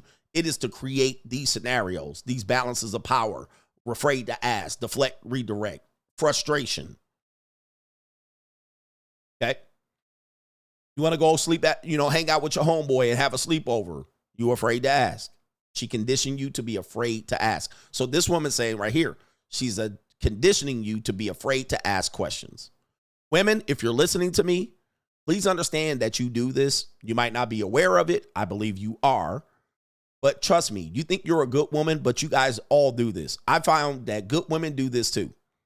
So when you think my show is just about the bad women, trust me, it's about all of you women. Mothers do this to their own kids. This is very common. And we let this shit go on. Okay? We let it happen. All right, please understand, any of you guys can be easily accused of doing this. Let's continue. She doesn't see why she should take the time to explain anything to you. She feels like it's better if you just mind your own business. All right, mind your own business. Well, I don't know about this, but I don't have an example for this. All right, the only example that I could possibly come up with is she'll make it about being her. Well, I just need to be held. I just want it to be, so she'll make it about her more than you. Answering questions validates someone's worth and autonomy. This is why she would rather ridicule or ignore you than answer your question. All right, so we've seen this during the Trump election where women make the right to their body theirs. It's none of your business. It's about us. No man should be making rules related to women's bodies. That's the dumbest shit I ever heard. We're both living here together. A man can easily make rules for anybody, a man or a woman. So what they'll do is just remove it. Well, you can't make a rule. Yes, I can, bitch. I can make a rule against anybody, male or female. Your body. I can put you in prison. That's making a rule against a woman's body. But for them to just separate it and say, well, this is about my body. No, it ain't. It's the body that's in your body that we're making the rule about, that can't speak for their own existence based on your irresponsible actions as a person. I'm speaking for the person that is not born yet, that is in your womb. It is no longer your body. You're sharing that body, and that body inside of your body needs a voice. I can make a rule against that, period. Deal with it. Live in our world. Don't just make it your world and say you don't get to play. Oh, yes, I can make a rule against your body as a male. 100%. And I ain't backing down from that. I can make a rule against your body as a male on a female. Just like I can make a rule against a male body. I can make a rule against a woman's body and a law. Yes, I can. Deal with it. Take that shit back to the store. That's just emotional bullshit. Take that shit back to the store. Rule is I make the fucking rules if I'm the king. Period. And if I'm the king of the household, I make a rule against everybody's body in that motherfucker. I can do it. So don't try to manipulate me with that bullshit about, well, it ain't none of your business. Yes, it is.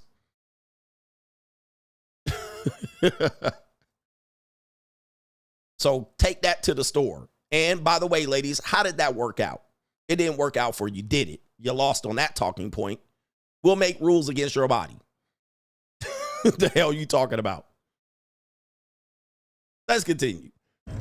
In the moments where it seems like your female narcissist is finally starting to understand you is actually the most dangerous time for you. Now that one, gentlemen, listen again. Listen again. Listen again. Ignore you, then answer your question. In the moments where it seems like your female narcissist is finally starting to understand you is actually the most dangerous time for you. All right, so now, anytime you've talked it out, she's tried all the manipulation, and now she says, okay, I understand. She said that's the most dangerous time for you. Woo! She don't understand, sir. I said that before. She don't understand. She placating you now. She really fucking with you. She just wants you to move on. Okay, all right, I ain't getting my way. Just go ahead. Okay, I get it. Yes, I understand. I'll do better. She said that's the worst time. Because now she didn't get her way. So now she had to bend the knee. You think it's over? The game's just beginning. Now she's going to try her manipulation around you. She really about to fuck you over now. Because she didn't get her way. She had to bend the knee. She had to go, yes, okay, whatever you say, you're the man. Okay, whatever, yes. Oh, she really got your ass now. She was like, okay, all I'll do now is, you think she just went over there and started folding socks and said, oh, he's such a man. He's my hero. You think she did that? Oh, no. Now it's about to get diabolical. It's about to get evil in here. About to get evil in here. All right, now you're about to see some thoughting and plotting. Oh, she about to play a game that might last forever, sir. This game about to last forever. The amount of manipulation that she about to pull behind your back. And we seen women do shit like that. They be like, okay, I can't get over on him. So now I just went around the system and then I got that ninja. Yep, got him. Gotcha, bitch. All right, and you sitting there thinking she understood and she don't understand the damn thing. All right, she understood, but that don't mean she about to listen. Oh, boy. And look, it ain't just me saying it. You're hearing this from a woman. This is not AI. You're hearing it from a woman. Spitting game. Breaking the female code. She off code here. Ridicule or ignore you, then answer your question. In the moments where it seems like your female narcissist is finally starting to understand you, is actually the most dangerous time for you. All right, this is when Ling Ling whips out the poison. This is when your Latina woman says, do you want tacos tonight? Yes. Do you want onions? And what do you want in your fucking guacamole? What do you want in there? I got you. What do you want in your pico de gallo? You were like, I want onions and celery. Ninja, you don't realize that this bitch all just is making up excuse to pull out a knife. Now I got to cut you. And a frying pan. And a chancla. Right? All she doing is finding a good excuse to hold a knife in her hand the next time she brings up. And another thing we were talking about earlier. Now she got a knife in her hand. Now I got to cut you. All right, now she cooking spaghetti. Do you want some spaghetti? I feel like spaghetti. All right, I'm glad we talk about it. All right, now she in there cooking spaghetti, throwing period blood in your shit. Yep, this is when white girls start just crying, and then I get it, I understand. I need to call my therapist, and I need to call the police. Now she at the marriage counselor killing your ass. Black women cooking hot grits. You want some grits? Now why don't you take a bath? Now you in the bathtub. I'll wipe your back down. Now you got hot grits on your back. Now all of a sudden you go out to see your car like this. Look what she did to my car. What the piss to my car? I can't stand this hoe. I can't stand this bitch. All right. That's when your Ling Ling say, you want some applesauce? All right. And now she pulling out a little bit of poison. She hitting your ass with the aqua tofana. All right, anyway, let me get these super chats. What a great show. It's been a great show. I appreciate y'all for being here. I want to elevate the space. The space is dead. It's peaked. Namely because most of the men in this space have run out of shit to steal from the top content creators. And you see them floundering and pivoting and try to figure it out. Not many men have stayed the course. Many people went extra political. Many men tried to go in and try to figure out another way to get monetized. A lot of guys don't have shit. They stop listening to me and taking the shit that I say and redressing that shit. Andrew Tate is pretty much done. All right. I mean, he's hit his wall. Right? He's hit his peak fame or infamy at this point. And he's gone out here trying to scam people for cars. I don't know what the fuck they talking about here. Kevin Samuels dead. All right. And a lot of people don't know how to take this to the next level because really the space has been exposed. Really, the space is exposed because you guys got weak talking points. Your talking points have been exposed and the good talking points have been cherry-picked by the masses, so much so that they mean nothing now. The talking points we talked about 5 years ago mean nothing now because the masses have come into the space and cherry-picked it.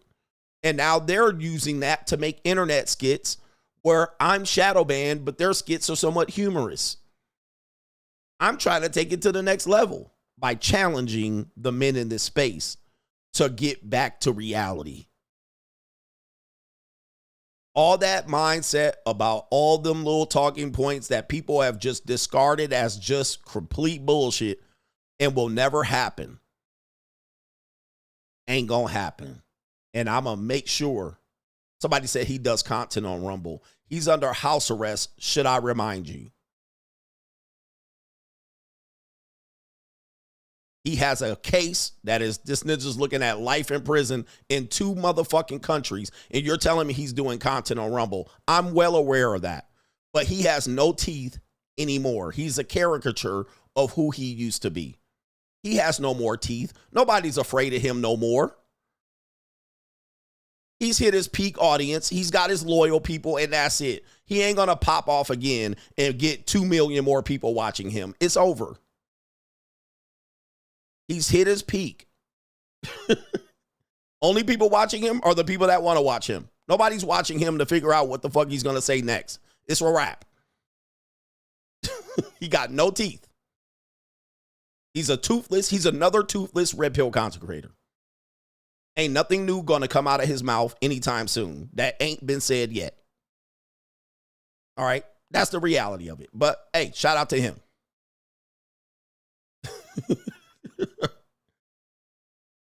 Next thing I know, this ninja gonna come out talking about he making money by sucking dick from on people. Like, that's the next thing that ninja gonna come out of his mouth. He says some reckless shit. All right, come on, bro. All right, so at the end of the day, it is what it is. This ninja said a transgender woman, an attractive transgender woman, is better than an average looking woman. Hell no.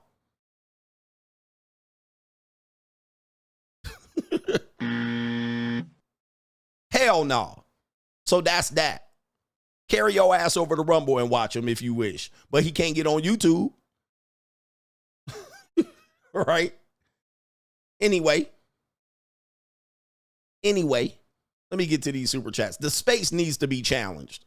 I challenge this space to come up with some shit, some new shit. That whole shit that y'all been resting on is dead. For real. It's dead. Can y'all come up with something new? Or y'all gonna still say 2015 shit? All right, to try to trigger people. Ain't nobody triggered by this space anymore.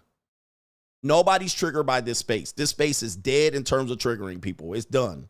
Now, people can listen and learn, but in terms of this space triggering people anymore, we're the redheaded stepchild of the space again, of YouTube.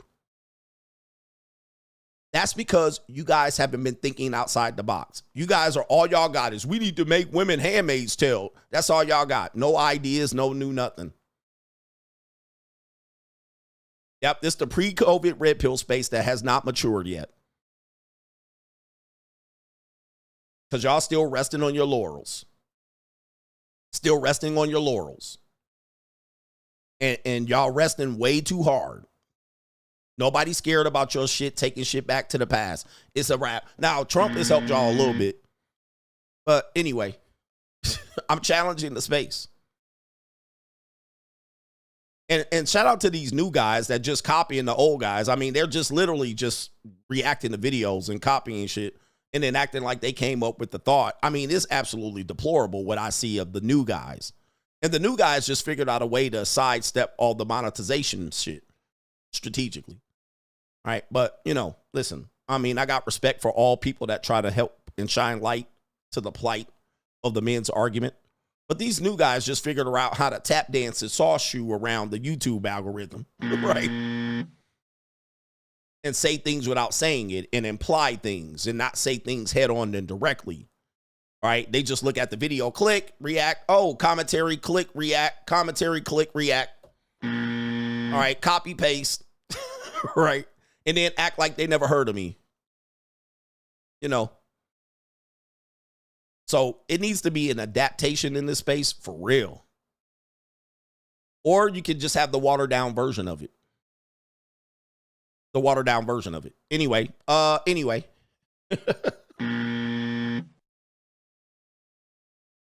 out to Greg the Terrible. It doesn't surprise me now if a guy's first time is with an older woman. I have a coworker that was groomed by an older woman, and the age gap is 25 years apart. But nobody calls them a pedophile. right? It's tough, but a lot of young men's first experience probably was with an older woman in a major way. Shout out to Jay, says Black Project 2025, Black Gynocracy. That is the problem with a lot of black issues. They'll put the woman ahead. He says, now that Trump is back in the office, now they want to make a change. He says, I'm not officially making the decision to leave the community alone. Now they want to listen. Again, what did I tell you about? We talked about this about women understanding in an argument. Put them outside. Lock them out. I bet you they'll try to come back to the table then, or they'll move on. Either way, you won. If she moves on and say, well, I don't like you anyway. I fell out of love with you 5 years ago. You won. You got right to the source. Lock them outside. Okay, I'll listen. Now, so this is what happened with the black community. Now they want to listen. But if Kamala won, would she would have listened? Listen, if Kamala won, would black women be talking this? I got an idea of how we could come together. Nope. They would have been talking a big girl shit. They would have been tap dancing on y'all graves. They'd have been celebrating. They would have been having a party. They wouldn't have come back to negotiate and try to come up with ideas how black people to get together. They would be telling y'all ninjas that you ain't shit. Facts. If Kamala would have won. But the whole thing about the black community is always going to put the black woman ahead. They always want to put the black woman on top of all the decision making. And Ice Cube is a perfect example of that. All right. He came up with the Black Diamond Platinum plan. And then the sister said, well, what about us? We need to be at the top of that. Or we need to be at the table too. Black Panther, same thing. Black Panther started to erode when the infiltration from COINTELPRO happened. And all they had to do was put a couple of women in there. And the women said, we want to talk too. Done. Right? Black Panther's done. Absolutely infiltrated. So the black community, as long as they run on gynocracy, even that old Sambo wanted Kamala Harris to be put into the presidency for the next 70 days. Why? Well, because she's a black woman. The black community will always prioritize the woman ahead of the man. And soon as that happens, it's a wrap. The conversation is over. All right. There's no more then. Now we have a shit show. All right. Anyway. All right. Shout out to H Everyday. Says yes, yes, yes, and yes. Women are not loyal to you. Coach ain't never lied. Kevin Samuel, CGA, Patrice O'Neal. Stand on your wallet. Young men have no defense. Even dimes fall victim to asset class. The most attractive women you know out here are easily gettable. They cannot do anything about it. They all have to bend the knee to the finances. Attractive women, even women in power, they all have to bend to somebody, a man in authority in the finances. Even these attractive women you see on there, they go to Dubai, they all got to get dookied on at the end of the day. I'm not saying they should, but it is what it is. Sergeant Tony says for the red pill crybabies who Google Sharia law. Is it Sharia law? I was stationed in Iraq, Kuwait, and in a place I can't pronounce in Africa. I can't wait to get back to the States. He couldn't wait to get back to the States for some famous Dave barbecue, sporting events without automatic rifles being present, and free-willed women. This is a fact, right? You want Sharia law, but Ninja, you can't go nowhere without nobody shooting up the place, all right, coming in with a vest full of dynamite. I'm not saying this is everywhere in the Middle East. The Middle East been at war for 4,000 years. Literally 8,000 years. Sharia law. They've been at war for 8,000 years. Right? And probably longer than that. A good 8,000.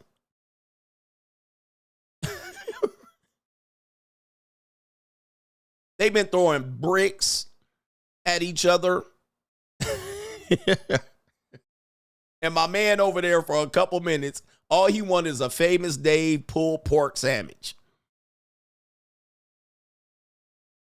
And for 8,000, they've been in the war for 8,000 years, and you want to take their principles over here just to get the women in line. What about the war for 8,000 years? You want some of that too? All right, come on, bro. Somebody right? Somebody will run up in there with a vest strapped with some dynamite, ninja, at any moment of your day, just chilling. Oh, shit. All right, but you talk about Sharia law. Trying to set each other on fire and shit. Yeah, bruh. Like, come on. This is an insane. This is insanity, man. Y'all insane, bruh. All right, anyway. Yo, shout out to our brother here. Sergeant Tony said, nah, man, that ain't it. He just want to come on back for a pulled pork and some sports events and some free will women. We don't realize how good we have it as men in America. We don't. I'm resting on that. The women have revealed their hands. They have showed us who they are. As Oprah Winfrey said, when someone shows you who they are, believe them. These other countries that got women in fear and wearing burqas and marrying 9-year-old girls and guys, they don't know who the women are. Well, they do. That's why they ain't letting them be that. We won. We're free. We're free. They showed us who they were. And now many of them lost. They trying to poison us on the internet. They closing their legs. Ninja. Oh, it's Maya Angelou? When someone shows you who they are, believe them. They have showed us just about everything these women wanted to do. And we literally got to just sit back and be like, bruh, we got it. Thank you. Feminism freed men. Now they trying to get us back to the table and talk. All right, let's talk about it. Can we talk for a minute? Ass bitches. No. We ain't talking now, baby. I done already seen you with your 2 divorces. They played themselves, bruh. Checkmate. We won. Ninja, not only that, we got passports. We could just hop, skip over and jump to another country. What? Thank the Lord, ladies. All right, I'm not coming back to the table. We literally can be out here getting our willy wet all day long without having to marry a broad. Thank you. See Black about narcissism. I had to cut a female friend loose because of this. She blamed a mental condition for her issues, mostly her not being on time. I told her that if you're late with me, I won't wait. She magically came on time. I asked people who actually had the condition, and they said she was BSing. Same thing about this mental health thing, guys. This is just another manipulation tactic that weak people can use on disciplined people. Period.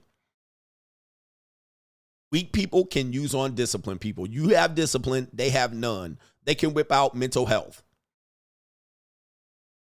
All right, I don't believe in this mental health shit. I don't believe in it at all. I don't believe in this depression shit. I think this is all a pharmaceutical grift. All right, I don't believe none of these people. I think these people are lazy asses and lazy farts. I don't want to understand it either. Fuck you. I don't want to understand it. No. All right, bitch, if you got it, you got it. Okay, whatever. All right. Whatever, ninja. I don't want to you don't understand. I don't want to understand. I'm going to be operating in ignorance. But I do know when it's time for you to show up on time, your ass better be up on time. I do know that when you need to do shit, you better do shit. Now, if you don't want to do shit, just don't do shit. All right, but I don't believe in none of that shit. All right, I'm completely unmoved by the mental health industry. For real. Now, if you don't want adult responsibilities, let's take away your ability to drive, take away your ability to vote. All right, take away your ability to produce children, take away your ability to make adult decisions. Let's start stripping these rights from these people because they so incompetent to be able to do adult shit. And you on drugs, guess what? You get no adult shit. You get no adult responsibilities. All right, that's all. That's how I deal with it. If you're going to sit back and claim you got issues where you can't be up and show and exercise discipline and restraint, guess what? But I also know these the same people that be out here partying and doing drugs and drinking alcohol and shit like that. These the same people. All of a sudden, they can show up on time for the party, but when it's time to show up on time for school or work, they got a mental health issue. They could kiss my whole ass with that, bro. You just lazy piece of shit. That's what you are. You just lazy. At the end of the day, you just lazy. All right, and I'm a rest on that. All right, shout out to our brother Twin A. My wife just gaslit me on one of the Red Pill Awareness IG posts saying I lied on her. She is following me around the internet. She's been on your channel. She's going to be on my channel soon, coach. Well, don't comment over here. I'm going to have to make sure I don't say your government name. I'm going to get to all of these. Shout out to our brother John, says, coach, from the start of time, every religious book and every philosophical learnings have warned men about women, and women have always been a major problem. Socrates said, believe not a woman when she weeps, for it is her nature to weep when she wants her will. And I agree. Being that a person, I've worked in management with women and I've had to manage women, anytime a woman cries, I am unmoved. It means nothing to me, right? Conversations had and she starts to well up and grab tissue. I'm like, you need a break? Because we're about to come back to this talking point. I want you guys to all stand on that, especially if it's an adult woman. A teenager, okay. But even then,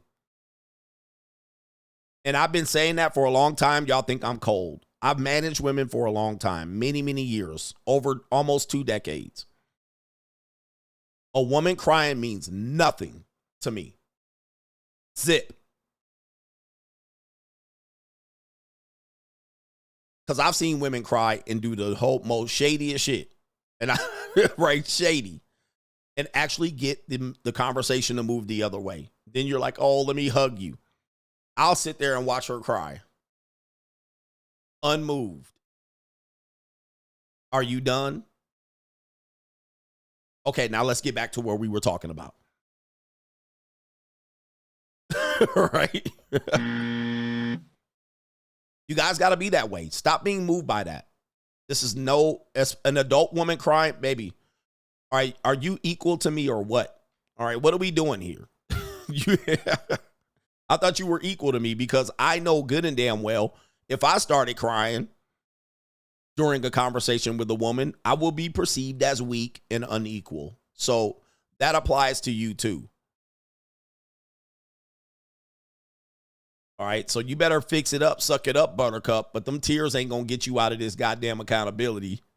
Yo, you got to be with him. He's talking about religious texts and wisdom. You guys got to know how long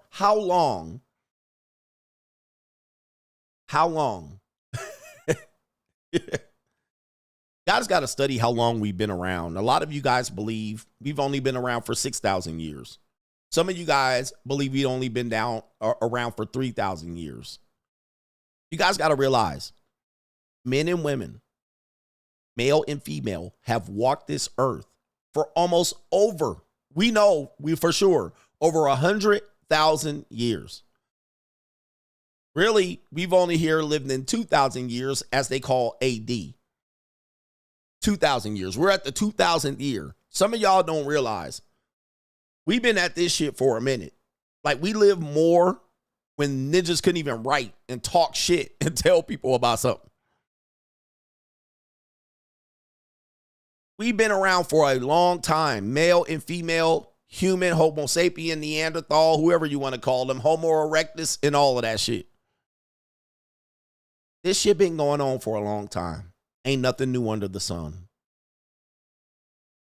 But we know we've had constructed civilizations, constructed communities 100,000 years ago. Communities, people that operated in tribes, and these people been here. We've been here. Ain't nothing new under the sun. Now, what we're dealing with today ain't nothing new than what people dealt with a long time ago.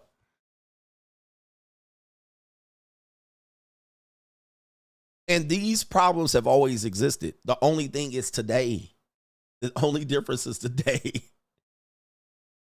We invented the counting 2,000 years ago. The only difference is today is that men are way weaker in dealing with this conversation and way more upfront and way less direct than the men in the past. People act like we just making this shit up today. And women particularly acting like we just making this up. Like nobody lived before us have drawn the same conclusion. Men that had the ability to write where women did not have the ability to write. Men have written this shit down since Socrates, Plato, all right, since William Shakespeare, all the way down to the men who wrote the chapters of the Bible. Everybody, men have drawn on the wall. Today, men have given up the ghost, thinking that this shit is brand new. Ain't nothing new under the sun, bruh. This has been going on for a long, long time.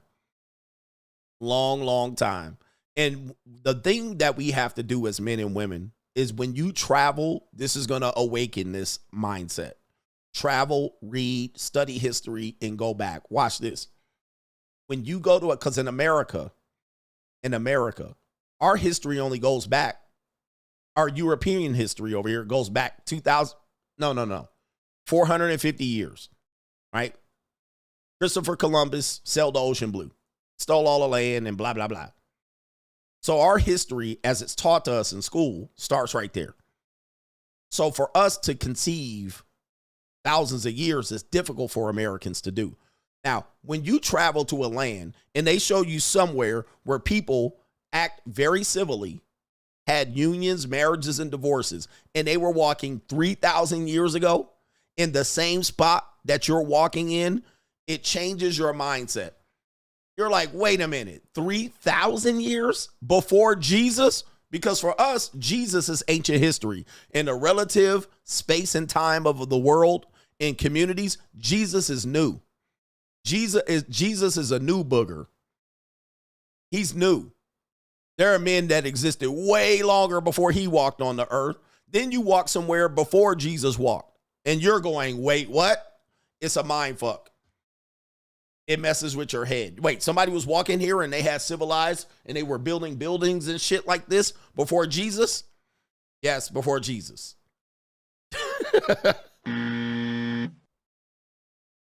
Yes, before Jesus. Jesus is old to us, but dude, there were civilized worlds and societies. Greek, Africa, Northern Africa, certainly Rome, Italy. There were empires. Then you had the Persian Empire before that. For thousands of years before there was a Jesus Christ. Thousands. There were wars, fights 8,000 years ago that have been documented. They got documents. They can pull it up 8,000 years ago. Probably 10,000 years ago.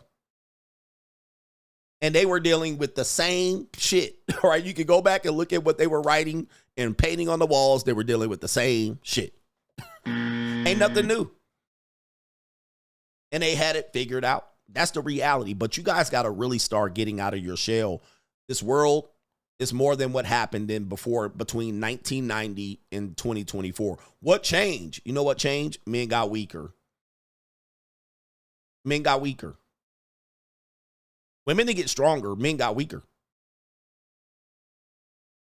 That's what changed. In the relative history of the world, men have never gave up and abdicated the throne like men today. Men have abdicated the throne. Beta males, nerds, geeks, liberals, black men completely abdicated the throne of masculinity and handed it over to give women a try. For the first time in our historic period of civilizations, we've gave over the throne to see how they gonna work it. And guess what happened? Has it worked? It's been a disaster. It's been a disaster. Right? Now y'all trying to reel it back in. We need to take it back in Sharia law.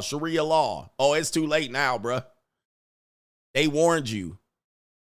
Never in the history of the world has a woman been a pastor of a church. Here comes the black community. Hold my beer. Right? Now they made the women the pastors of the church. What did the black church look like today? Dead. Done. Corrupt. Weak. Only weak men. Only weak men in the church. Masculine men have completely abandoned these churches. Like, oh, it's a wrap. No. Women have never voted for anything in the history of the earth. Here it is, 1919. Oh, they get a chance to vote. What's happened? It's been 100-something years. Now they got the right to vote. First people in the whole historic planet. Soon as they get a chance, they want to vote in a woman so they can delete their damn kids. The number one issue after 100 years.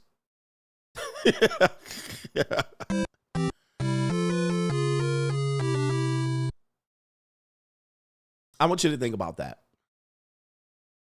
Somebody knew. But now, hey, Pandora's box is open now. Can't wrangle it back now.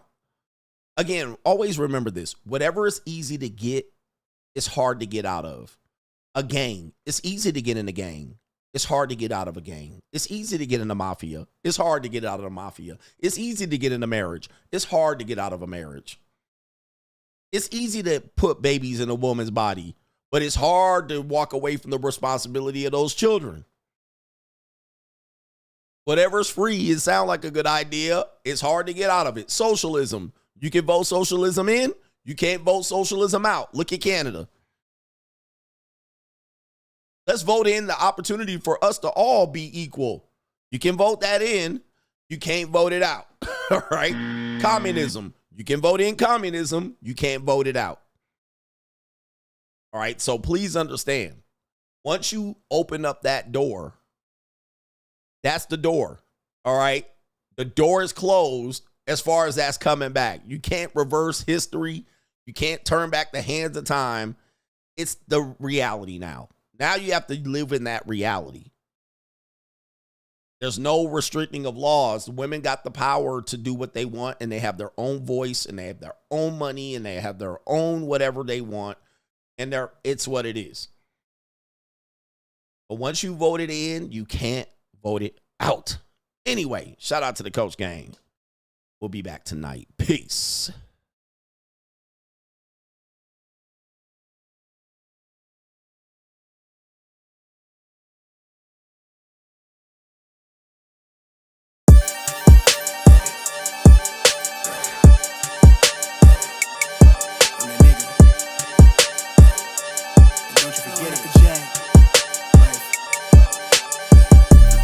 Vibe blowing at the J, got the loud jumping at the pay. Everything I'm on slack. Everything I do is got the Benz jumping at the bay. Vibe blowing at my J, got the loud jumping at the pay. Everything I'm on slack. We've been with the Brazilians. This would be the first. They wild, I think. I'm innocent. Bro, you hear that guy?